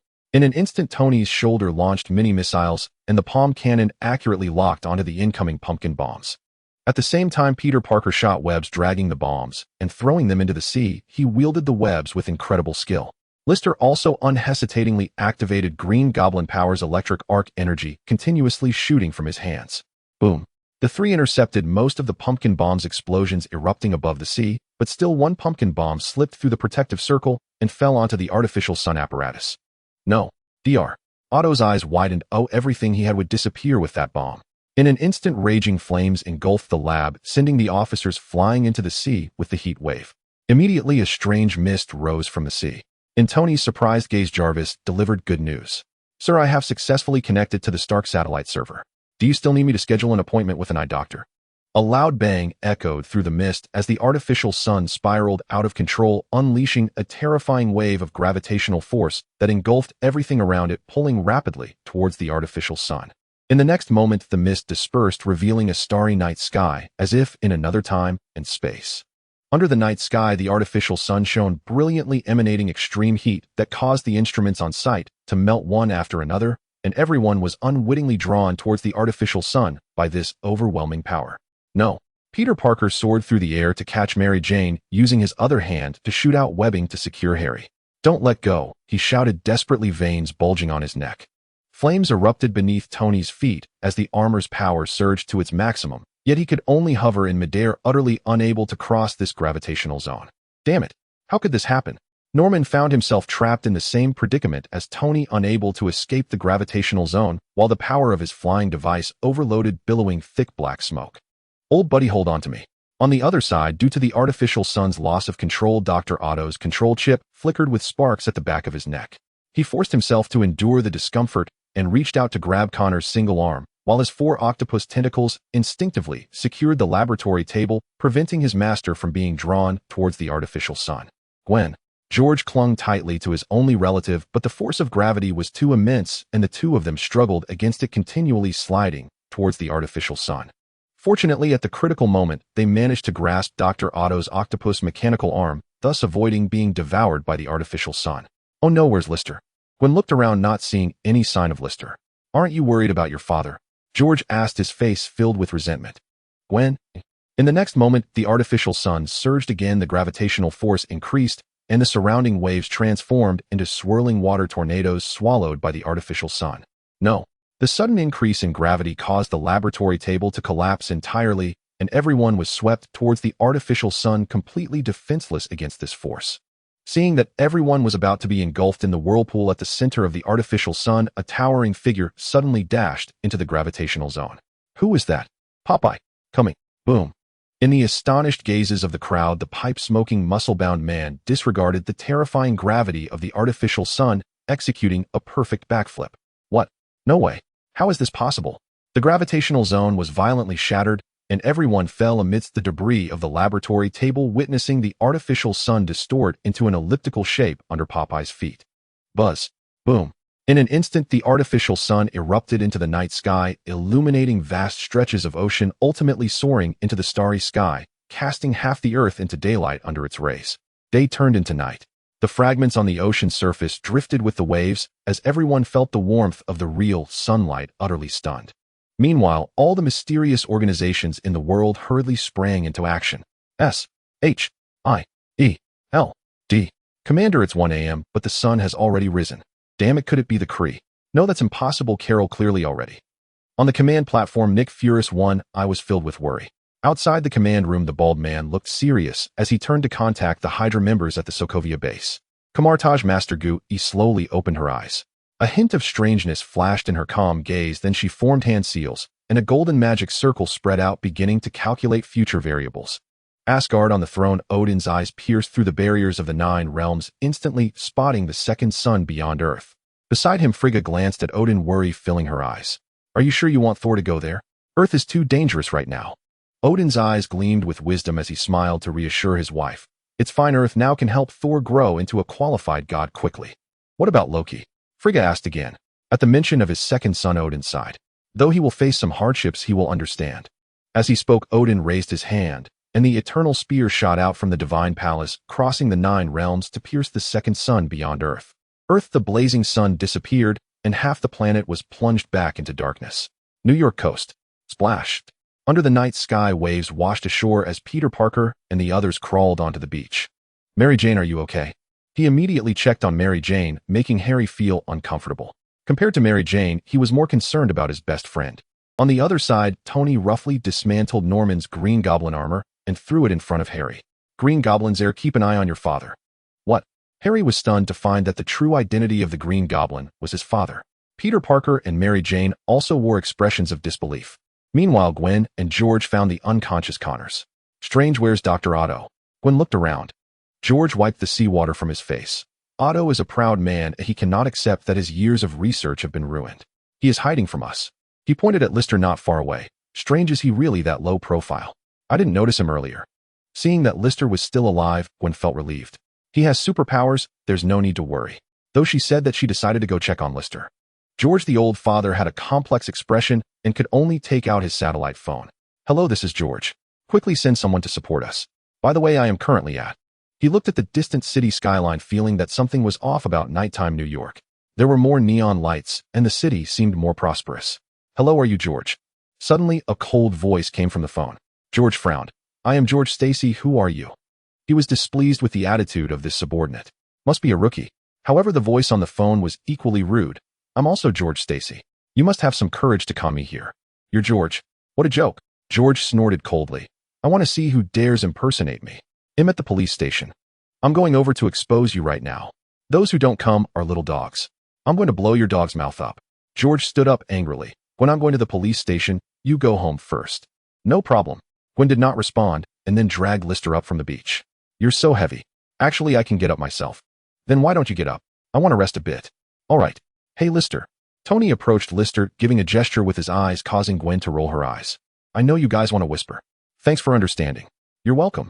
After Gwen turned around, Tony leaned closer to Lister and whispered, We're back. Hearing this, Lister seemed to ponder.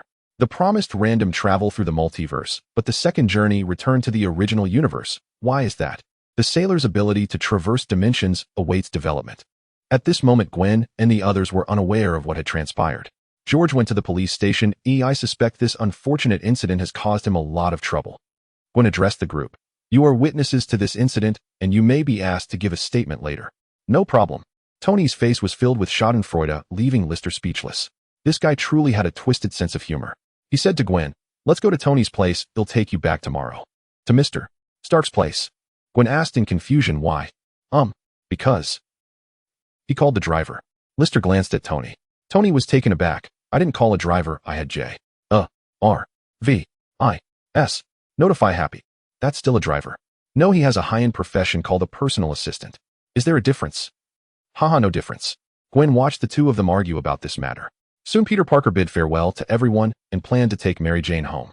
Harry rummaged through his pockets, preparing to call the driver to pick him up, only to discover that his phone was missing. Sheesh, what a terrible day today. He looked at his unconscious father, frowning deeply. His father was the Green Goblin, which was hard for him to accept. He didn't know how to face this demon father who had once attacked him. You should come too, Tony suddenly said to Harry and the others. Norman is the Green Goblin, you already know that, so he can't be allowed to roam free. You want to imprison my father? Harry's face turned grim. Shouldn't it be that way? Back in this world, Tony was truly unrestrained. You have no right to do that. Harry stood protectively in front of Norman, his eyes resolute. I think he should be taken to the police station, Gwen interjected. For the Green Goblin, who had once attacked him, she believed that prison was Norman's rightful place. Hearing this, Harry's face turned pale. It was hard to imagine what would happen to Oscorp after his father was captured. Given Norman's actions, he would never see his father again for the rest of his life. He stood frozen in place. Peter Parker noticed that Mary Jane seemed somewhat swayed by Tony's suggestion, and his expression darkened. He already had an inkling of what was going on. For a moment, no one spoke, and the atmosphere became quite eerie. Soon a helicopter roared through the night sky, and the chubby Happy and Pepper instantly spotted Tony on the beach, bursting into tears of joy. Great, Tony is alive. Tony. California, San Diego breakneck coast, the city of freedom. The helicopter slowly descended at the airport. Tony glanced at the awed crowd and smiled slightly. You can find a room to stay in, and I have things to attend to, so make yourselves comfortable. Saying this, he took Pepper and left on his own. After disappearing for almost a month, he needed to know what Stark Industries had become. Meanwhile, Happy stayed with the group. Looking at the young people still wearing outdated clothes, he couldn't help but shake his head. You are the worst group of friends Tony has ever had. He raised his hand and snapped his fingers, and the lights of the technologically advanced city of freedom illuminated brightly. He pointed to a nearby circular building. That's the changing room. You can find suitable clothes there. And over there, that's the self-service restaurant. And there, yes, what you think is a swimming pool is actually a summer house. You can rest there. After Happy finished his introduction, he had the bodyguards take the unconscious Norman away, and Harry anxiously followed. What are you doing? Don't worry, buddy, we won't harm him. As Happy and the others walked away, Lister stepped toward the changing room. Let's go, stop dawdling. Gwen came to her senses and quickly followed. Oh my God, is this heaven? I've never seen such a beautiful villa. I've studied design. This is an artwork that even masters can't imagine. It turns out to be Mr. Stark's home, she exclaimed in praise. Mary Jane, who was right behind, was the first to enter the changing room, where a dazzling array of fashionable items and various stunning dresses, watches, and high heels greeted her. Oh my gosh, this is unbelievable. She reached out to touch a handbag casually hung on the wall, her eyes shining. Is this the latest model? I've never seen it before. Is it a limited edition that hasn't been released yet? Mary Jane, don't do that. This is someone else's home. Peter Parker attempted to advise her. Mary Jane didn't hear Peter's words at all. She was excitedly picking out her fashionable outfits in the fitting room lost in this wonderful little world. Gwen simply found a suitable dress to change into. The feeling of being soaked was uncomfortable, and she didn't have much in the way of preferences.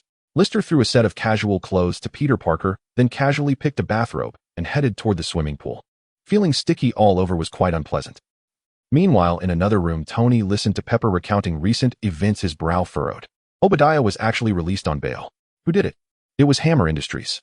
Oh, I see, it was that guy. Tony chuckled. That guy seems unwilling to give up competing with Stark Industries. He won't succeed. But Obadiah collaborated with him. So what? Tony replied nonchalantly. I've never regarded them as my opponents. It was that way before, and it still is now. Pepper rolled her eyes. After Obadiah's betrayal, you still haven't learned your lesson. By the way, the person who came back with you is named Lister. He's an unemployed sailor, and also the freak who defeated Obadiah that day. I found out his information through a thief. Tell me, where have you been all this time? She stood up, her expression serious. Tony replied earnestly, well, we went to another world. Another world? Yes, a parallel world, a world without Stark and without Pepper. As Tony explained, Pepper's eyes widened in shock, covering her mouth. She knew Tony wouldn't lie to her about such things. So Tony, those people are from the multiverse. Yes, I'm considering whether to take responsibility for them. Tony snapped his fingers, and a mechanical arm brought him a glass of red wine, which pleased him greatly. This is the life. He took a sip of the red wine. Forget it, it's not my responsibility anyway. Let them rest for the night, and he'll send them back to New York tomorrow. What about that guy named Lister? Pepper asked. Not him. Tony grinned with a strange smile. I can't let him go. No one is more suited to be my friend than him. Are you trying to be friends with him, or are you just interested in his muscles? Pepper directly exposed Tony's hidden thoughts. The next day, Lisite arrived at the underground laboratory after breakfast. You're here, Tony said, crossing his arms as he scrutinized the specially designed cage where Norman was trapped, cursing wildly. Damn Stark, damn Popeye, let me go, you despicable bunch. If you have the guts, duel me. Ignoring Norman's curses, Lisite approached the cage, where a system prompt appeared before him. Participated in the artificial sun out of control incident, gained spinach seed X1. Participated in the multiverse group crossing incident, gained spinach seed X1, receiving 2 spinach seeds at once. Lisite disregarded Tony behind him and placed 1 spinach seed on Norman's head, then used a device to secure his head. What are you doing? Do you want to turn me into a mobile potted plant? Damn it. I will kill you, kill you. Norman's wide eyes reflected the evil and madness that gradually receded as the spinach seed took root. Seeing this, Lisite pondered. Could the side effects of the Green Goblin spinach be due to it drawing from Norman's second personality? Continuing to cultivate the Green Goblin spinach might allow Norman to completely rid himself of the influence of his second personality. This is interesting. Tony did not inquire further about Lisite's strange actions. Just now the New York police came. They took Gwen and the others away. Hearing this, Lisite was not surprised. There are 2 Georges in this world. The multiverse is no longer a secret to them. Tony nodded. Yes, so there might be some trouble ahead. There's no trouble. After all, you're a major tycoon. They can't do anything to you. What about you? Me? Lisite smiled. As long as I stay here with you, you just need to protect me. Can't we protect each other? Of course we can. By the way, can I borrow your armor? No problem, my armor laboratory is next door. I'll only borrow it for 7 days. Lisite walked into the armor laboratory and threw the last spinach seed on top of the silver armor in the display case. Iron spinach progress 07, iron spinach. Lisite chuckled. Eating it won't turn me into a steel body, right? With that, he turned and left. Now he just needed to wait for 2 spinach seeds to mature. Before long, he arrived in the living room where a tall figure with a buzz cut was scrutinizing him with an assessing gaze. You are Lisite, the sailor who can transform into the Devil Muscle Man. I've seen your power in the video. Nick Fury narrowed his single eye. Lisite had known this guy would come. He sat down on the sofa and let a mechanical arm bring him a cup of hot milk. Did you come to find me? He asked, already knowing the answer. Nick Fury nodded. I am Nick Fury from a secret organization called S.H.I.E.L.D. Oh, is there something? Lisite feigned ignorance. Nick Fury, sensing that Lisite was not easy to deal with, began his performance. Do you think there are others in this world like you? Lisite gulped down the hot milk and did not answer directly. You continue. Nick Fury maintained a stoic expression. I don't know how you possess powers beyond ordinary people, but this world is not as we perceive it. We are always facing the threat of annihilation. Do you know about aliens? He asked. I know the alien. Lisite shaped the alien from the movie with his hands. Nick Fury shook his head. I've seen real aliens. And then, oi. Lisite asked again. Nick Fury took a deep breath and changed the topic. What do you think is the most meaningful thing in the world? Lisite rolled his eyes. I don't have time to discuss the meaning of life with you. He'll give you 3 seconds. If you don't speak, I'm leaving. He pretended to stand up. Wait a minute, Nick Fury quickly said. I invite you to join us. H-I-E-L-D. I refuse. Lisite turned to leave, and Nick Fury followed. Listen to me, this isn't a constraint gets to deal with future crises. We fight for all of humanity. If it's about saving the Earth, I'm enough on my own. I don't need you all. Do you know what you're saying? Even if you have that kind of power, you are not invincible. No one can truly be invincible. I speak the truth. Lisite, great power needs to be used for the right things. Nick Fury stopped walking his tone, revealing a hint of threat. Next, you won't be able to buy any spinach, he said. Lisite also stopped, turned, and smiled. Do you think my power comes from spinach? Isn't it? Nick Fury had been investigating for a long time. Lisite shrugged. Well, you can do that. The facts will prove everything. Tony, show our guest out, he called. Tony, who was busy with the juicer, glanced at Nick Fury. I've already said you won't succeed. Keep your people away from my villa. This isn't a warning, it's a kind reminder. He glanced out the window. Nick Fury's single eye showed a hint of helplessness. We will meet again, he said before turning to leave. Watching Nick Fury's departing figure, Tony took a sip of vegetable juice. S-H-I-E-L-D. Never heard of it, seems very unreliable. Lisite changed into his outing clothes. I heard Happy say you're holding a press conference today. The last incident isn't over yet, are you ready? Pepper prepared a speech for me, Tony said casually. Lisite smiled. It seemed this guy had no intention of hiding his Iron Man identity anymore. Hiding one's identity is a rather dull game. Unlike Norman, who could be dismissed at any moment, Tony had full control over Stark Industries. Even if he revealed his Iron Man identity, the politicians wouldn't dare act against him due to their fear of Stark Industries' influence. Thinking of this, he said, I'll go out with you. Peter and the others might not be doing well. Tony nodded. I understand what it feels like to be in an unfamiliar environment. Later, I'll have Happy give you a card. The dollars from that world won't work here. By the way, can you still bring them back? He asked. Lisite shrugged. It's a random event, you know. He didn't plan to go back for now, as he wasn't sure where the next destination of his travels would be. Before long, Tony changed into a proper suit, and everyone took a private plane to New York. Stark Tower, the press conference was ready. Lisite appeared at the police station's entrance, bringing along Tony's lawyer. After some negotiations, Lisite successfully bailed out Gwen and the others, including George. Surprisingly smooth, because the initiative was also in George's hands. We meet again, Lisite. In the office, another George appeared before Lisite. The George who had arrested him in the bar. Looking at the familiar face before him, Lisite remained calm. Do you have something to ask? George's gaze was sharp. I did a genetic test with that guy, and the results will be out soon. I will definitely expose your lies. Oh really? Lisite raised an eyebrow. It seemed some interesting drama was about to unfold. How long does the genetic testing take? Asked Lisite. George glanced at his watch and replied, the results will be out in 2 hours. It will be quick. He scrutinized Lisite before him.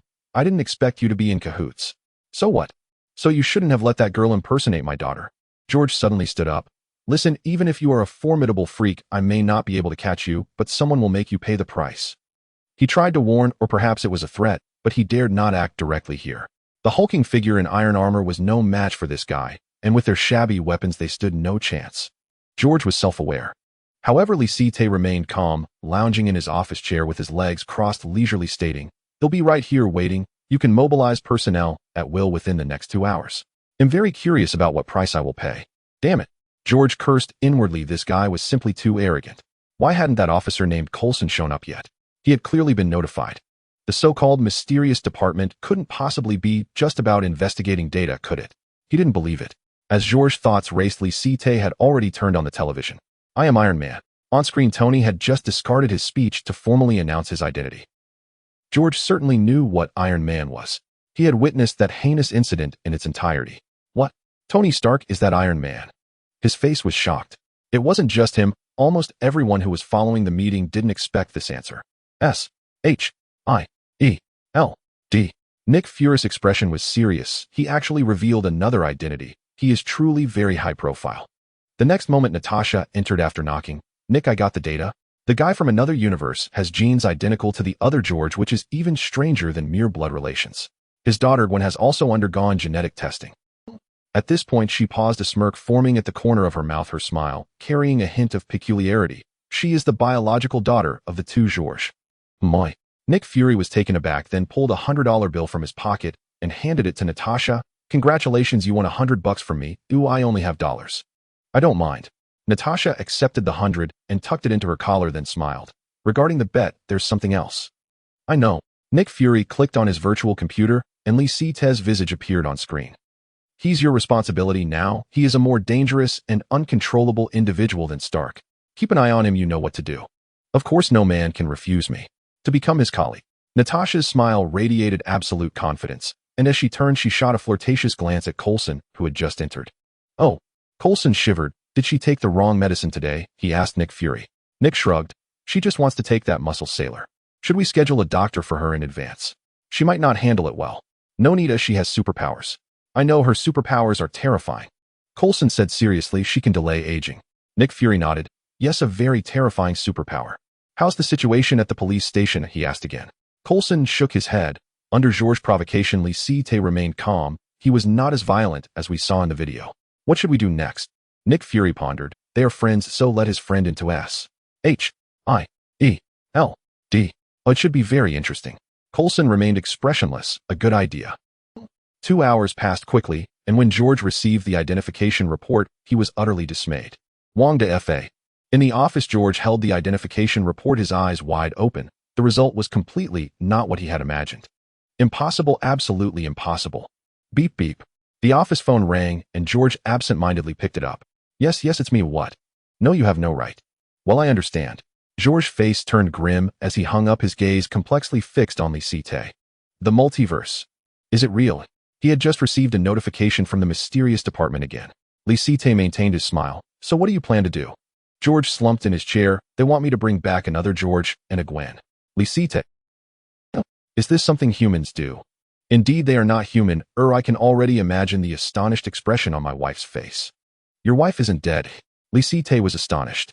George's expression darkened. What do you mean? It's impolite to insult people. No, I'm just a bit curious. Lisite explained. Gwen, your daughter, lost her mother when she was young in that world. Mentioning Gwen, George's expression grew a bit despondent. But here we lost Gwen long ago. Lisite pondered. So you now have a grown-up Gwen, and you saved a significant amount on child support. Congratulations. George wore a mournful expression. But my wife has another husband now. Lisite. She must love you a lot to be able to compete with the other George. Bastard, I don't want to see you. Get out. Alright, don't get worked up. You'll leave. Your other friends have been picked up by someone from S-H-I-E-L-D.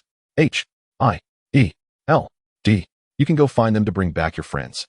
No need, they will be fine there. Lisite stood up. Gwen is my friend. You can bring me along for your family gatherings. After all, I really want to know how your family gets along. Bastard, get out of here before I lose my temper. Hey, you have already lost your temper, alright? I will kill you. After leaving the police station, Lisite arrived at Stark Tower. In the conference room, Tony was introducing his arc reactor while casually advertising clean energy. He aimed to create a commercial miracle with the arc reactor. He had discarded his identity as an arms dealer, but essentially, he was still a businessman. The press conference ended quickly. Tony went to the lounge and saw Lisite there. He smiled and took a sip of vegetable juice. How did I perform just now? He asked. Lisite nodded. Very good, but at least you didn't expose me. Of course I respect my friends. As Tony spoke, his steps suddenly faltered, nearly causing him to fall. Damn it, it's happening again. His face turned pale. The palladium toxin in his blood was increasing, and the vegetable juice was becoming increasingly ineffective at suppressing the toxin. How are you? Lisite stepped forward, helping Tony to sit down. Pepper and Happy entered the lounge, and seeing Tony's poor condition, immediately contacted a doctor. No need to contact a doctor. Tony took a moment to catch his breath and said, I'm fine, just a bit tired. He hated the sympathetic looks from others and did not want those around him to worry. The most important thing was not to let others know that there was something wrong with his body, especially Obadiah, who had just been released on bail. As long as he showed any signs of weakness, that guy would pounce on him like a vicious wolf, devouring all his flesh and blood. He knew this old friend well. Has there been any news from Dr. Otto? He asked Happy. Happy looked at Tony anxiously and shook his head, saying, no one has found the 4-legged octopus. It has 6 legs, Lisite corrected. For mechanical tentacles plus Otto's own 2 legs makes 6. Tony weakly glanced at Lisite and said, I don't like that cold joke. Alright, let's get you home first. No, to the office. I still have things to do. Tony looked at Pepper. I can go alone. In the office, Tony walked in alone and saw 4 eerie mechanical tentacles dancing in front of the desk. Upon spotting Tony, the claws at the ends of the mechanical tentacles opened, ready to attack. Wait, he is our friend. The chair turned and Dr. Otto, wearing sunglasses, stood up to calm the agitated mechanical tentacles, then smiled at Tony, saying, "My friend, we meet again." Tony frowned, noticing something was off. "I was just about to find you," he approached, and said, "Our collaboration is not over. Yes, I want to continue the artificial sun experiment." Dr. Otto looked at the portrait of Tony hanging on the wall, his smile slightly stiff. "It has been a marvelous journey. You are not from this world, which is great. You are the richest person here, and you will continue to fund my experiment." Tony frowned. "This is not a one-sided collaboration. You also need to help me find a replacement element." "Listen, my friend, I'm not negotiating with you." Dr. Otto's expression darkened. "Until my experiment succeeds, you have no right to ask me to do anything." You are not Otto." Tony instinctively took a step back, narrowing his eyes. "What exactly happened?" he asked. Dr. Otto grinned with a strange smile, inadvertently reaching to touch the back of his neck. The chip had been burned out, the mechanical tentacles were out of control, and he had also released himself. "I feel great, Tony. Have you made your decision?" As he spoke, the ends of the 4 mechanical arms behind him split open, revealing sharp spikes. Tony's expression turned serious. "Of course you can't threaten me." He would never accept a threat. Whoosh! The wind outside blew the documents off the table. In an instant, Tony raised his hand to swipe at his wrist, and the red mechanical components quickly assembled into an iron gauntlet. Ka-ka, bang! The palm cannon fired, but Otto remained unmoved, easily blocking the incoming arc energy with the mechanical tentacles. "Is that all you've got?" Otto's face twisted into a snarl as he quickly closed in on Tony with the aid of the mechanical tentacles. "I want money. Oh, I want to continue my experiment." Boom! The mechanical tentacles swung fiercely, and the iron gauntlet on Tony's other hand was also fully assembled. With both palms facing down as the energy erupted, Tony's body slightly lifted off the ground, narrowly avoiding the terrifying strike of the mechanical tentacles. Bang! The office door was violently destroyed by the mechanical tentacles, and as debris flew, Happy, who was guarding outside the door, hurriedly called the bodyguards to rush into the office. "Wow, what a big octopus!"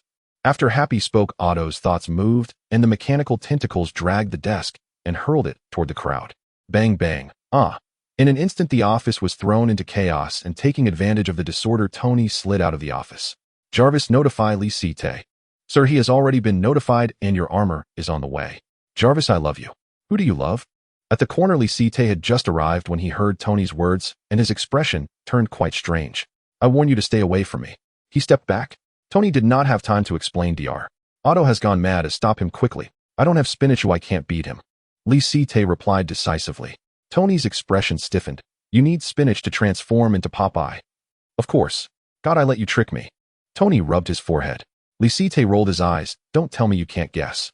His tricks could only fool ordinary people. At most, they could temporarily deceive Tony, but once he regained his senses, he would easily spot the flaws. In response, Tony did not say much because he had indeed guessed it. The two hid behind the wall, seeing the hideous mechanical tentacles reaching out from the office door. They quickly shrank back their heads. "He's coming. Oh, what should we do?" "What else can we do?" "Run." Licite turned around and fled without hesitation. Seeing this, Tony gritted his teeth. "If we're going to run, why are you coming over here?" "I came to see if you are dead or not." "You are truly my friend." "Of course I am very loyal to my friends." Ka-ka-ka, bang. The wall was violently shattered by the mechanical tentacles, and the violent factor within Otto was fully activated. He had never felt so relaxed before. "This is amazing. This feeling is fantastic." He laughed heartily. "Tony, you can't escape. Give me money. I want money." Ka-ka. Behind him, the mechanical tentacles brushed against his face as if encouraging him. At the elevator entrance, Tony anxiously looked at the displayed floor, beads of sweat forming on his forehead.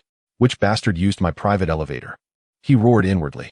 Beside him, Licite listened to the increasingly near sounds of mechanical arms pounding and scratched his head. "If he wants money, just give it to him. Why must it be so violent?" he said helplessly. Tony feigned calmness. "No one can threaten me." Licite's face darkened. "But he can kill you." "You make a good point." Finally, the elevator doors opened, and before Tony could rush in, Pepper, holding documents, looked perplexed. "Tony, you look really unwell." "He's fine. Let's get in quickly." Licite hurriedly pulled Tony into the elevator, but before the elevator door could close, 2 mechanical arms suddenly jammed in the doorway, forcibly tearing the metal door apart. "Found you," Otto sneered from outside the elevator. Bang! Sparks flew as Tony raised his hand, firing a palm cannon to push Otto back. "Do you have spinach?" he asked the startled Pepper. "What? Spinach?" "No, because you never eat spinach." "It's what I want to eat," Licite said, raising his hand to attach the arc reactor he carried to his waist. Ka! He twisted the reactor, and arcs of energy burst forth, illuminating his upper body in green light. Bang! The mechanical arms attacked again, and Lisite raised his hand to block the force of several tons, his body trembling slightly, while his other hand shot forth arc energy, sending Otto flying. Boom! Otto's figure was blasted into the wall. Lisite raised an eyebrow. The mechanical arms just lost control, but now even his body has been enhanced. This is unscientific. Behind him, Pepper trembled, pointing at the strange demonic mask on his face. You are also very unscientific now. You look a lot like Norman now, Tony said in surprise. He hadn't seen this thing before on the cruise. Lisite glanced at the damaged elevator. That doesn't matter. When will your armor arrive? It should be soon. As he spoke, a piece of metallic armor suddenly flew in from outside the window and landed on Tony's chest with a bang. The mechanical components locked onto Tony's reactor, securing the chest armor in place. Is that all? Lisite twitched his mouth. The others are still on the way, Tony said, rubbing his somewhat sore chest, feeling a bit embarrassed. His positioning system was still not perfected. Summoning the armor over the sea was relatively smooth, but the chances of getting lost in complex terrain were quite high. This also slowed down the speed of the armor's fusion by many times. All right, your armor is great. Just remember next time. Lisite's words were cut short as two mechanical tentacles suddenly burst through the wall and dragged him into the hole. Bang, bang, bang. The next room was filled with loud noises as blue arcs of energy shot through and Dr. Otto's octopus tentacles repeatedly slammed into the wall. Boom! With another hole blasted through the wall, Lisite's body was violently thrown into the corridor by the mechanical tentacles. Before Tony could call for help, 4 mechanical tentacles locked onto his limbs, suspending him in midair. Don't come closer or my partner will kill him mercilessly, Otto said, shaking the mechanical tentacles violently, as Lisite's limbs were instantly pulled with great force on the verge of being torn apart. Ouch, ouch, ouch, be gentle, I'm about to break. Lisite grimaced as the devil mask on his face twisted bizarrely, a hint of uncontrollable madness flickering in his eyes. He is about to awaken. Seeing Lisite trapped, Tony's expression darkened. He shielded Pepper behind him, his gaze fixed on Otto. Don't act rashly, Dr. Otto, you are not that kind of person. Tony, all I want is money. If you meet my conditions, I'll let him go. You know I'm not interested in killing people. Otto said coldly. Fine, I can give you that, but the artificial sun experiment is too dangerous. You know the consequences of failure. Tony raised his hand, trying to calm the agitated Dr. Otto. Otto still wore a cold expression. Don't think I don't know what you're all thinking. You are jealous of my talent. You fear my experiment will succeed, so you deliberately miscalculated, leading to its failure. Let me tell you, Tony, this time I will definitely succeed. No one can stop me. Saying this, one mechanical tentacle released Lisite's ankle, instead breaking the window to intercept the incoming armor components. What?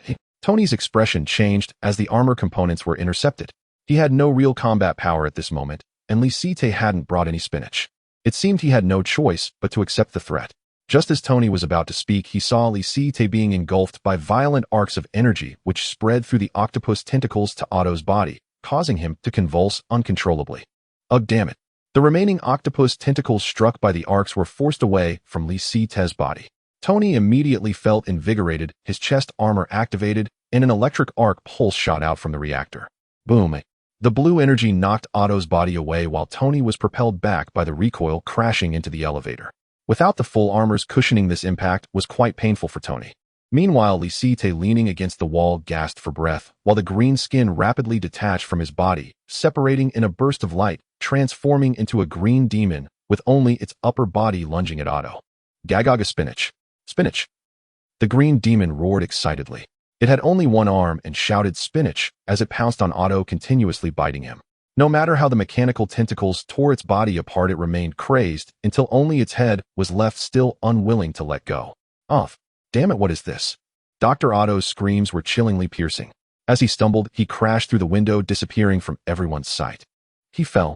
Pepper quickly leaned out of the window, but saw no trace of Dr. Octopus. He escaped. Pepper let out a sigh of relief. Tony propped himself up, looking at Lisite, who was gasping in the corner. Is that your partner? Lisite rolled his eyes. Clearly he loves spinach, he's gone mad with hunger. He had thought that the side effect of the green demon spinach was a second personality. He didn't expect such a monster to be born. However, it was quite good, he wouldn't have to do the fighting himself in the future. He smiled, remaining in the corner, his limbs sore. Miss Pepper, could you get me some spinach? He turned to Pepper. It's fine here. The noise you heard was Mr. Stark conducting an armor test. By the way, go buy spinach. Yes, spinach, you heard me right. Stark's employees were very efficient. Within 10 minutes, a can of spinach was delivered. The spinach at the supermarket is all gone. This is the last can of spinach. Pepper handed the can of spinach to Lisite. Lisite glanced at Tony, who rubbed his shoulders, then personally opened the can for Lisite. After casually eating a few bites of spinach, the soreness in his limbs was immediately relieved. He got up to stretch his limbs, putting away the remaining majority of the can of spinach. I didn't expect S-H-I-E-L-D to act so quickly. Their efficiency is quite high. Spinach will be a luxury in New York from now on, Lisite said with a smile. Seeing Lisite recover so quickly, Tony easily connected it to the effects of spinach. He approached the intercepted armor components and inspected them while saying, "You don't need to worry about this. I can plant spinach all over Stark Tower. By the way, I remember investing in a farm 3 years ago, asking them to send all the spinach over," he said to Pepper. "All right, no problem." Pepper immediately went to arrange it. Before long, an ambulance arrived, bringing the injured Happy and a group of bodyguards to the hospital. In Pepper's office, Lisite lay on the couch, and a system prompt appeared before him. Participated in the Auto versus Iron Man incident, rewarded with spinach seed X1. Having received a spinach seed, Lisite planned to plant the green demon spinach, first gradually improving the body of the green demon. Looking at Tony at this moment, Pepper helped Tony manually remove the armor from his chest to check his injuries. "It looks like you're fine. Your armor helped cushion the impact." Pepper smiled. Tony put on a shirt saying, "Great, I don't have to go to the hospital." He really disliked the smell of antiseptic in hospitals. As he spoke, he turned to see Lisite idly fiddling with a metal ornament on the table. "You don't like the way it wobbles either." He stood up. Lisite put down his hands, just bored. He glanced at a pile of clutter in the corner of the office, his gaze falling on the industrial park model, half hidden by the curtain, a thought striking him. A new element structure diagram. "What is this?" Lisite stood up and walked toward the pile of clutter, pulling down the curtain to reveal a dust-covered model of an industrial park. "That's..." Tony was puzzled at first, then remembered that this was the junk left by his father, and he immediately felt displeased. He said to Pepper, "How could this thing be in your office?" Pepper stood up to tidy up the tools on her desk, saying, "You wanted to throw them away, but I thought they weren't trash, so I kept them." "What?" Tony frowned. "I designed your office, and you put this junk here. Do you think this shows respect for me?" "Tony, this is my office." Pepper crossed her arms, glaring coldly at Tony. Seeing this look from Pepper, Tony instinctively fell silent. "Fine, I hope that when I come here next time they will have disappeared." He relented. "This looks quite nice. Don't you really want to take a look?" Lisite pointed at the model. Tony shook his head. "I don't like this thing." He despised such things because of his father Howard. Because these things were left by his father. When he was young, his father loved him very much. But starting from his teenage years, his father's attitude towards him suddenly changed, and he became increasingly impatient. His father would always stare at his face in deep thought, sometimes treating him as someone else. Due to work-related reasons, the relationship between father and son had significant problems. Even though Howard had died in a car accident, Tony still refused to forgive him. Seeing this, Lisite did not continue to ask, having roughly guessed the reason. "Since it has to be dealt with anyway, why not give it to me?" "I really like this design," he said. Tony was astonished. "You're a miser. You have no money to build an industrial park. What's the use of this?" Lisite replied. "Don't underestimate the young and poor. Ooh, what if I earn money in the future?" "You're no longer young. Don't underestimate the young poor." Fine, if you like it, take it." Tony did not want to waste time on such matters. Lisite nodded in satisfaction. "Great, thank you for the gift, Mr. Stark. Please call a car for me to have it delivered to my room." "Your room?" Both Tony and Pepper were stunned. Lisite looked puzzled. "Didn't you prepare a room for me?" Tony and Pepper exchanged glances. "He wants to stay in my villa. Clearly he thinks it is a given. So shameless. Yes, should we prepare a room for him? Let him clean up himself, no need to bother with him." As Tony finished speaking, Lisite corrected him. "I want to stay on the top floor of Stark Tower, not the villa. That's too far from New York." Tony. In the following week, Tony secretly transferred Norman to Stark Tower while avoiding a repeat of the previous situation, buying a large number of spinach cans from other cities. Looking at the room full of spinach cans, Tony felt a sense of security. He then went to the armor lab to continue modifying the upgrade plan for the armor. Unintentionally, he caught a glimpse of the spare armor in the showcase, and his expression suddenly became strange. How could my armor be growing spinach? He moved closer to look at the silver spinach on top of the armor, just about to reach out to pluck it, when he was interrupted by Lisite. "Don't move, it's almost ready." Lisite stopped Tony's movement, then fixed his gaze intently on the progress of the spinach. "Iron spinach progress, 77 status mature, alright." Lisite raised his hand to pluck the spinach and stuffed it into his mouth. Crunch, crunch. The iron spinach had a chewy texture. Lisite chewed it 14 times before he finally managed to swallow it. After eating the spinach, Lisite trembled all over as if thousands of nanorobots were working inside him, making him emit a dense hammering sound throughout. "What happened to you?" Tony looked at Lisite with suspicion. Lisite couldn't help but shiver, and the strange sounds from his body quickly ceased. Nothing, just mutated. He focused his mind, and then tapped his head with his hand, producing a dwang-dwang sound. His body had become metallic, enhancing his defenses, but it seemed to have other effects as well. Seeing this, Tony roughly understood the function of the spinach. How about this? I'll treat you to a feast, and you treat me to spinach. How does that sound? He suggested. Lisite gave him a sidelong glance. Do you think I would agree? Has anyone ever told you that you are stingy? No. As Lisite spoke, he turned and entered the next room, plucking 2 Green Goblin spinach from Norman's head. Looking at the sparse hair on Norman's head, he specifically used a cleaner to wash the spinach thoroughly before feeling safe to eat it. This time his left arm and right leg all turned Green Goblin, leaving only his left leg in normal skin. Witnessing Lisite's transformation, Norman bowed, and unable to move, gritted his teeth. Before he could curse, the murky look in his eyes disappeared, replaced by helplessness. Although I don't know what you plan to do next, kid, I want to see Harry. Can you let me go? Norman easily suppressed the influence of the second personality on him and said with a pleading look. Lisite looked at Norman before him and shook his head, saying, Sorry, the Green Goblin is very cunning. I can't possibly let you go. But rest assured, Harry is doing well right now. After saying this, Lisite turned to leave. Just 1 more Green Goblin spinach left. He would need to test Norman then. Leaving the lab, Pepper's newly hired assistant found Lisite. Hi, your friend is looking for you. A sexy lady with chestnut-colored long hair blocked Lisite's path. Lisite smiled, saying, Natasha, you are Pepper's assistant, not mine. Natasha's lips curled up. I can work for you for free. But I have nothing to repay you with. Of course you do. Natasha leaned closer to Lisite, bending down to whisper in his ear, her words laced with a hint of seduction. The best reward for me is that you, Lisite? At that moment, a familiar voice sounded from behind. Lisite turned around to see Gwen, whom he hadn't seen in a long time, appearing before him, looking at Natasha with a strange gaze. You too? Natasha smiled slightly upon seeing this. Okay, your friend has arrived. Oh, I will take my leave now. She turned to leave, holding a pile of folders, giving Lisite a flying kiss as she departed. You, what an oily old woman.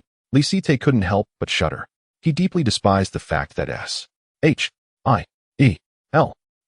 had sent Black Widow to infiltrate his side. Can't they send a younger agent? Hey, Agent Hill would be quite good.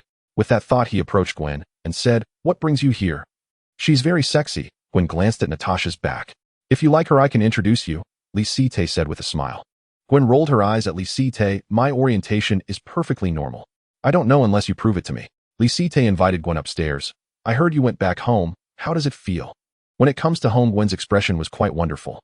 I never thought I would have 2 fathers, and they are competing for the same wife. I can hardly tell who is who anymore. Sounds chaotic. Very complicated. Regarding the matter of the Gwen family, List did not inquire further. He feared he would not be able to suppress his laughter. Gwen covered her forehead. I have another matter to discuss with you concerning parallel universes. She said seriously, an organization called S.H.I.E.L.D.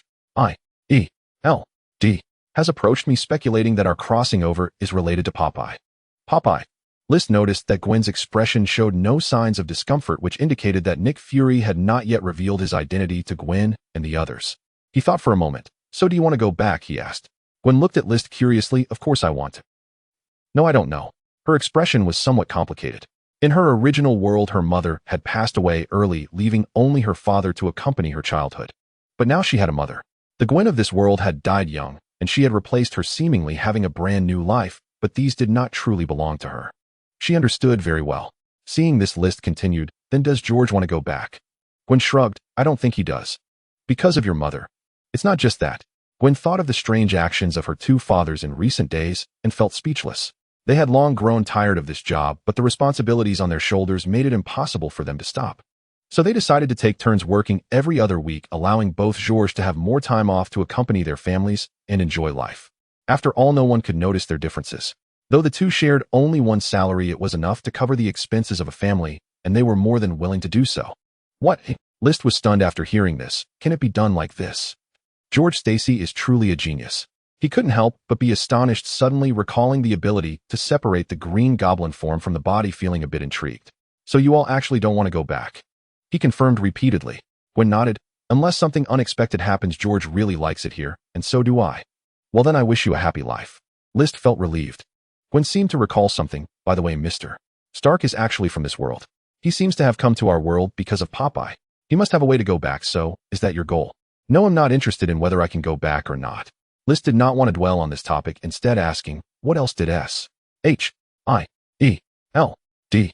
Say. Gwen thought for a moment. Peter Parker and Mary Jane have already joined S-H-I-E-L-D. Oh, and Harry and Professor Connors as well. They feel quite insecure here. Is that so? List pondered. S-H-I-E-L-D. Should have discovered Peter's super abilities by now. In this world, Peter is still Spider-Man. Yes, didn't you plan to become a superhero? Gwen smiled. You also have super abilities, or I think you'd be a good fit. List shook his head. No, I'm not a good fit. You have no idea how bad I am. Gwen blinked. Are you being humorous with me? I'm serious. I'm very bad, super bad. List said with a serious face. Looking at List's face, Gwen couldn't help but burst into laughter. All right, bad boy, can you accompany me to the makeup company for an interview? I need to find a job. Gwen stood up. Since she had decided to stay here, work was essential. Of course. List said, calling out. Natasha, you called for me. Natasha entered after knocking on the door, glancing at the smile on Gwen's face. You two seem to be having a great chat. That's not important. List said, I remember Tony invested in a very good makeup company. Can you have Tony send over an offer from that company? Turning to Gwen, he asked, what position do you want, supervisor, manager, or go to the research team? Gwen replied. She saw Natasha couldn't help but roll her eyes and immediately waved her hand at List. No, that's not what I meant. I want to earn the job I like on my own abilities. I know, so I was just joking earlier. List grinned. Natasha said irritably. Then why did you call me here? To make a cup of coffee for my friend. I'm not your assistant. You said you were willing to help me. That was before. Natasha pointed toward the coffee machine. You go take care of your friend yourself. Then she turned and left. Seeing Gwen unable to stifle her laughter, List looked helpless. Natasha appreciates my humor, but she's shy, you know. I think she's very interested in you. Is that her job? What? Nothing, let's go, we'll take you there, but I need to go to the garage first to pick a flashy sports car. Isn't that Mr. Stark's garage? Of course, can I afford to buy one? S-H-I-E-L-D. Laboratory. Nick Fury witnessed Peter Parker's experimental data, his one eye revealing an uncontrollable surprise. Very good, the normal strength actually exceeds 10 tons, and the protein fibers in his body allow him to release super strong webs. This is the superhero I want. Nick Fury's voice trembled. Beside him, Coulson was somewhat surprised. If the normal strength exceeds 10 tons, then the limit strength. He must be stronger than Captain. He looked incredulous. Nick Fury took a deep breath. Phil, the Captain's strength does not come from physical fitness, but from his spirit. If the Captain wakes up and fights Peter, victory may not belong to Peter Parker with stronger physical fitness. Coulson firmly believed in this statement. Mary Jane and Harry's medical reports have come out. Mary Jane is an ordinary person, while Harry has been found to have a strange hidden disease seemingly inherited. Nick Fury turned his head. What about Harry's father? He was imprisoned by Stark. In that world, Norman has a grudge with Stark. Imprisoned? Nick Fury frowned. Stark is not that kind of petty person. He must have other motives. Coulson nodded. I think so too, but Natasha has not investigated the reason. Should we rescue Norman? Nick Fury rubbed his temples. Norman is the emotionally unstable Green Goblin. He might cause even greater trouble under Stark's control. But right now our another problem is Dr. Otto, who also crossed over. The guy with 4 octopus legs. Coulson clicked on his handheld computer. According to the information Natasha transmitted, Dr. Otto had looked for Stark. It seems there was an unpleasant incident between them. I believe their talks have broken down. I'm not worried about them. Nick Fury's expression was serious. From Connors, I learned that Dr. Otto will not give up on the artificial sun experiment. Once his experiment fails, all of New York will be swallowed by a black hole, so we must find Dr. Otto. After finding him, let Peter Parker take on this task. I want to know his limits. He added. Understood. In the S-H-I-E-L-D training room, Peter Parker walked into the bathroom after finishing his training. The shower rained down water, and as he bathed in the warm water, he closed his eyes, reflecting on the experiences of recent times. After arriving in the multiverse, he joined S-H-I-E-L-D. It was a reluctant decision, as Mary Jane immediately accepted S-H-I-E-L-D's invitation, leaving him no choice but to join. He feared for Mary Jane's safety. As the world's top espionage organization, S-H-I-E-L-D's work was enough to allow Mary Jane to achieve a leap in status. She didn't want to return to that ridiculous family, to those ridiculous parents. She had finally escaped that home, and Peter Parker was fully aware of this. However, after joining S-H-I-E-L-D, he realized it was not a simple official organization. His Spider-Man abilities did not surprise everyone, as he had a senior ahead of him, a superhero frozen since the 70s. He had heard his colleagues at S-H-I-E-L-D Talk about this captain from 70 years ago and was deeply moved by the captain's story. He wanted to become such a superhero. But thinking of his family in another world, he could not enjoy the conveniences that his superpowers brought him. He wanted to go back. "Hey Peter, you've been in there a long time," came Harry's voice from the door, and Peter Parker opened his eyes. "Really? I'm just a bit tired." He wrapped himself in a bathrobe and stepped out of the bathroom, saying to Harry, "How have you been lately?" Harry shrugged, indifferent and good, no responsibilities, more freedom than before. "Harry, believe me, Lizard is with Stark. Norman will be fine." Peter Parker sensed the sadness in Harry's heart. Harry smiled faintly and brushed past Peter Parker into the bathroom. "My father is a bad guy, a demon. Ooh, I never had a chance to choose." "Harry, Peter, let me be alone for a bit. You'll figure things out." "You." "Fine." Peter Parker sighed, changed his clothes, and left the training room.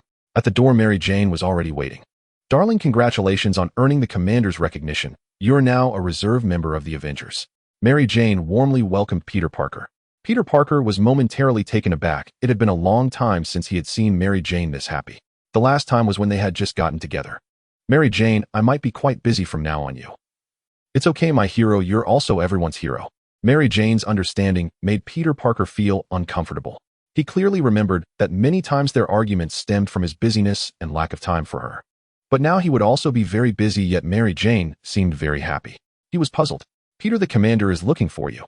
At that moment, Coulson arrived. Peter Parker headed to the command room under Mary Jane's encouraging gaze. On the way, Coulson suddenly said, "Your girlfriend really likes it here." Peter Parker furrowed his brows as if he understood something. The reason for their arguments had never been about him not having time, but rather that he could not provide Mary Jane with the life she desired. But here, because of her identity as a superhero's girlfriend, Mary Jane had everything she wanted. This was the true Mary Jane. But would she be satisfied because of that? Peter Parker did not know. Soon he met Nick Fury. "Peter, you've arrived." Nick Fury pointed at the red dot displayed on the big screen gravely, saying, "Dr. Octopus has appeared. He robbed a jewelry store in Queens. To avoid unnecessary casualties, I need you to bring Dr. Octopus in." Queens. Peter Parker was slightly startled upon hearing the familiar place name. "Okay, I'll stop him." Meanwhile, at Stark Tower, "My friend, that guy has shown up." Tony found Lizard, who had just returned. "Dr. Octopus has appeared. He robbed a jewelry store in Queens. He must be trying to accumulate funds to restart his experiment." "A jewelry store?" Lizard scratched his head. What is this guy thinking? Jewelry is hard to liquidate. He might as well go to the bank. "What are you worried about him for?" Tony said with a frown. Lizard grinned. "Nothing." "Are we leaving now?" "Of course, Dr. Octopus became like this because of my mistake. Oh, I can't just let it go." Tony walked into the armor lab and mechanical arms quickly suited him up. Lizard filled his bag with cans of spinach, saying, "Even without you, the artificial sun experiment would have failed. You don't need to blame yourself." "But that's a fact." Once the armor was on, Tony said to Lizard, "How are you getting there?" "We'll take a cab." "Too slow, take this," Tony said as a repaired Green Goblin glider was delivered to Lizard. Lizard replied, "Do you really think in the Green Goblin? Just make do with it." With that, Tony blasted off the armor, crashing through the ceiling and disappearing into the night sky. Cough, cough. Lizard waved away the dust in front of him, saying, "You don't rush like this." He stumbled onto the glider, and the device locked his feet in place. Jarvis?" Lizard asked tentatively. "I'm here, buddy," Jarvis replied. "Wow, it even comes with artificial intelligence." Lizard chuckled. "Let's go?" "Sure." Boom. The glider erupted with flames, and in an instant Lizard was shot out of Stark Tower. Slow down, I'm afraid of heights." In the night sky, the wind rushed into Lizard's mouth, and without any protective measures, he felt like he was about to be blown apart. Whoosh. In the Quinjet, Peter Parker noticed something flash past in front of him. "What just went by?" he asked, slightly taken aback. Coulson locked onto the light ahead, saying, "It's Lizard." "What?" Peter Parker was startled and quickly looked at the image captured on the screen. "It's Norman's Green Goblin glider. Its direction aligns with ours. Its target is Dr. Octopus." Realizing this, Coulson immediately accelerated. "We can't let them take Dr. Octopus," Nick Fury ordered from the command room. Peter Parker frowned, disliking this kind of open conflict. Meanwhile, Tony had already arrived at the chaotic street. "What kind of freak is this?" "It's an octopus." People screamed and fled as Dr. Octopus rampaged through the street, planning to continue his robbery. Boom. A mini-missile came flying, and Dr. Octopus frowned, using his tentacles to fling a small car aside, intercepting the missile in an instant. The street exploded as the Mark armor swooped low, charging at Dr. Octopus. "Tony, you made it." Dr. Octopus grinned wickedly, using his tentacles to repeatedly throw cars at Tony. Boom. Bang.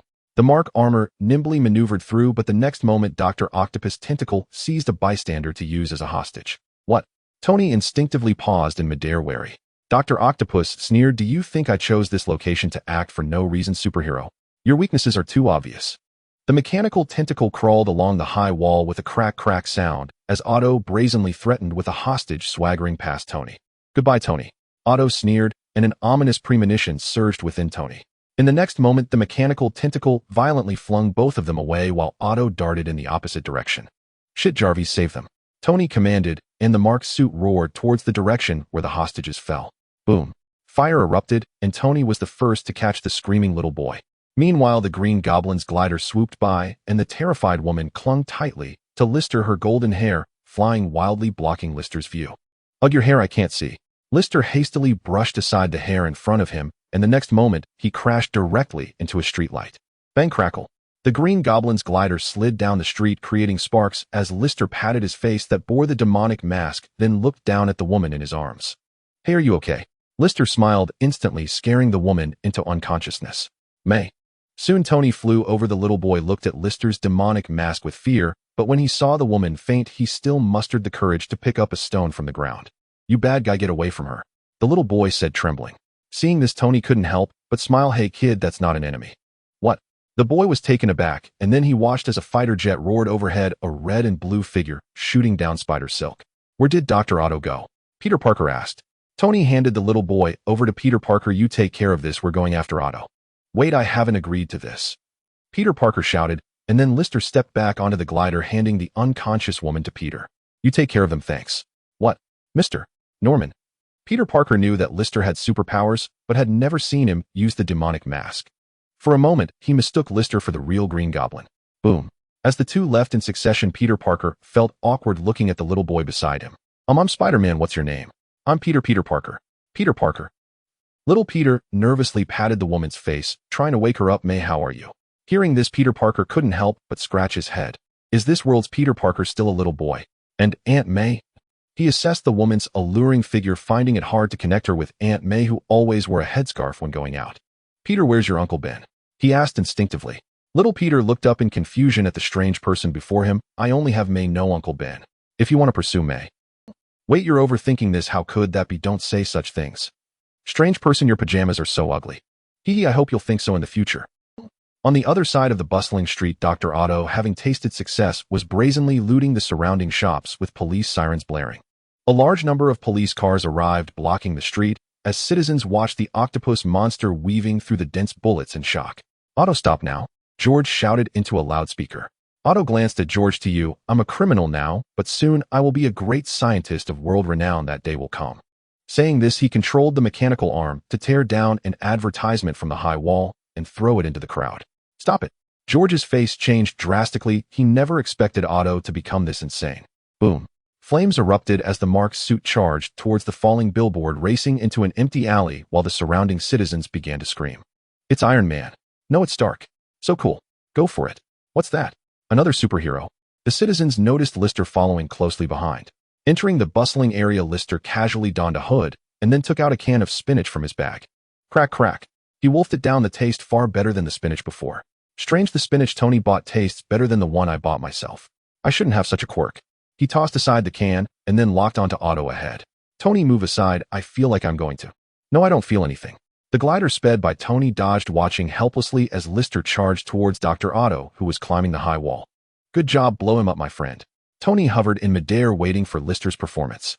But in the next second, Lister charging at Otto was easily locked down by two mechanical tentacles. Boom. The mechanical tentacles twisted around and Lister was instantly slammed into the wall. Debris flew and Otto turned with a puzzled expression. What happened? The mechanical tentacles swayed before his eyes. Otto immediately understood what had occurred. Overestimating oneself. Otto sneered, then casually grabbed Lister from the wall and flung him towards Tony. Bang.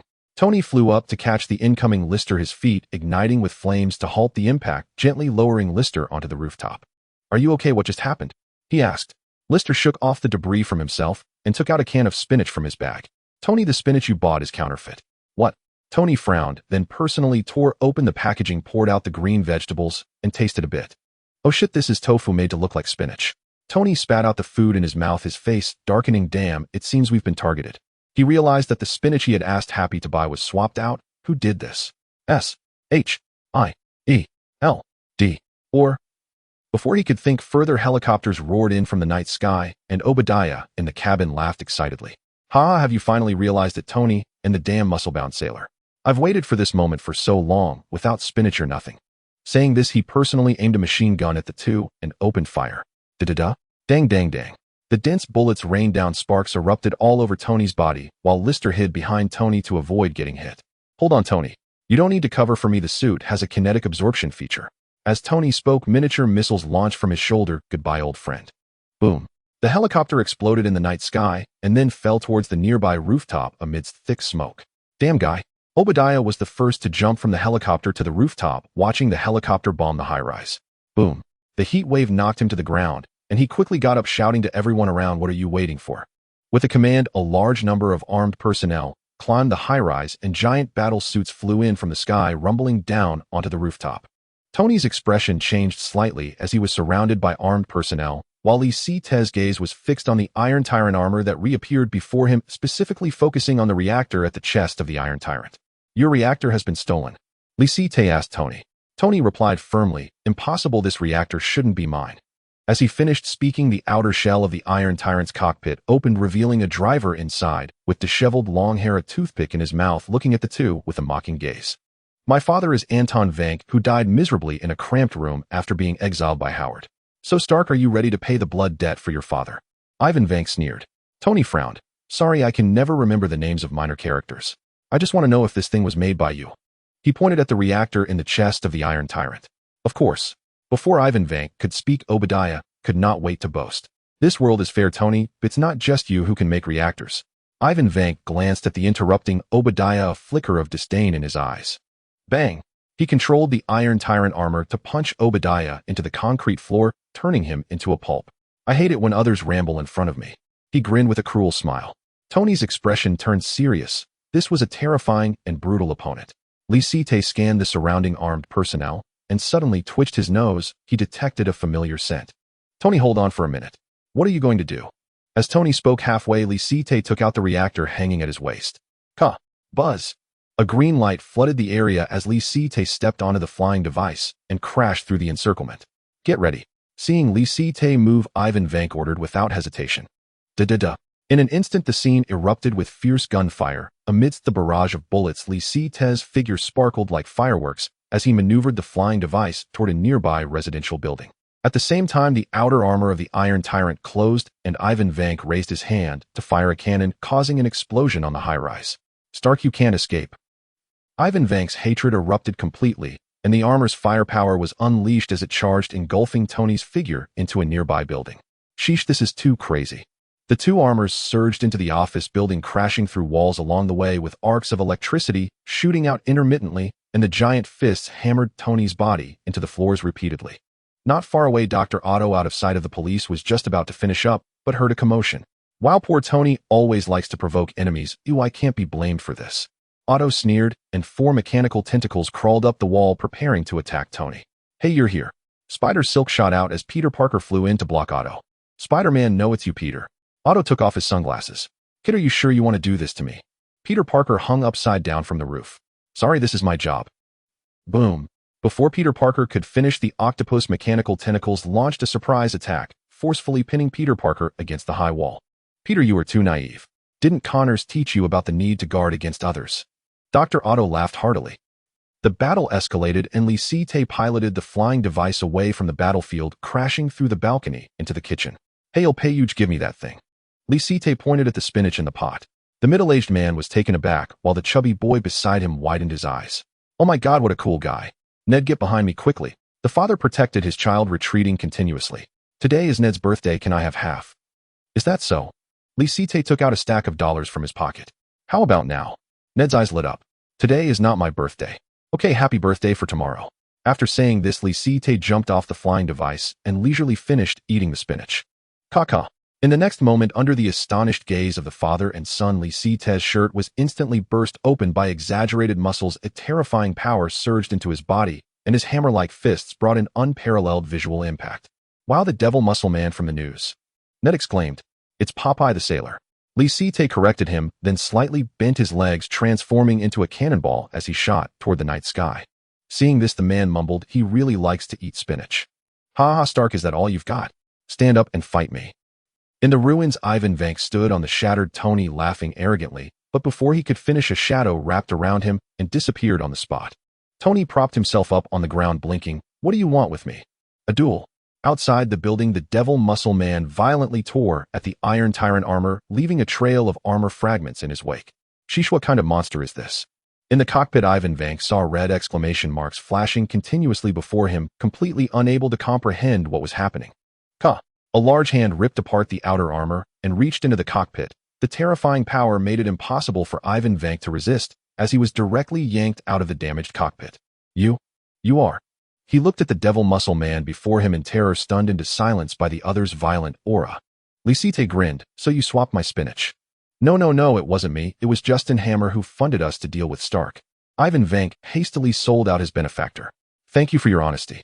Lisite's smile turned strange, and then he rubbed his palms together, instantly turning Ivan Vank into a meatball. Bang, bang, bang. In his hands, the meatball bounced off the ground repeatedly, and then with a leap, Lisite took off. Whooshed. The fierce wind howled in the high sky. The city below was filled with neon lights and noise, and the two eyeballs on the meatball widened, filled with terror. No! Ivan Vank screamed as Lisite held the meatball and descended from the sky, aiming at the figure climbing the high wall. At this moment, Otto seemed to sense something and looked up to see a shadow crashing down. What is that thing? The unrepentant dragon's whirlwind dunk. Boom! The meatball smashed into the concrete wall, and the 4 octopus tentacles struggled in the cracks of the spider web, then became listless. Peter Parker clung to the wall, witnessing everything. His gaze fell on Lisite's face. Popeye. So it was you. He looked shocked. Me. Lisite touched his face, realizing he had forgotten to put his hood back on. Soon as the figures of Ivan Vank and Dr. Otto fell from the pit, Lisite received a system notification. Participated in the Iron Tyrant reboot incident, received spinach seeds. X1 participated in the Dr. Octopus robbery incident, received spinach seeds. X1 receiving 2 more spinach seeds. Lisite looked at Peter Parker. Can we talk? He revealed a friendly smile as he set his sights on another moving potted plant. The chaos on the street finally ceased as the Quinjet roared overhead. Agents led by Coulson quickly arrived at the scene. Peter, how are you? Coulson first inquired about Peter Parker's condition, and he did much better at this than Nick Fury. Lister's muscles slackened. Seeing a group of agents wanting to take away the crushed Otto and the fleshball Ivan Vanko, he made a slight move, causing the sound of a can of spinach to pop open, which startled Coulson. Wait, what do you want to do? Coulson was taken aback, and the surrounding agents were also startled, quickly drawing their weapons. Lister smiled and said, Nothing, just having some spinach. What do you want to do? Coulson's expression darkened. He could certainly detect the threat in the other's tone. But this was his job, and he could only grit his teeth and say, We need to take them away. Sorry, they are my trophies. Lister maintained his smile. Crack, crack. Tony arrived at the scene, a black bullet hole popping out from his shoulder. If you could bail out Obadiah, you could let these two escape again. It's not that I don't trust you, it's just that you're really unreliable, he said coldly. If it weren't for Obadiah, that fool Justin Hammer would never have thought of using spinach to weaken Lister's combat capability. He could not let such a thing happen again. Coulson knew he was in the wrong, but still wanted to negotiate. Just as he was about to say something, he heard Nick Fury's voice through the earpiece. Let them take them away. Right now we are not their match. We will discuss everything once the captain wakes up. Understood. Coulson nodded and slowly stepped back. Seeing this, the surrounding agents also breathed a sigh of relief. If they really had to fight Stark, they wouldn't be too afraid. However, the strength of Popeye was too exaggerated. They had studied the previous battle videos multiple times. The conclusion was only one. Invincible.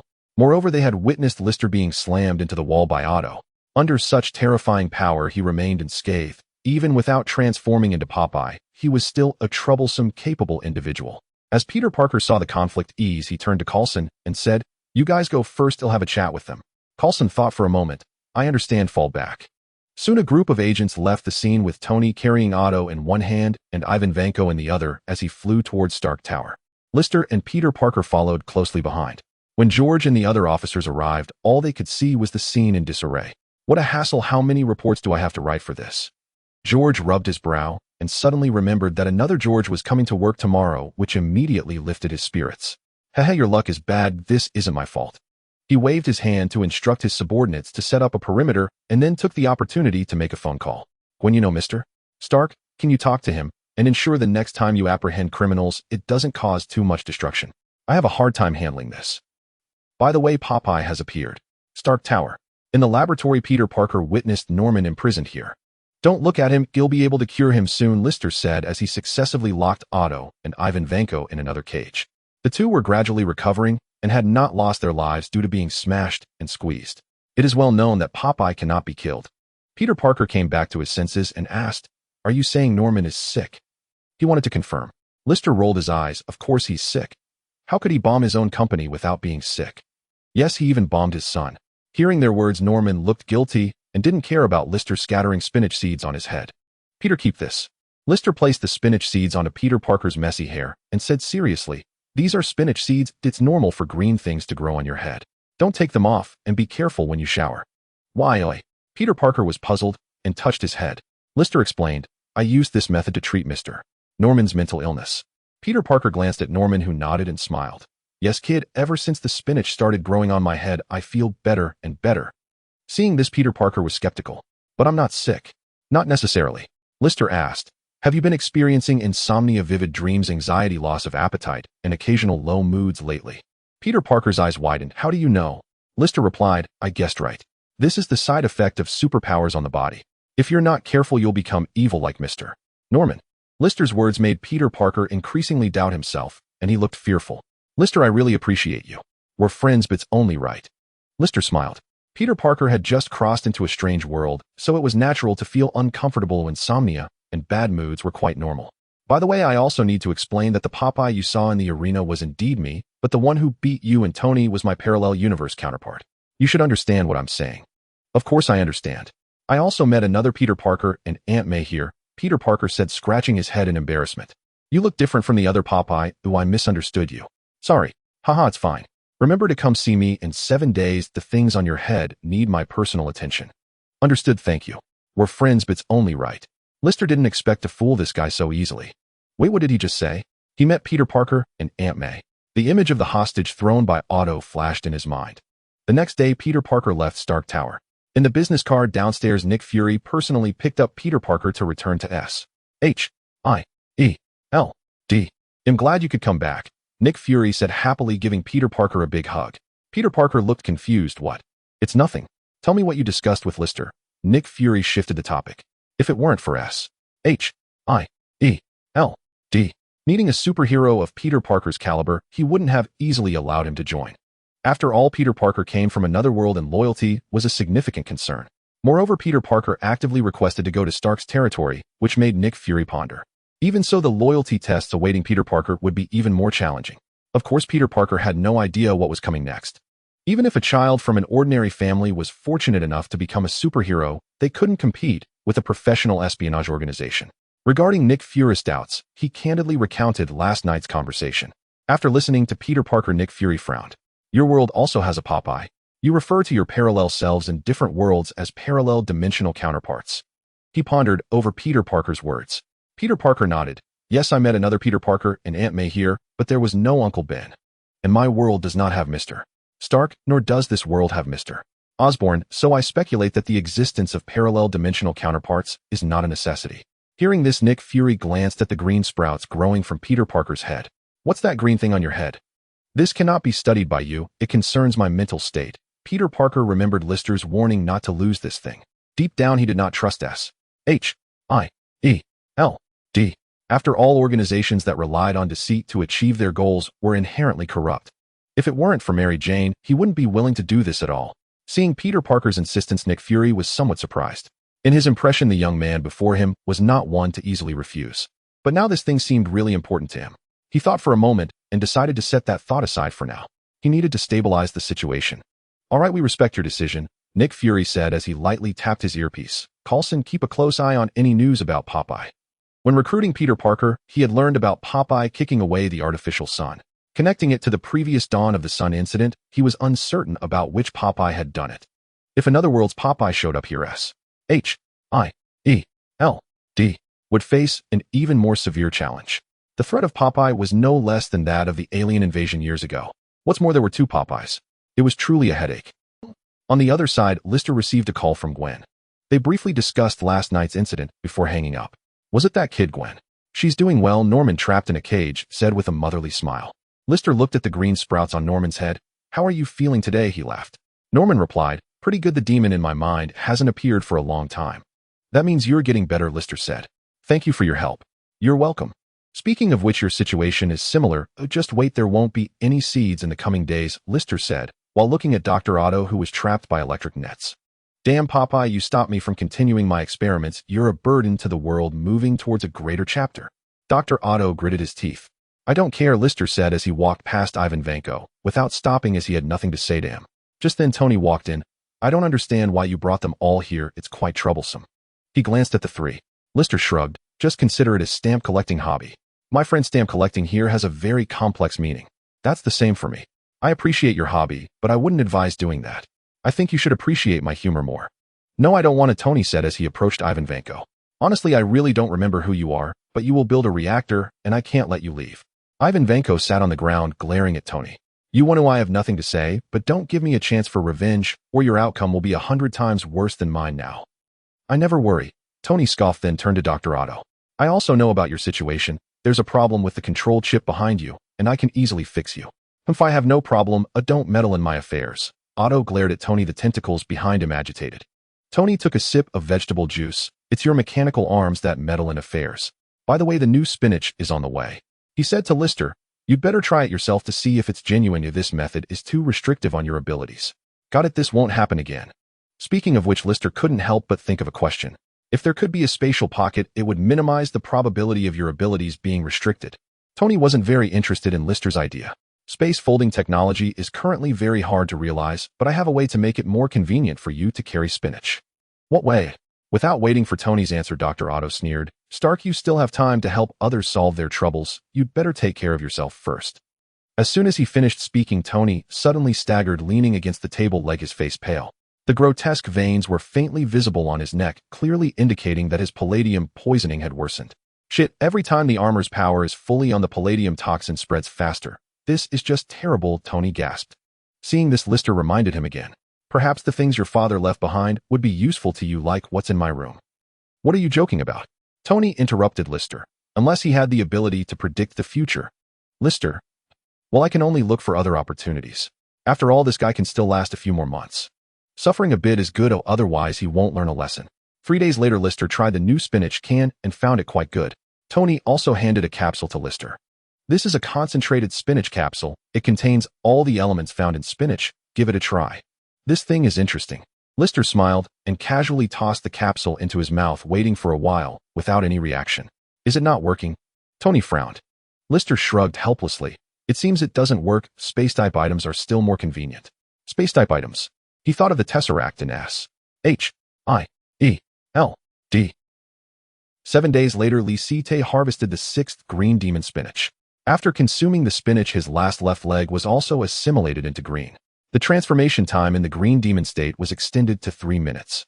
Without the life of Ultraman, he has contracted Ultraman's illness.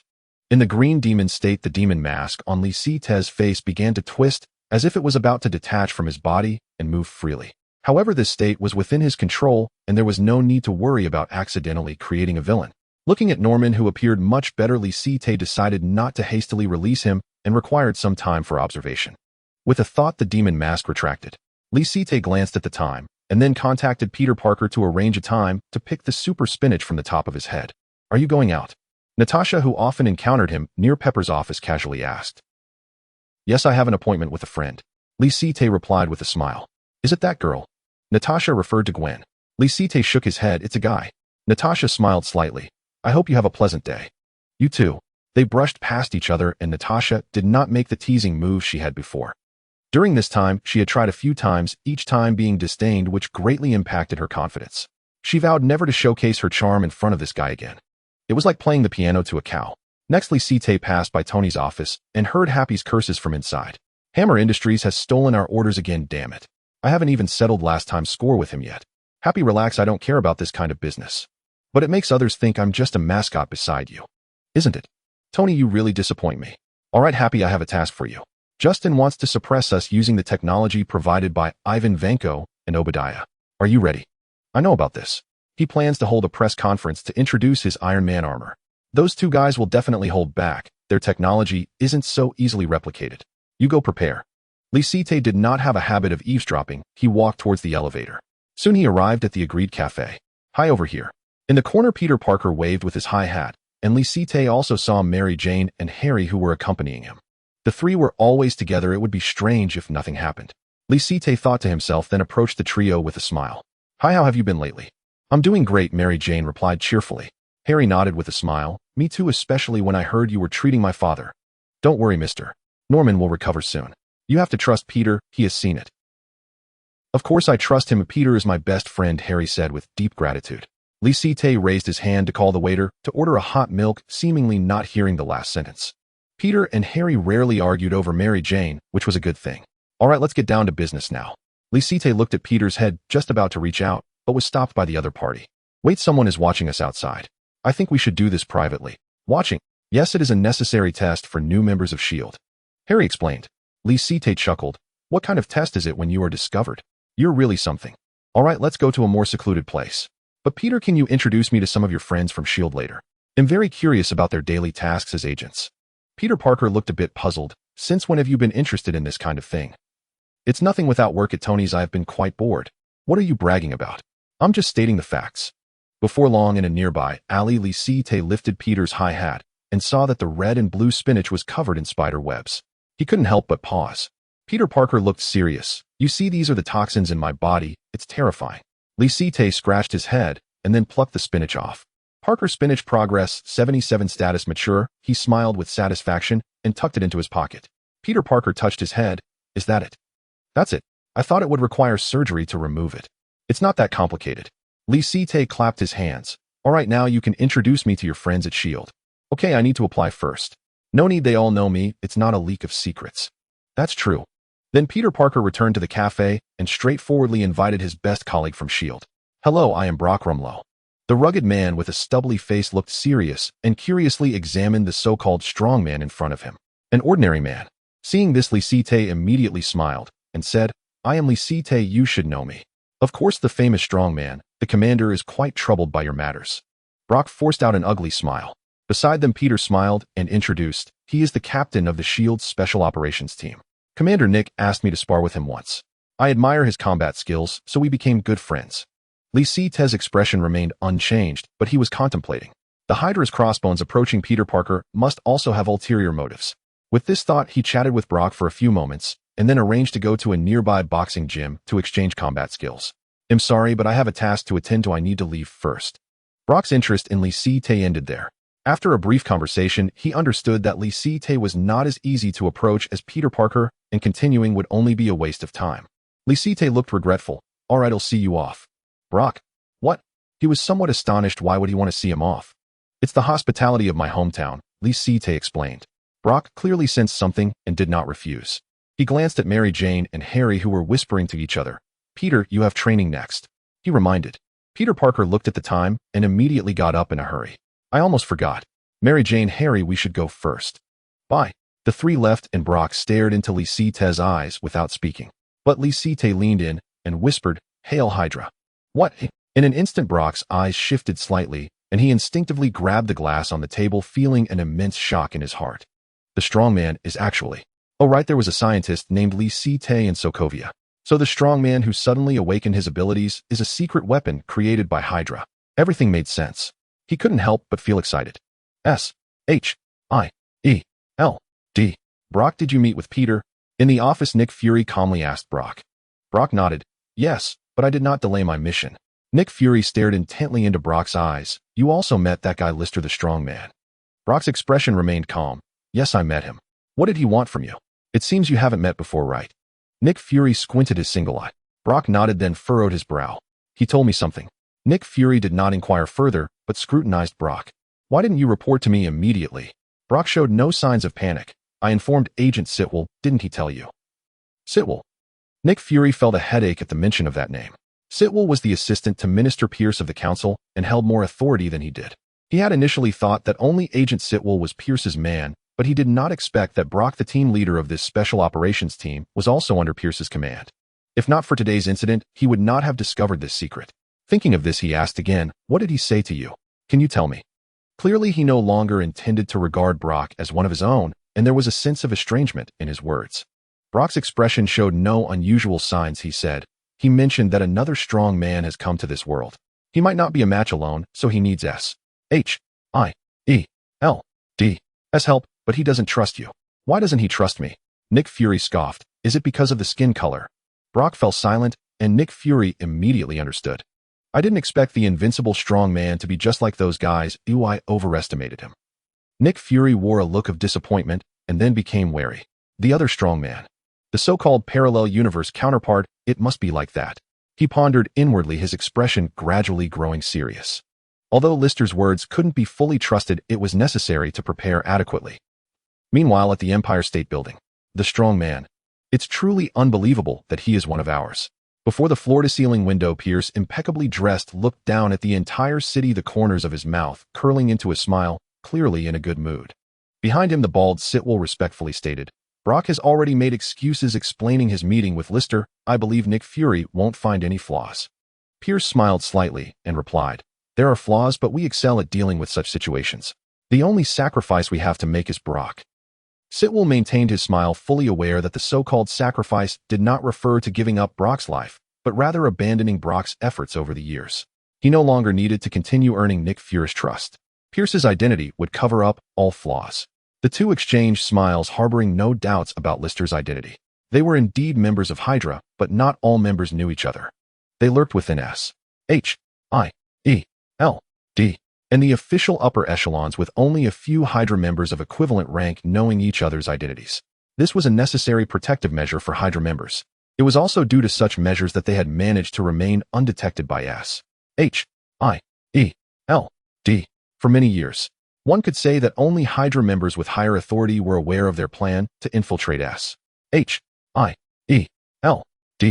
The invincible strong man was one of these higher-tier senior personnel. They were also not qualified to verify each other's identities. In their minds, no organization other than Hydra could create a terrifying existence like the strong man. This was absolute confidence as well as the sole belief of life. Then Sitwell spoke, Minister, about the Cosmic Cube. Pierce pondered, the Cosmic Cube is under Nick Fury's responsibility. I also don't know where he has placed it. But as long as the strong man is willing to cooperate with us, we can find the Cosmic Cube. He looked at Sitwell. Tell the strong man we need a sudden disaster. Sitwell nodded. I will find a way to notify him. And the initiator of this matter, Lister, had just said goodbye to Peter Parker and returned alone to Stark Tower. Hey, you seem to be in a good mood today. Tony found Lister noticing it immediately. Lister shrugged. I have a good mood every day, not just today. So what's up, he asked. Tony took a sip of vegetable juice. Nothing urgent. Tomorrow, I will represent Stark Industries in a car racing competition. As he spoke, he leaned closer to Lister and whispered, you know I love racing, but I feel like I'm not satisfied with my current car. You want me to race? Lister asked in surprise. No, not that. Tony raised an eyebrow. I want you to use your strange abilities after eating spinach to help me. I have designed everything. You just need to transform my car into a super battle car. Have you seen the movie Soul Car? I've wanted to replicate that classic car for a long time, so I see you want a cooler car. Lister grinned and then rolled his eyes. I have no time to deal with you. Figure it out yourself. Saying this, he turned and closed the door, leaving Tony outside. What do you take me for? Lister was completely uninterested in this. He lay on the sofa and pulled out the red and blue Parker spinach from his pocket. The spinach was covered in spider webs, which made him a bit conflicted. Would Parker spinach without spider webs still be effective? He didn't know. But to avoid waste, he could only grit his teeth and shove the spinach into his mouth. At that moment of entry, Lister's eyes lit up. My. The taste was good. The spider web had a cotton candy texture. As the spinach entered his stomach, transforming into a warm current flowing through his body, Lister felt a slight itch in his wrist, and when he reached out, sticky white spider silk burst forth. Spider silk. Lister brushed aside the spider silk on his wrist and aimed at the vase in the room. Whoosh. Making the classic Spider-Man gesture, a strand of spider silk shot out instantly and landed on the vase. With a slight tug, the spider silk broke and the vase swayed. Lister was a bit dazed. The quality of this spider silk is not good. He thought for a moment and decided that he would continue to have Peter Parker grow some more Parker spinach when he had the chance. If one piece of Parker spinach was insufficient, then he would eat a few more pieces. Perhaps there would be unexpected surprises. Not only the spider silk, but he was also envious of the other spider senses and the physical prowess to pull trains. Thinking about this, Lister, with a pipe in his mouth, jumped onto the table and played with his ability to shoot spider silk for a while before quickly feeling a strong sense of hunger. His body needed energy to synthesize spider silk protein. After getting his spirits up, he still had to cooperate with Hydra's actions. Growing spinach on the cosmic cube would definitely be interesting. The next day, the racing event sponsored by Stark Industries attracted countless spectators. On the racetrack, Tony sped past in his race car, overtaking so-called dark horse contenders, showcasing speed and passion. In the stands, thousands of Stark employees shouted Tony's name. Among the crowd, Lister heard the frenzied cheers of the employees, which made him rub his forehead in embarrassment. Tony was flamboyant and cared about his image. It's hard to comment on this spectacle. Looking at all the racers on the track, every time Tony showed a desire to overtake, they would proactively yield. It was simply too fake. What's the point? This was nothing but a grand performance. However, Lister chose to stay on site. Because there was not only racing here, but also, "Hey buddy, you've been staring at my girlfriend for a long time." A muscular man next to him crushed the soda bottle in his hand, his eyes full of threat. Lister withdrew his gaze and calmly glanced at the other man. "Are you sure that's your girlfriend?" He pointed at the cool cheerleader ahead. The muscular man stood up, his strong body approaching Lister, his biceps flexing. "Of course." "All right." Lister whistled to attract the girl. "Are you his girlfriend?" She raised a finger indicating she wasn't familiar with the muscular man. "What?" The muscular man looked stunned, the soda bottle in his hand falling to the ground, his eyes revealing undeniable sadness and disappointment. You. He glared at Lister, his body trembling with anger. Just as Lister prepared to face the storm. "You. Whimper. You're too much." The muscular man covered his face and cried, turning to disappear into the crowd. "No, Lister." It seemed he had hurt a sensitive man. The next moment he came back to his senses and smiled with satisfaction. No, he had merely saved a boiling lamb. He had done a good deed today. "Amazing. Sir, would you buy me a drink?" The girl leaned closer to Lister with a flirtatious look. "Sorry, the business card isn't mine." Lister grinned, earning a roll of the eyes from her. After the girl left, he checked the time. "It's almost time, it should be wrapping up." Lister murmured. Soon Tony won the race. Amidst the cheers of the crowd, Harry hurriedly brought Pepper to find Tony. "There's something terrible." Pepper pulled Tony out of the crowd. Tony looked pleased, occasionally waving to the spectators. "I think the worst thing is that I'm too popular," he said smugly. Pepper covered her face in frustration. "A group of people just barged into your lab and took Otto and the others away." "What?" Tony was startled. "Why didn't Jarvis notify me?" "You didn't bring any electronic devices during the race." "All right, that's really bad." Tony hurriedly left the scene, leaving the remaining matters to Harry. "What about Lister?" Once in the car, Tony suddenly remembered the guy. Pepper shook her head. "I don't know where he went, but some employees told me he almost fought someone over a girl just now." Tony rubbed his temples. "This guy is unreliable at critical moments. It's really troublesome.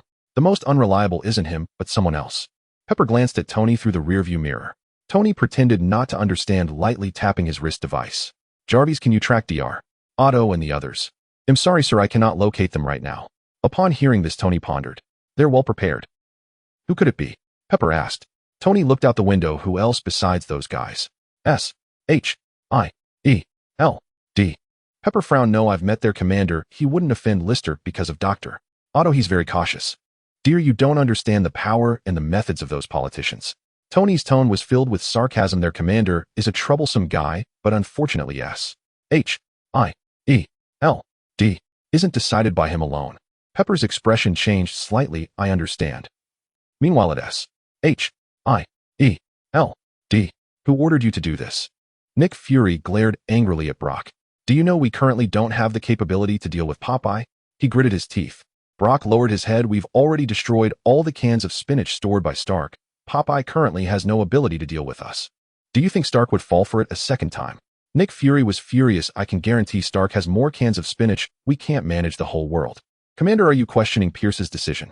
At this moment, Sitwell entered the office, adjusting his glasses. "We've already brought Dr. Otto and Norman back. Ivan Vanko is also a high-end talent with reactor technology. We need them." Nick Fury scrutinized Sitwell with one eye. "You're going to cause us a lot of trouble." Sitwell spread his hands. "This is the part you should be responsible for." "Damn it." Nick Fury cursed one last time before sitting in his chair, deep in thought for a long time. Seeing this, Sitwell exchanged a look with Brock, and they quietly left the office. Entering the elevator, Brock said expressionlessly, "Will Nick do this?" Sitwell understood Brock's meaning. He smiled. "Popeye is invincible." Faced with an angry Popeye, Nick can only use the power of the Tesseract. "I know he used the Tesseract to create some high-tech weapons." Brock nodded. "Good. As long as that batch of weapons appears, we can pinpoint the location of the Tesseract." Sitwell glanced at his watch. "According to the agreement, Lister should issue a challenge soon." "Let's wait for the show to start." "Challenge?" Brock asked in confusion. "What's that?" "Haven't you seen Oriental costume dramas? A challenge can put greater pressure on the opponent, it tells us." Brock pondered. "Learned something new. No wonder you're a higher-level member. You know so much." That night, Nick Fury received a challenge message sent by Jarvis. He wants to confront us directly. Coulson frowned. He is very confident in himself. Nick Fury took a deep breath, his tone filled with helplessness. There's no choice. He's too terrifying. We can only use the power of the Tesseract. But those weapons are still in the testing phase, Coulson said. Nick Fury shook his head. We have no choice. You go prepare, then let Natasha cover us. I need to know how they are arranged. Coulson nodded. All right. Worry was hidden between his brows. Stark Tower Lister was leisurely taking a bubble bath at this time. The objective had been achieved. He had no intention of attending the appointment. But to make Natasha believe in this matter, he decided to send out his little brother. Buddy, just play around, he said to the demonic reflection in the water. In the water, the shadow of the demon slowly wriggled, gradually transforming into Lister's face. However, this Lister in the water was different from the real one. He wore a sinister smile, and his pupils occasionally glimmered with green light. Slap. Suddenly, Lister slapped the other person's face. Smiling so professionally, it's obvious you're a villain. I act normally. The Green Goblin clone. Hey Rod, you're just in time. I was about to look for you to have a drink. Tony, I'm not here to drink with you. No, you want to.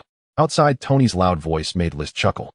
Rod, a friend of Tony's, worked for the military, and at this moment, he must have come to discuss the matter of challenging S-H-I-E-L-D. But Tony was handling things outside, so List didn't need to worry about it. He glanced at the Green Goblin clone that could only exist for 3 minutes, and casually picked up a can of spinach from the table. Crack. Gagaga. After a moment of swallowing, List's muscles surged, and his large hands like hammers grabbed the Green Goblin clone. In the terrified gaze of the clone, he tore off the top of its head, and after taking a deep breath, filled its body with a large amount of air. In an instant, the Green Goblin clone's body floated in the air like a balloon. Sizzle. Then List closed the top of the clone's head, and quickly stitched it up with needle and thread. He then began to knead the clone, shaping its round body into exaggerated iron-like muscles. Looking at the other muscular sailor before him, List smiled with satisfaction. Under the enhancement of conceptual divine power, the Green Goblin clone not only possessed the appearance of a muscular sailor, but also acquired some of his strength. With this exchange, List's strength in his transformed state slightly diminished, but it didn't significantly affect him. Both 100% invincible and 1% invincible are still invincible. The difference lies only in how long it takes to defeat the opponent. Although the Green Goblin clone had become a muscular sailor, its duration remained only 3 minutes. Immediately, List consumed another can of spinach to replenish his energy, then removed the hour and minute hands from the clock, leaving only the second hand, which would always cycle within 1 minute. Snap. The moment he placed the clock on the Green Goblin clone, under the influence of time divine power, the clone's maintenance time began to cycle. Meanwhile, List felt a sense of emptiness within him, and had to swallow a large amount of spinach again to maintain his transformed state. The use of time divine power caused the clone's consumption to affect List's body. This forced him to constantly replenish his spinach. Go ahead. He opened the window, and the Green Goblin clone immediately transformed into a cannonball shooting out of Stark Tower. Hearing the sound, Rod suddenly looked at the towering figure in the night sky, initially stunned, then revealing a helpless smile. Tony, I knew you were stalling for time. Tony raised his wine glass in acknowledgement. You don't mind, do you? Rod sighed as he leaned back on the sofa, then smiled wryly as he pulled the lady beside him closer. I've done my best, so Tony, I want 10 more. Rod raised his glass and laughed heartily. No problem. Ha ha ha, let's get wild, party time. Seeing Rod having a great time, Tony kindly adjusted the room to disco mode. Under the dazzling lights and flowing drinks, Rod became completely intoxicated. At this moment, List also began to prepare. He changed into a sailor suit, took off his hat, and threw a large number of spinach cans into it. The sailor hat seemed to be an endless pit, devouring hundreds of spinach cans, giving List a sense of security.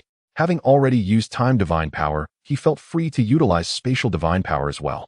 Once this job was done, he would likely need to rest for a while. Putting the sailor hat back on, List's facial muscles twitched, transforming into the face of Popeye. On the balcony, an old cannon found in Stark's warehouse stood quietly in place. List glanced at the map sent by Hydra indicating the location of S-H-I-E-L-D, and leaped into the cannon. To help Hydra find the cosmic cube faster, he needed to create a bit of trouble for S-H-I-E-L-D. Finally, he reached out and struck a match against the cannon's exterior. Flames erupted, igniting the fuse. Woo woo woo. In an instant, the old cannon trembled, and then it abruptly fired a cannonball. Boom. The cannonball soared into the sky like a shooting star across the night as List's figure sped towards the outskirts of New York. In New York, on Liberty Island in the harbor, surrounding the Statue of Liberty, agents led by Coulson lay in ambush nearby. Coulson, the weapons have arrived, prepare for pickup. Nick Fury's command came through the earpiece. Coulson nodded, then waved for his subordinates to prepare to intercept the helicopter flying in from the night sky. "Commander, where's Peter Parker?" He wondered why Spider-Man was not called in at a time like this. Nick Fury's tone was somewhat helpless. "We can't call him. We still don't know enough about him. If he joins this fight, he might not help us, and things could get worse." "Understood." Coulson glanced at the meteor streaking across the night sky and sighed. "I hope he listens to our explanation." "Coulson, be careful, List is coming. His entrance is quite flashy." As Nick Fury finished speaking, a huge noise erupted from the coast, followed by massive waves rolling on the sea, a shadow skimming across the water like a speedboat rapidly heading towards the island. "Shit, that's too exaggerated," Agent Hill murmured. Coulson took a deep breath. "Everyone get ready. If the commander's negotiations fail, ensure the commander's safety at all costs." "Understood." Meanwhile, the sailor cannonball in the air slightly slowed down.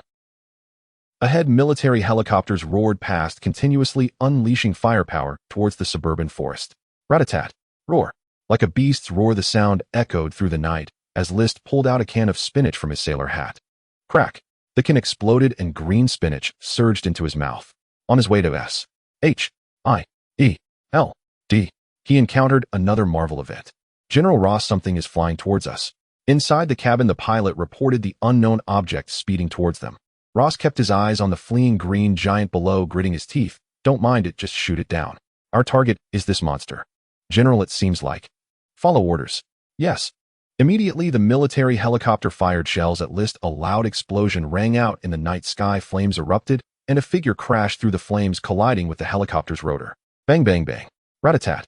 In an instant, the rotor broke apart, the helicopter plummeted in thick smoke, and then crashed into the jungle, snapping many tree trunks.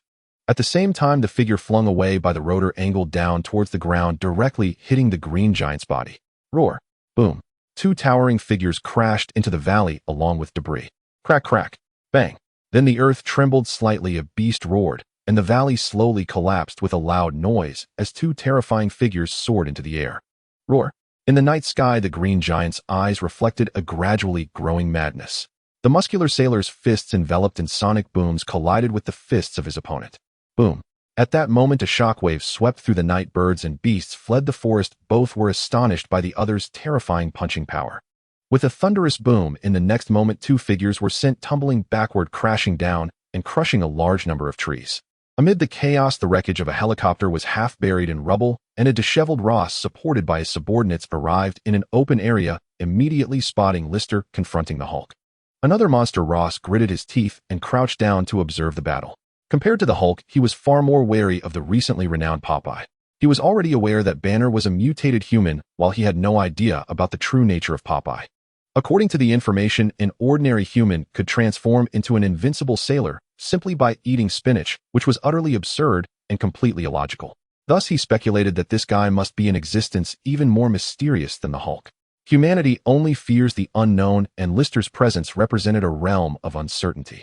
In such a situation, he chose to hide in the shadows, not shouting for blood like he did with Banner.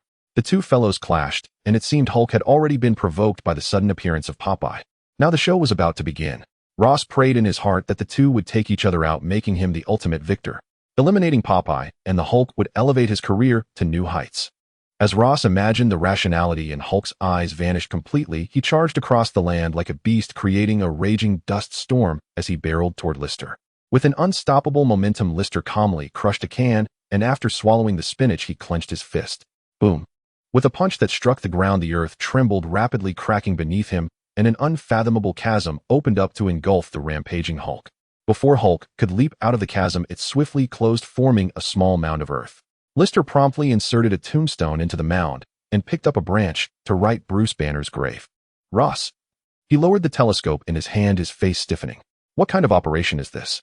In the next moment, the ground shook violently, and a gigantic green hand burst forth, crushing the tombstone. Lister swiftly turned and ran. With a roar, the furious Hulk leaped thousands of meters high like a green meteor, hurtling toward Lister. Wow, this is so high. Lister dashed into the forest, using his hands to carve tree trunks into arrows, subsequently using entire trunks as a powerful bow. With a swift motion, the arrow struck the soaring Hulk. In an instant, Hulk froze in midair before crashing down violently, defying all laws of physics.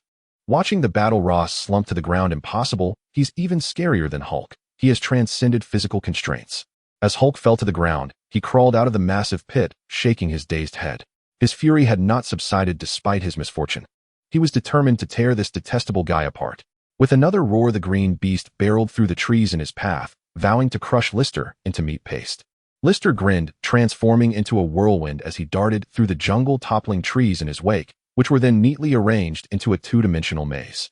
As Hulk pursued Lister, he unwittingly raced through the two-dimensional maze formed by the tree trunks, yet he could never catch up to Lister's figure.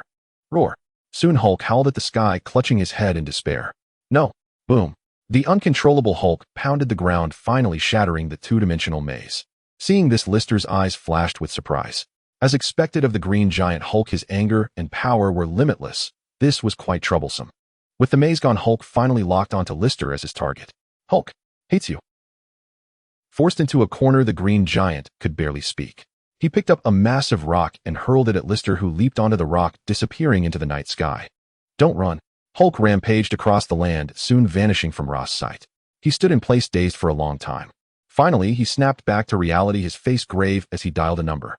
I am Thaddeus Ross. Raised Popeye's threat level to the highest. Indeed, his threat level surpasses that of the Hulk.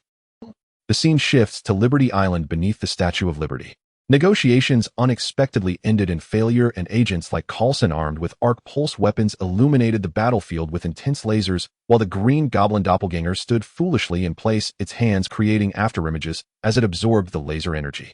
With a series of crackling sounds, the incoming lasers were twisted into the shape of spinach, which he then swallowed with satisfaction. Seeing this, Nick Fury's expression soured. He finally grasped the terrifying nature of Popeye. Commander, our weapons are completely ineffective against him. Coulson was already sweating profusely. The other agents were similarly pale, having never encountered such a terrifying being. However, soon an even more terrifying presence surged onto the battlefield. Boom. A massive rock fell from the sky, causing Liberty Island to tremble, slightly dust swirling everywhere. In the astonished gazes of Nick Fury and the others, a figure clad in sailor attire leaped down from the rock, causing the ground to crack like a spider web. What? How is this possible? Popeye. A second Popeye. Nick Fury's heart trembled. What Lister said is true. There's another Popeye. Coulson stood by Nick Fury's side. Commander, this Popeye is not Lister. He has a distinctly Western appearance. I know. Nick Fury felt a wave of helplessness rising within him. If one Popeye was so terrifying, imagine how bad a second would be. But soon a flicker of hope surged in his heart. He saw Lister turn to look at the Green Goblin doppelganger, their eyes meeting, and almost simultaneously they launched at each other like cannonballs. Booming sounds echoed as the two plowed through the island's terrain like bulldozers. Boom. The hammering fist struck, sending the Green Goblin doppelganger flying into Nick Fury and the others. Bang. As the soil rolled back before they could react, Lister flew forward and snatched the spinach can from the Green Goblin doppelganger. Sorry, your spinach is now mine. He crushed the can and swallowed the spinach, then punched the Green Goblin doppelganger into the sky, quickly vanishing like a star in front of everyone. What? Popeye has been defeated. Nick Fury's single eye was filled with shock. Coulson, weapon in hand, nervously looked at the sole remaining Popeye. He prevented his opponent from eating spinach, so he won. What is his objective? Agent Hill prayed that their goal was not aimed at them. Evidently, her prayer was answered. The raging green beast leaped from the coast, its roar shaking the heavens, as if to shatter everyone's eardrums. Meanwhile, Lister severed the time powers of the Green Goblin doppelganger, alleviating the emptiness within him. Great, bring it on. He grinned, leaping into the air while casually snatching the torch from the Statue of Liberty. With a strike, the match ignited the copper torch, illuminating the night sky with blazing flames. At this moment, Popeye soared high, wielding the enormous torch resembling a Greek god descending upon the earth. Boom. The night sky suddenly flickered with thunder as the giant and the sailor met high above. The giant roared, swinging his fist as the sailor's blazing flames swirled before colliding with it. Bang! In an instant, fireworks erupted, Hulk's fist crashing into Lister's chest, while a massive torch struck down upon his head. Bang bang. Two consecutive thunderous sounds echoed. Hulk tumbled crashing down onto the coast, while Lister fell diagonally onto Liberty Island, resembling a cannonball that created extensive craters upon landing. It's a draw. Nick Fury recalled the green giant he had just seen, feeling utterly disturbed. Coulson remarked, another freak. Indeed, to be evenly matched with Popeye is certainly a freak. Nick Fury exclaimed, and in the next moment, everyone felt the ground of Liberty Island tremble violently beneath them. Looking at Popeye's actions, everyone's expression turned to one of horror. They saw that at some point the copper robe of the Statue of Liberty had been stripped away and the pose of holding the torch transformed into that of a girl feeling shy and angry, rendering the scene indescribable. Lister had already torn off the other's robe, shredding it into strips which he then used to fling around his head. Whooshed! The ring flew swiftly through the night sky, encircling the distant tower, and as Lister pulled on it, the entire Liberty Island trembled as it rapidly approached the coast. What? In an instant, Nick Fury and the others hurriedly crouched on the ground, feeling the lament of the small island. They were utterly astonished by this maneuver. Boom. Soon as Liberty Island collided with the coast, Hulk bolted out of the crater, somewhat bewildered. Where was the sea? In a daze, a giant iron fist came smashing down, striking Hulk's head with immense force, instantly driving him into the ground, as if nailing him down, leaving only his green head exposed. Roar! Hulk struggled and roared, but Lister was already prepared with a golf club. Bang! Whooshed! Maintaining the standard hitting stance, Hulk's body soared into the air, tracing a parabolic arc towards the night sky, and then he became a twinkling star in the sky, never to return. The entire process was smooth and impactful, leaving Nick Fury and the others with only one thought: the invincible Popeye. This could no longer be considered a carbon-based life form. Perhaps only a god could achieve such a feat. No, not even a god could. They gazed at the New York coast connected to Liberty Island, glanced at the disrobed statue, and felt that nothing seemed real. Coulson, have you ever watched cartoons? Nick Fury suddenly spoke up. Coulson frowned. As an excellent, responsible, and just senior agent, All right, I know what you're getting at. He exhaled slowly. It's too absurd. And very childish. Agent Hill echoed. All eyes were on Popeye, leisurely handing over the torch to the Statue of Liberty, even blowing a kiss before he left. The most astonishing part was that the Statue of Liberty, in their minds, actually responded. Lister, with a dark expression, bent the finger of the statue, contorting his body like a spring, and with a boom, he shot into the night sky. Participated in the Hulk incident, received Spinach Seed X1, participated in the S.H.I.E.L.D. Civil War incident, received Spinach Seed X1. As soon as he returned to Stark Tower, Lister noticed something was off with the system notification. Civil War in S.H.I.E.L.D. He grinned. Looks like Hydra has already made its move, causing quite a stir. They truly live up to their name, the Snake Shield Agency. Tonight's operation wasn't perfect. Although he inadvertently participated in the Hulk incident, he didn't manage to recapture Dr. Otto and the others. But the main event was yet to come. Contemplating his next plan, he headed to the living room, intending to cook a bowl of instant noodles, and immediately regretted it. I'll forget instant noodles. Am I treating this place like my own doghouse? He reacted and spoke directly to the projection in the room. Jarvis, I want a midnight snack. Certainly, sir. I have listed the 10 healthiest midnight snacks. After you make your selection, it will be delivered to your room by drone within 10 minutes. There's no such thing as a healthy midnight snack. Prepare a seafood feast and charge it to Tony's account. Understood, sir. With Jarvis' response, Lister smiled in satisfaction, returning to his room to await the delicious midnight snack. The next day, Rhodes stumbled out of Tony's private entertainment room, his face covered with red lip prints. Oh, Tony, I have to report back. Oh, last night's mission failed, and it might be a while before I can see you again. No worries, we don't see each other often anyway. But we're still best friends. Of course. Tony sent Rhodes off on a private plane, and after watching him leave, he turned to find Pepper's resentful gaze. Dear, I was just socializing last night, you understand. Oh, I'm not interested in those women. Tony hurriedly tried to soothe her. Pepper was too lazy to listen to Tony's explanation and casually handed him the handheld computer. Take a look. There was quite a commotion last night. I know, the commotion must have been huge. Tony took the handheld computer, casually swiped through it, and the nonchalant expression on his face suddenly turned serious. In the image, the spot where Liberty Island once stood was now empty, while a familiar island had appeared on the New York coast. He realized that Liberty Island was precisely the location where Lister had challenged S.H.I.E.L.D. On Liberty Island, the Statue of Liberty appeared somewhat disheveled. Her robe had already become tattered strips. It was hard to imagine the kind of humiliation she had suffered last night. This guy actually did such a thing to the goddess. This will anger everyone. He helplessly slapped his forehead, then turned and knocked on Lister's door. Open up. I don't think you can hide in there without making a sound. The door's not locked. Lister's voice came from inside. Tony paused for a moment, then smoothly opened the door, entered, closed the door, and locked it. Did you do this? He handed the laptop to Lister, who was lounging on the sofa. Lister glanced at it and shook his head. I didn't do it. Oh, I wouldn't do something so insane, you know. Tony didn't believe him at all. Who else could have moved it? It must be him. He suddenly thought of another Popeye. Seeing Lister nod, Tony frowned. He came along too. Yes, I wasn't prepared last night. He stole my spinach, so everything that followed was done by him. Lister's face was calm, with no intention of taking the blame. Tony pondered for a moment, then said, but everyone will think it was you who did it. Lister shrugged. S.H.I.E.L.D. knows the truth. They will explain it for me. What do you think the chances are? Tony doubted Nick Fury would pass up the opportunity to condemn the Popeye publicly. Lister grinned oddly. Not only will they help me explain, but they will also hand over control of S-H-I-E-L-D to me. Do you believe it? Tony looked at him as if he were foolish. What do you think? In the following period, the Free Island incident continued to escalate. In the bustling city, Scott wandered the streets wrapped in his coat. By chance, when he bumped into a passerby, he could acquire a wallet. Hi everyone, how are you? I am Jonah Jameson, the editor-in-chief of the Daily Bugle. Regarding the Free Island incident, we have gathered ample evidence, with someone capturing the entire process of Popeye dragging Free Island. Next, I will explain the principles and logic behind it. On the large screen in the square, Jonah held a cigar and fiddled with a model of Free Island on the table. While explaining the principles, he denounced Popeye's absurd actions. As more and more passers-by gathered under the large screen, Scott seized the opportunity to squeeze into the crowd and began to harvest wallets. Before long, when his pockets could no longer hold any more wallets, Scott finally felt satisfied and disengaged from the crowd. Turning around to glance at the large screen, he saw a blurry image of Popeye dragging Free Island, which made him shudder.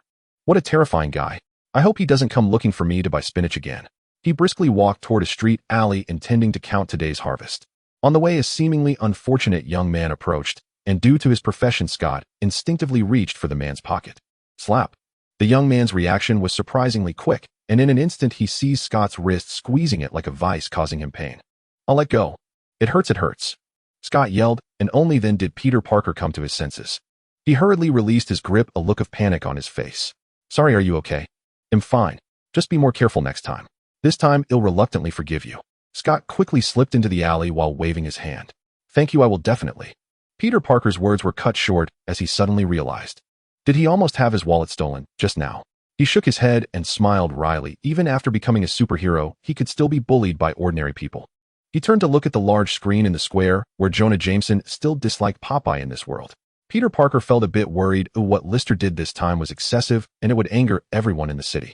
This might bring about significant trouble. Peter, I'm ready, let's go. Mary Jane approached, carrying a newly bought bag, her face filled with happiness as she linked her arm with Peter Parker's.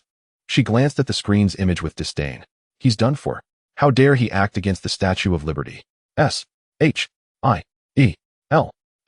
And the officials won't let him off. I could tell he was trouble from the start. She felt fortunate that she hadn't chosen that guy back then. Unlike Peter Parker, who may be dull and lack charm, he was already a designated member of the Avengers and S-H-I-E-L-D, destined to become a household name as a superhero. As the girlfriend of a superhero, her future was bright and dazzling. She could play any role, and there would be plenty of people eager to have her. Only when she tried to take someone else's role would no one dare to snatch hers. Peter Parker felt helpless about this. He didn't want to see his friend become a public enemy. Just then his phone rang. Peter, come back for a bit. Your vacation is over, Coulson said. Peter Parker nodded. I got it. He was well aware of why he had a vacation. Mary Jane, let's head back. Now? I still want to continue shopping. Mary Jane complained a bit, but she was still willing to cooperate with Peter Parker's work. This wasn't a delivery job or a temporary worker for a newspaper. In the past, she would have absolutely lost her temper. But this was a mysterious official organization that could help her achieve her dreams, so she certainly couldn't act willfully. Soon the two returned to S-H-I-E-L-D. In the meeting room, Pierce Sitwell and some rarely seen senior agents were present. Including Natasha, who was undercover in Stark Industries. She was also here. Seeing this scene, Peter Parker couldn't help but feel nervous. Mary Jane beside him couldn't utter a word. You guys are here, please sit down. Nick Fury said to Peter Parker. Peter Parker took the last available seat, and Mary Jane could only stand behind him as her position was Peter Parker's assistant. This was still a position Peter Parker had fought hard for her to get. Once everyone was present, Nick Fury cleared his throat and said, let me first explain the Free Island incident. After 10 minutes, having listened to Nick Fury's account, everyone looked shocked. The other Popeye, I know him, or I didn't expect him to come as well. Peter Parker raised his hand like a schoolboy and timidly said, Lister said that their powers are the same provided they both eat spinach. Nick Fury nodded. Yes, as long as one of them prevents the other from eating spinach, he will be the victor. Sitwell interrupted. Sorry, the topic now is not about who is stronger.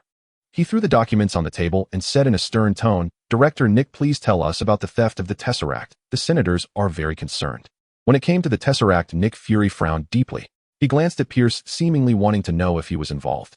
But he had no evidence, and Pierce had no reason. He sighed, this is my responsibility. Very well. Pierce seized the initiative and stood up to address the agents. The theft of the Tesseract was caused by Director Nick's unauthorized raid on Stark Tower, which indirectly led to the rescue of Dr. Otto. As soon as Pierce finished speaking, Natasha immediately said, "This was Brock's unauthorized action, not Nick. Agent Natasha Brock is one of S. H. I. E. L. D. But do you think the senators will believe your words?" Sitwell sneered. Natasha's face turned pale, but she couldn't find a reason to refute because it had become a deadlock. Nick Fury understood this as well. "So what will my punishment be?" he asked. A glint of satisfaction appeared in Pierce's eyes as he said, "You may have to suspend your position as director." Everyone was shocked. This punishment was too severe, already involving the power struggle above. Nick Fury darkened his face and asked, "Who will take over for me?" Sitwell clicked the remote, and the large screen in the meeting room switched to show Popeye rampaging through various military bases. "You see this? He is the culprit behind dragging Free Island. We will temporarily designate him as Popeye No. 2. His destructive power is unmatched, and he will ruin all our efforts." Nick Fury's frown deepened. "What do you mean?" Pierce said, "What I mean is that only one person can contend against Popeye No. 2.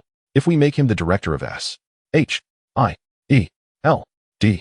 We will have the capability to handle this crisis and have time to search for the stolen Tesseract. Seizing this opportunity, S. H. I. E. L. D. could completely transform into a snake-like organization." "Impossible," Natasha said, a bit agitated as she knew who this person was referring to. "The director needs extraordinary command and combat abilities, not just to see who is stronger. We can recruit him and offer terms he can't refuse." "If your methods were effective, we wouldn't be sitting here," Sitwell interrupted. Natasha opened her mouth, rendered speechless. Lister had refused to join S. H. I. E. L. D. because he didn't want to be controlled and lose his freedom, and he also looked down on Nick Fury. But if he could become the director of S. H. I. E. L. D. then the situation would be different. Stark Laboratory. At this moment, the mechanical arm continuously scanned the cubic object, emitting a blue glow. Tony observed the data scrolling across the virtual interface with his arms crossed, his brow deeply furrowed. It's been so many days and still unable to decipher this thing. He glanced at the bright blue spinach atop the blue cube and turned to Lister saying, "Is this really a secret weapon of S. H. I. E. L. D. Lister chuckled. "Of course I sacrificed my own integrity to acquire it with great difficulty." As he thought about it, he reached out to pluck the super spinach from the cosmic cube. Infinite Space Spinach Progress 77 status ripe. In front of Tony, Lister stuffed the spinach into his mouth and began to chew. As a strange blue light spread from his abdomen, Lister felt something and raised his hand to probe into the void beside him. Buzz! In an instant, the outline of his palm emitted a faint glow and Lister extracted a can of spinach from the void. "Goodness, this ability." Lister fell silent for a moment. "It's different from what I imagined." Tony looked surprised. "How did you do that?" He clearly saw the Stark logo on the can's packaging. This was the spinach he had secretly procured, and he had hidden this batch of cans in different warehouses to avoid being captured by his rivals. Lister shrugged. "Just a simple trick." After eating the space spinach, his spatial abilities were not as exaggerated as he had imagined. It was not an extra-dimensional space, but it was close enough. His new superpower allowed him to freely retrieve spinach stored elsewhere. Yes, it could only be spinach. Although the ability was peculiar and comical, it was precisely the superpower Lister needed. Everything else was unimportant. He stepped forward to gaze at the cosmic cube and said to Tony, "We can cut it open now. If I'm not mistaken, there's a gem inside." "Really?" Tony controlled the mechanical arm to begin cutting the cosmic cube, but the hardness of this object was astonishing. The lasers emitted by the mechanical arm had no effect at all. In response, Tony increased the laser cutting power to the maximum, yet he still couldn't leave a mark on the cosmic cube. What a tough guy. He felt somewhat powerless. Seeing this, Lister explained, "This thing must have undergone considerable torment in Nick Fury's hands. Even now, they haven't managed to study it thoroughly. It looks like I'll have to give it a try." Saying this, he placed his hand on the surface of the cosmic cube, focused his mind, and a thread of spatial energy surged within him. Buzz! Suddenly the cosmic cube trembled slightly, and then rapidly cracked. Crack, crack. Finally, the cracks on the surface of the cosmic cube spread rapidly, and amidst a burst of blue light it turned to dust, leaving only a thumb-sized blue gem floating in place. "The Infinity Gem, that's it."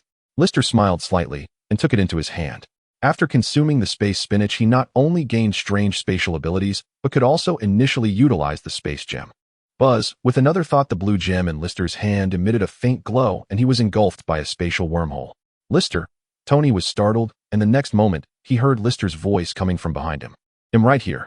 Tony turned around to see the wormhole behind Lister slowly closing, and he was instantly stunned by the scene. Spatial teleportation, or instant transmission. Is there a difference?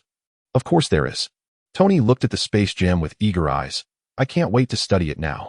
Lister tossed the space gem to Tony. No problem, you can borrow it for a while or it might give you quite a surprise. The protective layer of the space gem shattered and Tony should be able to find a new element to replace palladium from within. The upgraded reactor was dubbed a low-tier cosmic cube because the new element within it was inspired by the space gem that Howard had obtained. However, Lister preferred to let Tony see the industrial park design model left by Howard, which concealed a more complete structure of the new element, allowing Tony to resolve his own dilemmas. Thinking of this, he said to Tony, I have something else to do. After you finish your research, just place it in my room. Oh, and put it on top of the industrial park model. It looks too plain and needs some gem decoration. Understood. Tony began to work on his research as Lister turned to leave the laboratory. There was still a spinach seed. He temporarily kept thinking of finding a chance to plant it for Peter Parker. In the living room, Sitwell had been waiting for a long time. Mr. Lister, I've been waiting for you for quite a while. Sitwell gentlemanly accepted the coffee that Natasha handed over and then approached Lister saying, Can we have a chat? Of course. Lister glanced at Natasha, who seemed out of sorts, and then led Sitwell to the private pool. He lay on a sun lounger with his hands resting behind his head. How did it go? He asked. Sitwell glanced at Natasha's back and then nodded with a smile. No problem. Nick Fury is no longer the commander, but it will take some time to operate on the selection of a new commander. Lister chuckled. Actually, I have no interest in the commander's position. I know how difficult it is, so you can support your own people to rise. I don't mind. Upon hearing this, Sitwell breathed a sigh of relief. If that's the case, the difficulty is much reduced. Lister was not one of the system's insiders. Even with invincible power, the council members would not rashly allow him to take that position. But if the commander was someone like Sitwell, a senior agent, it would be much easier to operate. No matter who sits in that position, the benefactors will always be their own people. Lister was one of those insiders. Thinking this, Sitwell added, about the cosmic cube. Just throw a fake on top. After all these years, Nick Fury hasn't managed to study anything from it. Lister said indifferently. He would not return the cosmic cube. Sitwell hesitated. Nick Fury has a friend who seems to understand the cosmic cube better than anyone else. A fake cosmic cube might reveal flaws. Lister raised an eyebrow. Carol. Sitwell nodded seriously. Yes, she's a formidable character. No need to worry. That person won't be back on Earth anytime soon. Regarding the powerful Captain Marvel, Lister felt no trepidation at all. He could now retrieve spinach cans from the void at any time, leaving him with almost no weaknesses. Seeing Lister appear unconcerned, Sitwell's face broke into a smile.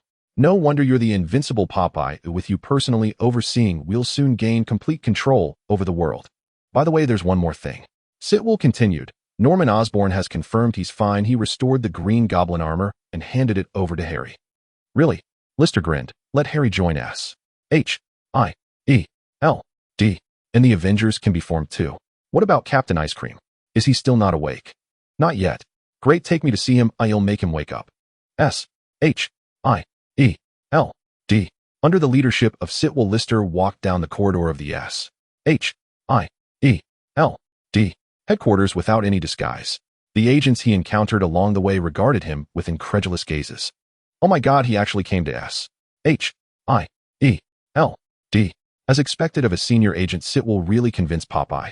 Yes, Natasha has been lurking for so long without obtaining any useful information, it's quite embarrassing in comparison. This is a Waterloo in Black Widow's career.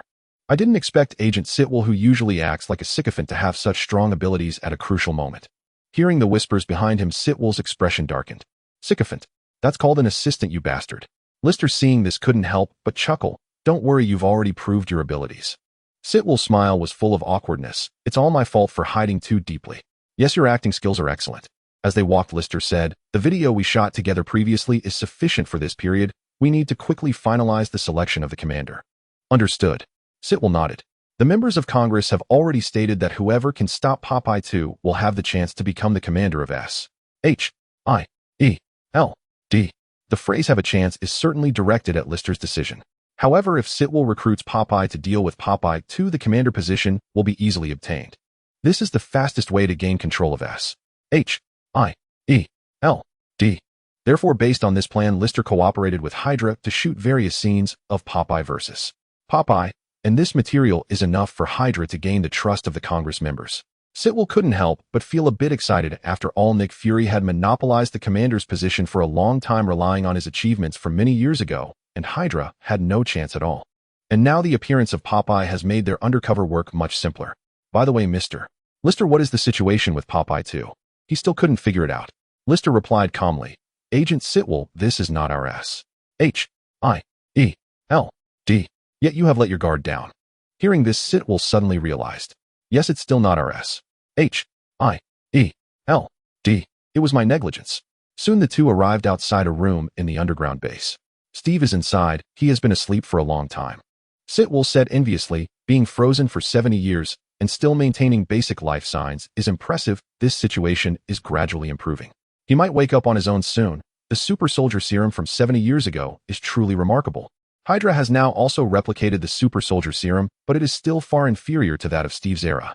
Lister did not pay attention to the so-called super soldier serum. There can be many super soldiers, but there is only one Captain America. He was very curious whether Steve could still maintain an equal record against Popeye. Where is his shield? He asked Sitwell. Sitwell raised the communicator and commanded his subordinates to fetch the shield. After the shield was brought before Lister could open the door, Nick Fury hurried over. What are you two doing? He questioned them with a dark expression.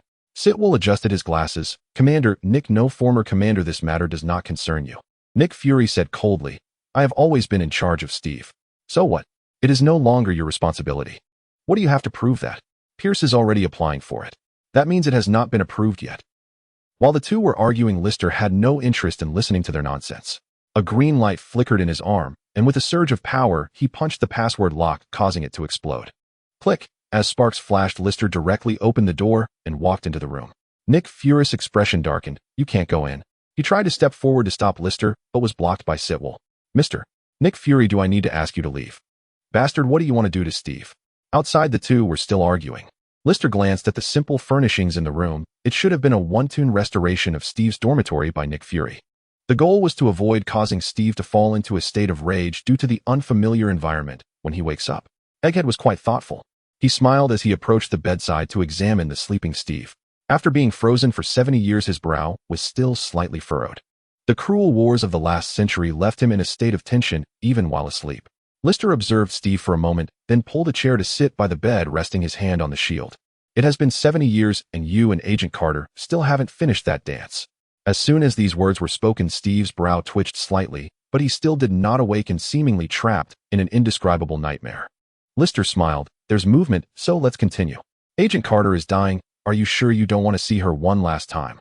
This time Steve's fingers twitched slightly, but his botus stiffness made his consciousness sink deeper into the nightmare. Seeing this, Lister was too lazy to waste time. He reached into the void to retrieve a can of spinach. Gaga, as the spinach entered his mouth, Lister's body swelled with exaggerated muscles. What are you doing? The astonished Nick Fury exclaimed at the door, and then saw Lister punch through the air, sending the talkative Nick Fury flying. Then he took out a clock and continuously turned the hour hand. Step, step, step. Time passed quickly as Steve's struggles became more intense, and sweat began to seep from his body until at a certain moment, he finally broke through the nightmare. Carter. With a startled cry, Steve sat up straight, and in a cold sweat he immediately spotted the muscle-bound devil beside him. The instincts of having slept for 70 years made it impossible for him to control himself.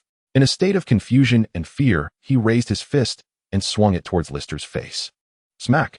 Lister easily caught Steve's fist, and with his other hand smoothly handed the shield to him. You're missing this. He smiled as he released his fist. A glimmer of doubt flashed in Steve's eyes, but he unhesitatingly took the shield. Clang, clang, clang. Rolling off the bed, Steve launched a furious attack with the shield, but it was easily blocked by Lister with one hand. The hammer-like fists and the sharp edges of the shield sparked as they collided, and the rapid clang echoed throughout the room. Too slow, too slow. Your movements are simply terrible. As Lister spoke, the terrifying pressure emanating from him continuously pushed Steve back until he was cornered against the wall. Bang! With a casual flick, Lister sent Steve's shield flying, and his fist swept past Steve's cheek, creating a massive hole in the wall. Boom! As the wall crumbled, Steve heard a thunderous sound in his ears, and his chaotic consciousness finally calmed down. The confusion in his eyes gradually faded as he gasped for air, looking through the hole in the wall to catch a glimpse of the bustling city outside. What is this? Congratulations, Captain Steve, you have arrived in a world 70 years later, Lister grinned. Steve's eyes widened. What? 70 years? The 2 million-word-old book is Marvel Ultraman. Feel free to give it a try. Thank you all for your support during this time. Oh, I apologize. The update is not enough. Oh, currently being typed by hand. Please wait a moment. After the content updates, refresh the page to get the latest updates. The Shein Book Network updates the full text. I remember the website.